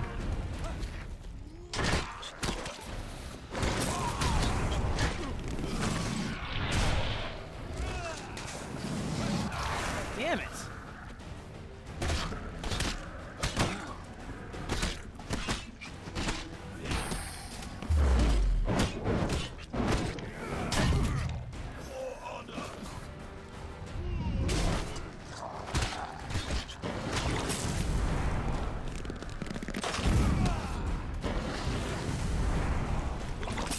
What? Oh, that's some bullshit. Uh-oh, uh-oh, uh-oh, uh-oh.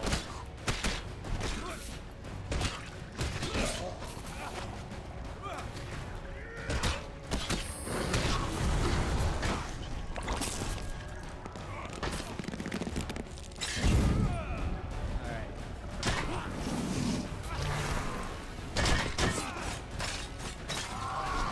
Damn it.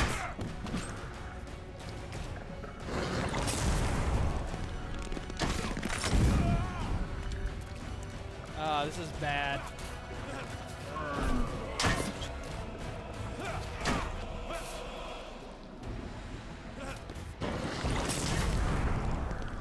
Oh, I'm gonna get killed by this bullshit. I can't kill both of these.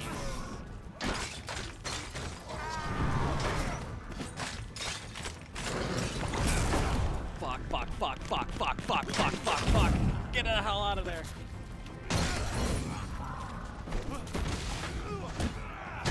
No. Okay, that's dead.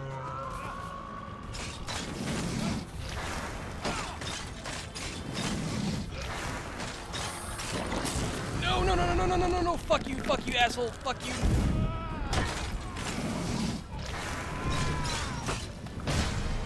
Oh, God. Oh, my God. Holy shit.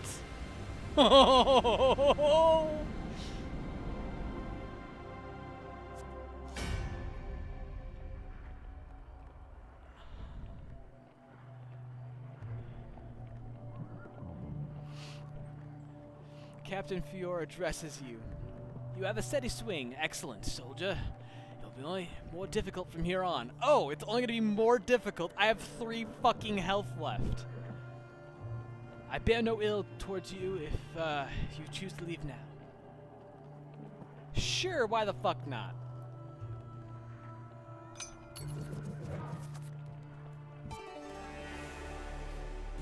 What is it the towers will watch over? A stream of death and despair? The tower provides a commanding view over the once impressive city. As you pause to catch your breath, you watch the last of the sun's ray disappear over the horizon. Kolbjorn shakes your shoulder and points over the battlements to the south.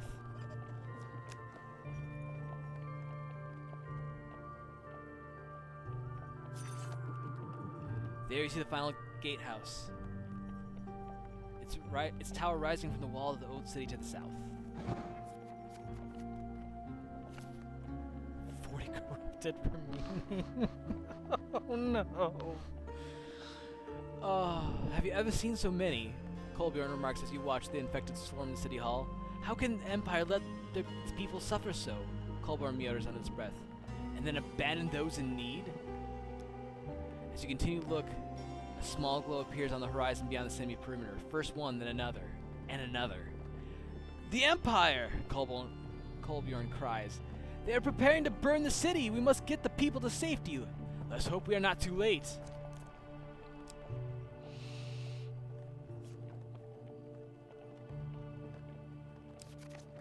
Oh my god.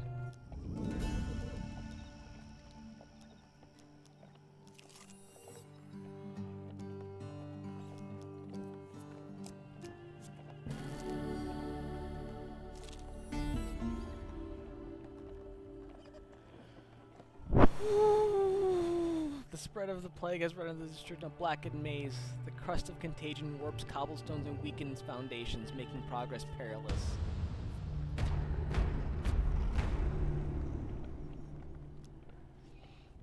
If there was ever a time to nail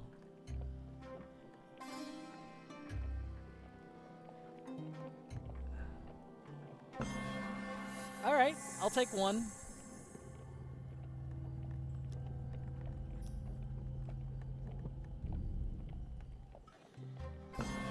Oh, thank God. Breathe, you have done well.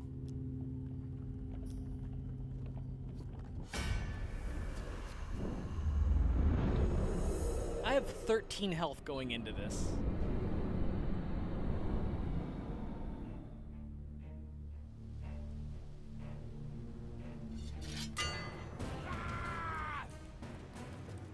Go, Kolbjorn.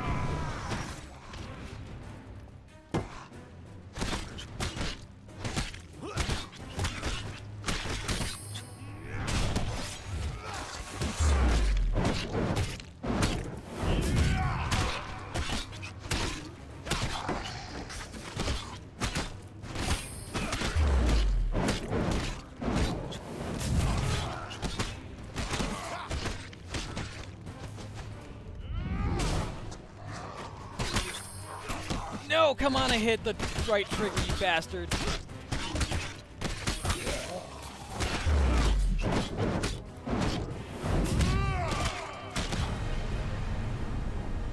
Oh my god.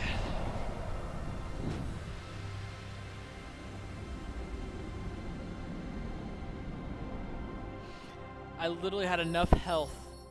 Had I not rested that one, I would have died right there. That appears to be the last of them, Colborne remarks.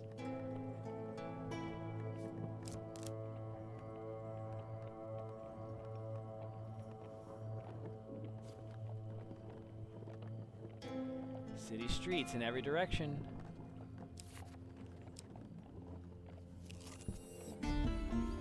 Dead bodies litter the streets while rats scurry in search of a feast.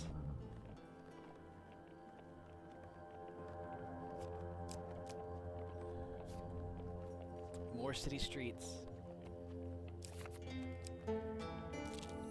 The river's water, now a putrid green, emanates with a miasma that turns your stomach. It's just city streets.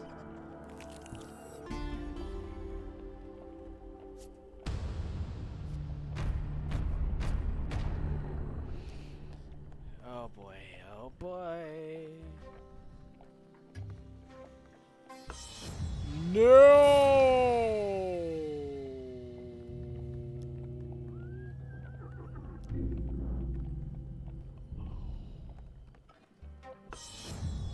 Fuck my ass. Poorly done. You must harness your will and find the quiet stillness inside you. Yeah. Quiet stillness inside me. One hit and I'm dead. May the odds be forever not in your favor. Inflicted. The rot grants power before it grants release. Muscle replaced with darkness. Organs pumping black bile through shattered veins. Infected enemies are feeble, causing them to become knocked down when health is low. Use a finisher before they recover. Oh, that's right, I have 20 health. So this isn't as bad as I thought it was, but this is gonna suck.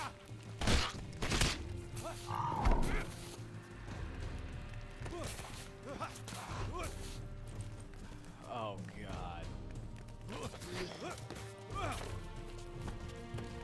It's just a group of nonsense.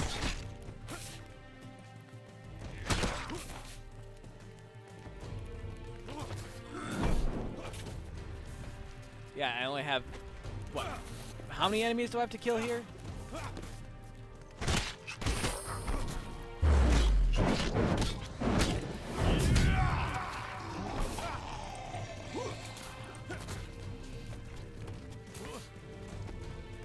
Yeah, I don't need the blinking health in the corner to remind me that I'm getting my shit kicked in.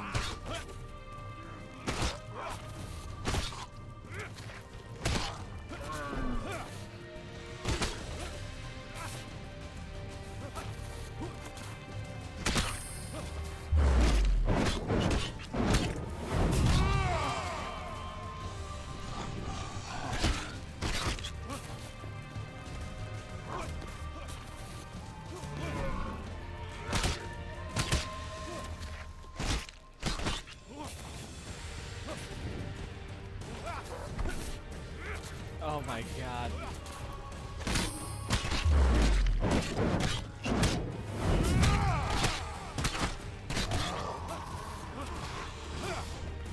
That's one. Only 15 million to go.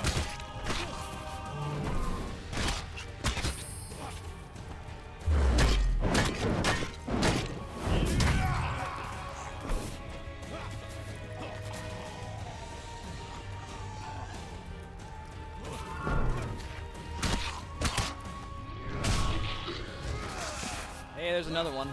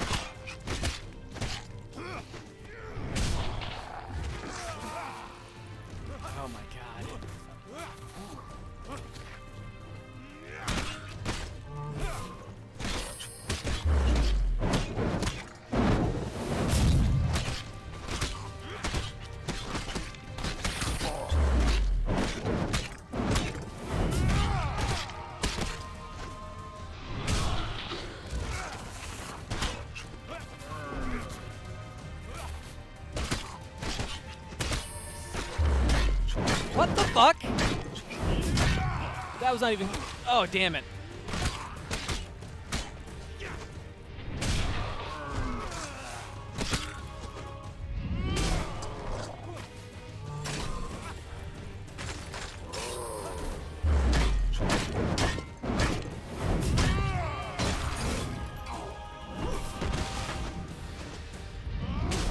Oh my fuck. I mean, it still doesn't fix the fact that I have no food.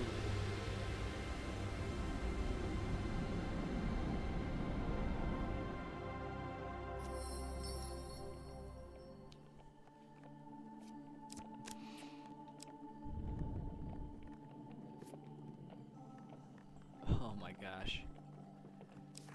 Do I want to take a chance on a platinum card?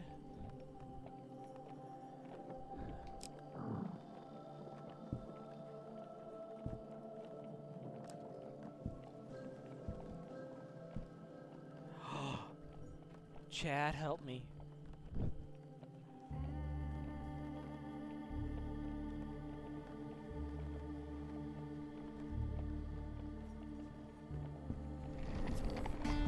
God damn it. They believe fire will purge this sickness. But the sickness is not in the city. It is in the land itself. It will be purged. Cover. But not like this. As debris settles in the street, calming the horses once again, you turn back the way you came.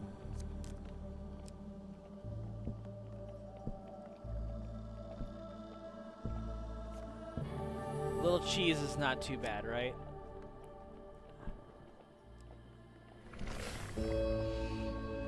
Greetings, fellow traveler! A cheerful fellow clad in a brilliant yellow surcoat passes you on the road one day. Have you met my monkey companion, George? Let me tell you, your outfit is exquisite, I should know. I almost wore that exact thing yet today. He pulls out a hefty scroll. I've been documenting every nook and cranny of this beautiful land, and my soul is shaking with delight at the thought of sharing it with you. May your vistas be breathtaking, and your tree climbing be non-lethal. With an enthusiastic wave, the man shoulders his heavy rucksack and continues his journey, whistling all the while. That did not a goddamn thing.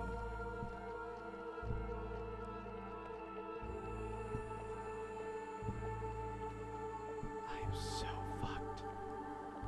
I don't know where to go. I have no money. I have no food.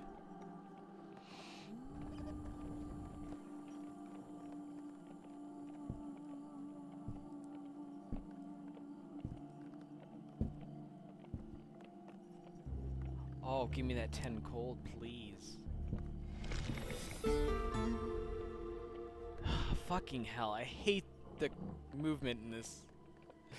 The spread of plague has rendered this moving perilous. Oh, it's more burning rubble, so we'll just go back the way we came.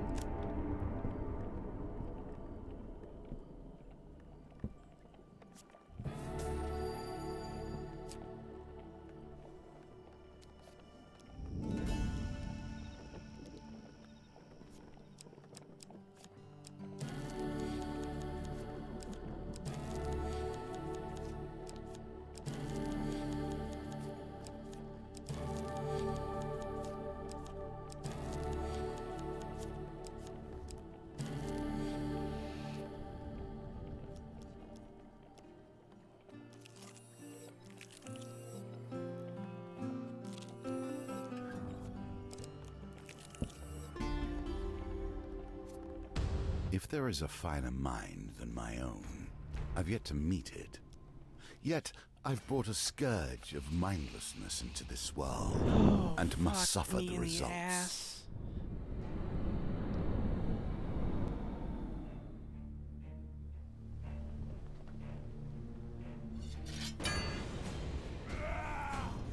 Your cities are tainted. I have told you this.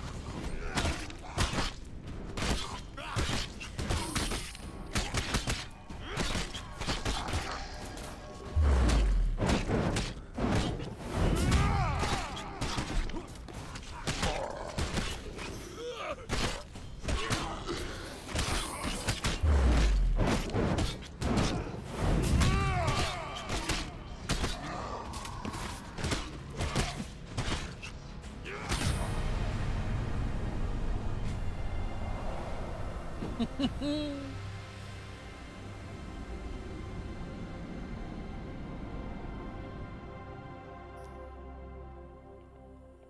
the horde defeated, the townsfolk rushed to the tent of the peasants. They are grateful for your protection. Oh, I can't even read what some of those are. What's the non... So there's... Is that failure? Oh, I want food.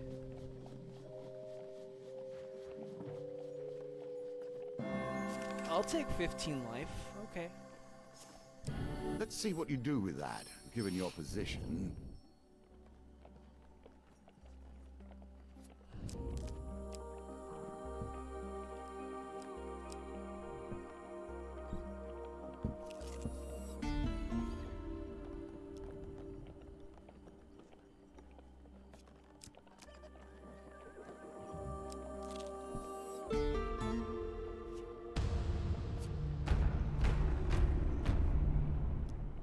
Alright. Daddy needs to hit this. Fuck!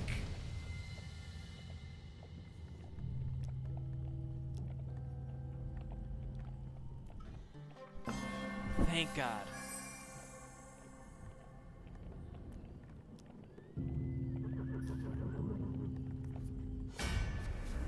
Still, that's a lot better than what it could have been.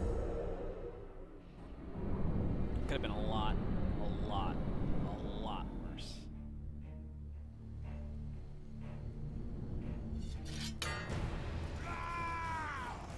Today, death will drink deep.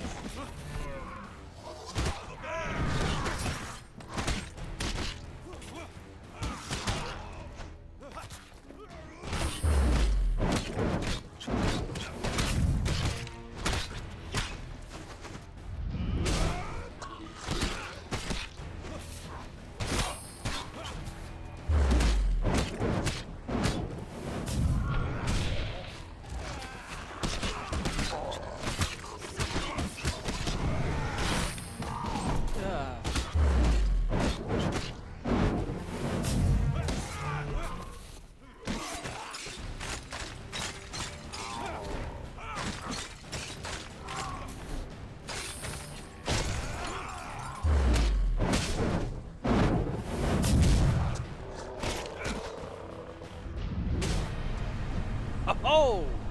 Either I'm getting better at this, or I'm just getting lucky.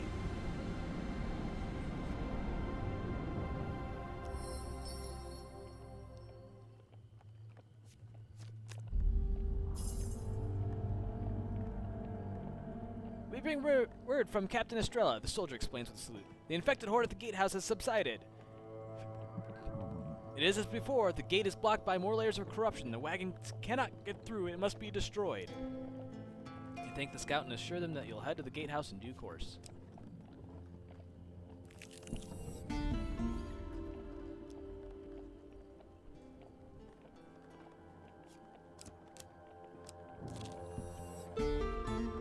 Dead bodies litter the street while rats scurry in search of a feast.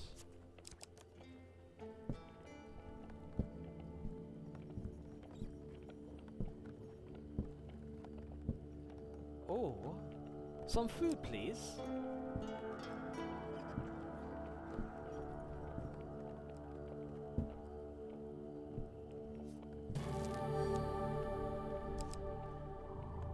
Gracias.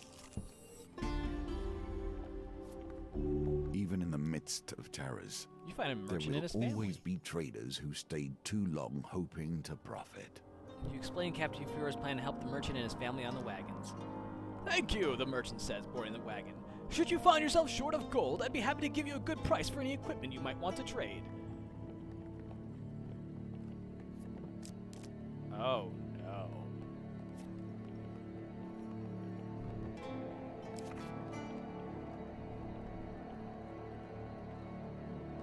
Let's keep...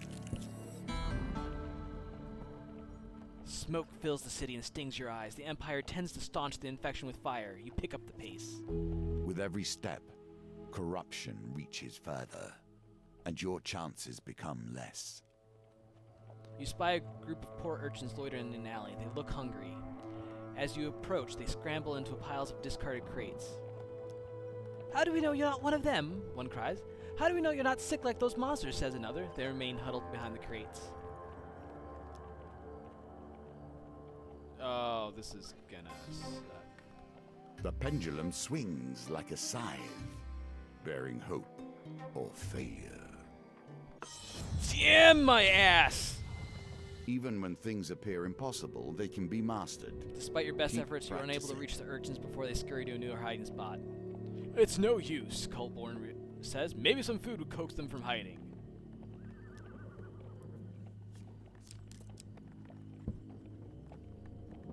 So I can go back to it if I have more food.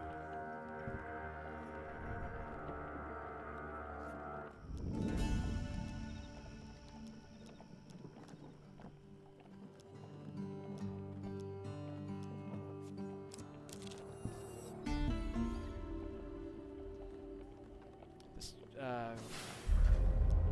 no.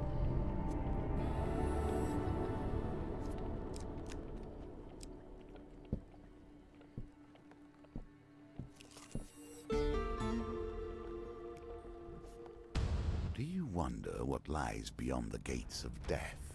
This corruption is but a small part of it.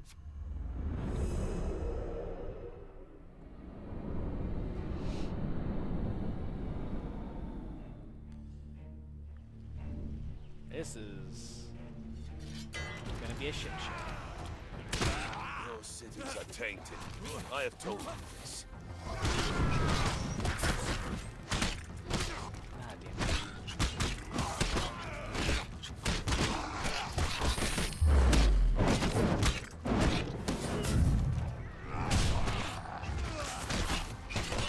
Ah, damn it. Ah, damn it.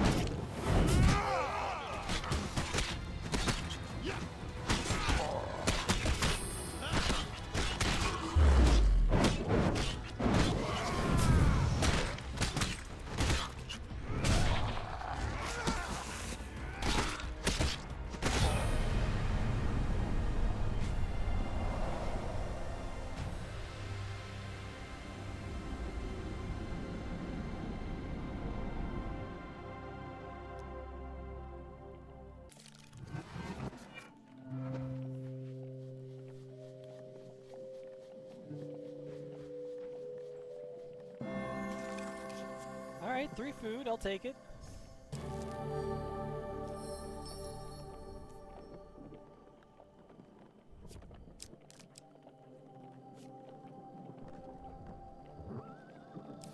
Alright, I have...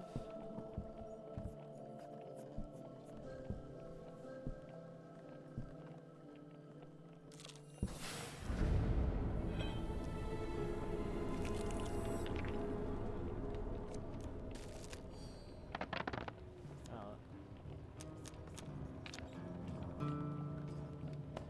This is...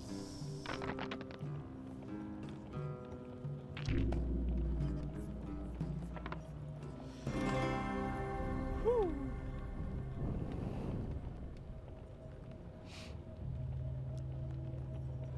You set up camp in a clearing on the edge of the forest. The night is uneventful. Before dawn, Calbjorn waves at you in a hushed voice and says, "Come, a man has returned safely from the forest." Before midday, you heard the woodcutter's jovial whistle again. He has returned with a large bundle of dark black wood on his shoulder. You make your way to greet him. Woo! So I need 4 more wood. Oh, sorry, I need 1 more food.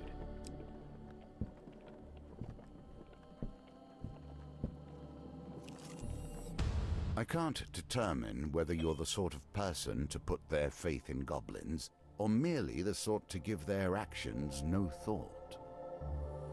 The tower's in chaos. Alarm bells have the garrison soldiers in a panic. As you watch, a goblin with a hefty sack leaps from a window, dangling from a makeshift rope.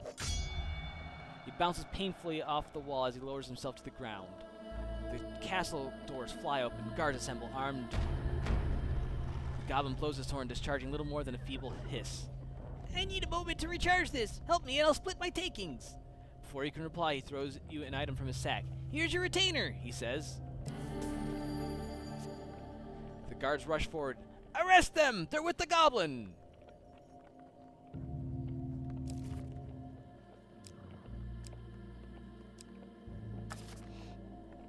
Meh.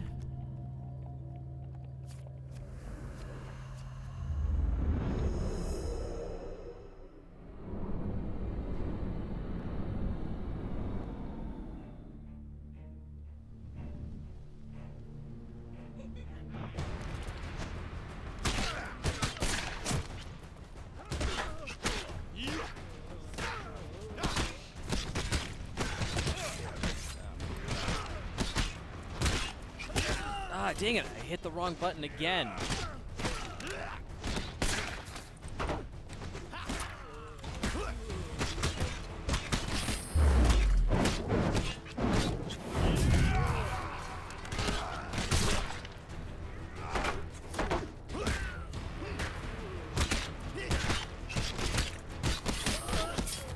What? Come on! Oh, I'm hitting the buttons and it's just not working for me.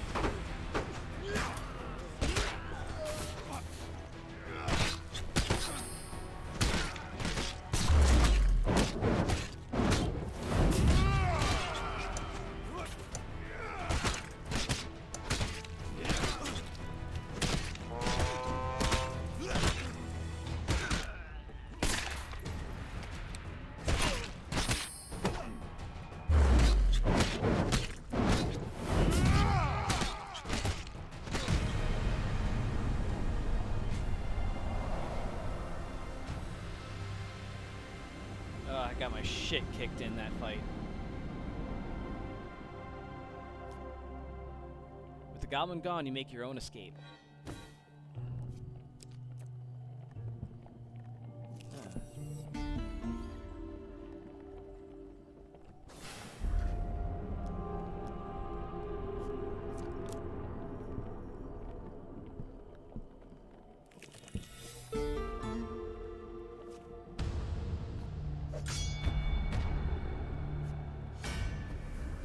Once again, we rush to the aid.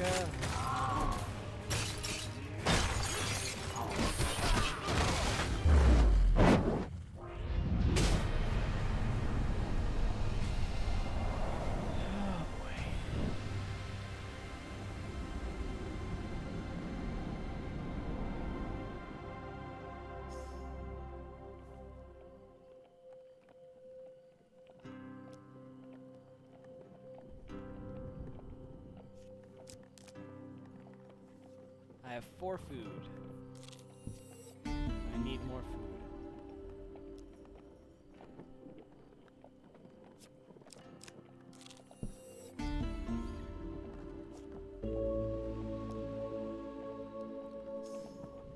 Hey, we got 8 more citizens.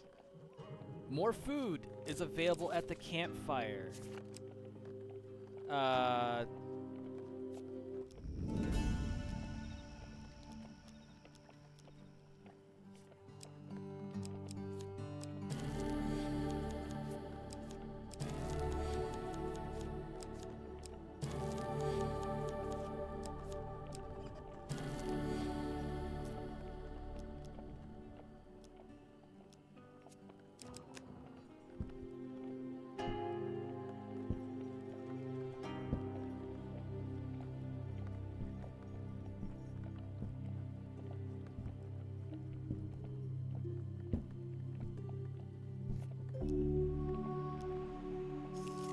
The last children come out of hiding and snatch up the food.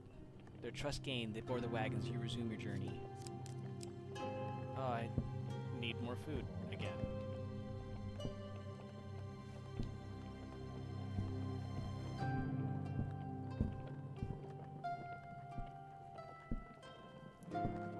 Oh, I think the blessings of Twitch are run through here.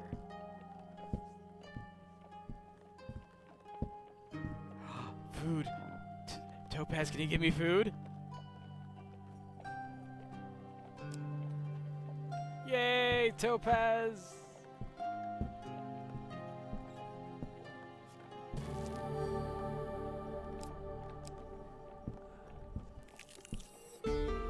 It is not Oh, too shit, I late need to do plan arm better. wrestling.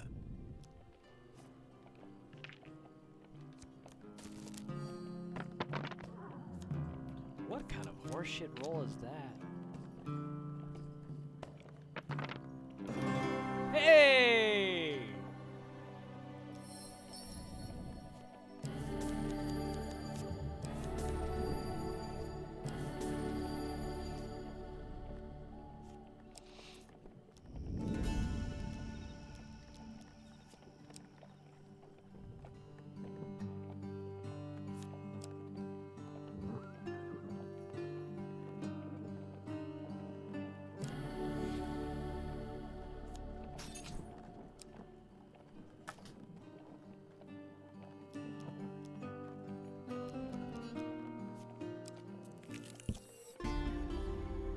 The River's water.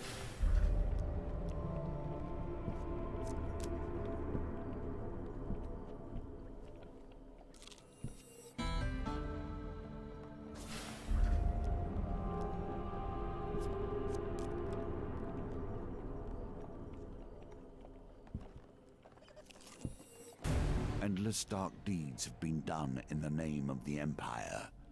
May How am you I set missing that 4 letter citizens? right, I literally at went on least in every part. tile. Did I miss 4 of the children because I didn't do it the first time? If that's the case, I'm going to be very upset.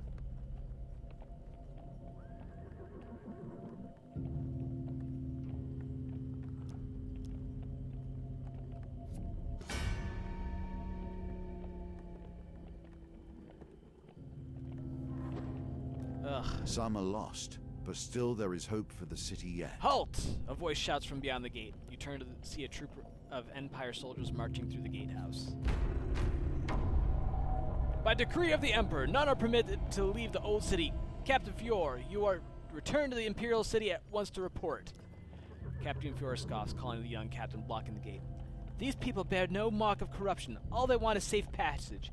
Emperor decree or no, it is our duty to protect them.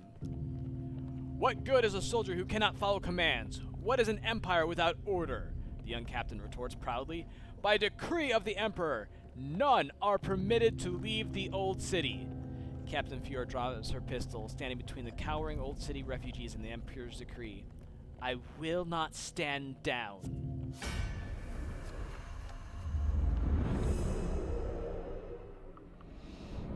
Well, that kind of sucked. All of that and then still end up 4 citizens short.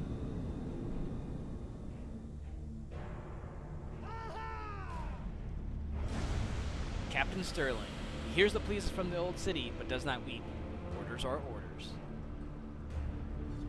I fight for justice, not simply as I ordered. If this is how it must be, so be it.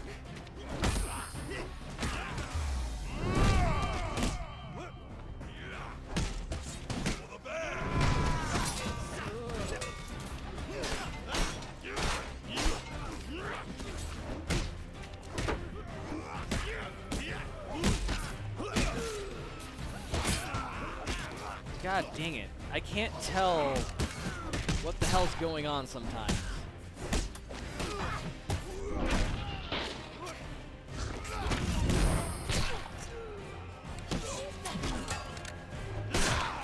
Damn it. Oh, Jesus.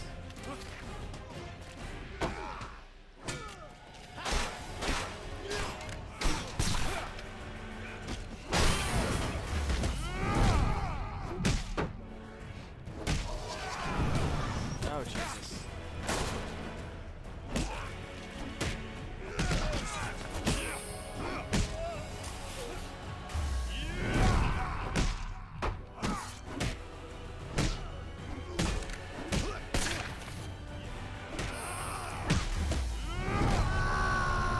Oh my god. Can I stop doing that? It would be nice to just be like, oh yeah, I managed to beat the encounter with like 80 hit points left. No, I have to do it with fucking 2. Jesus Christ. These Emperor-decreed injustices have been on the increase as of late, Captain Fior says. Something ill is growing from within. She pauses her ruminations and gives you a stern look. The Empire would do well to have someone with you serving it. You have befriended Estrella, the soldier.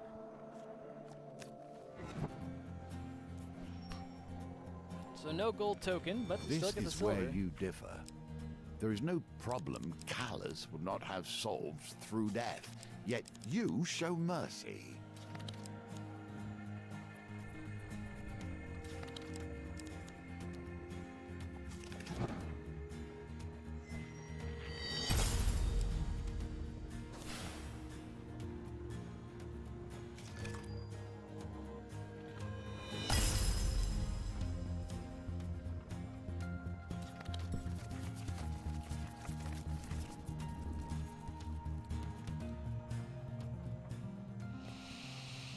Well, there you go.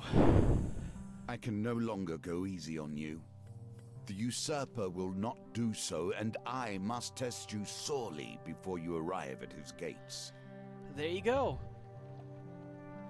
So we've cleared 8 out of 22, I believe.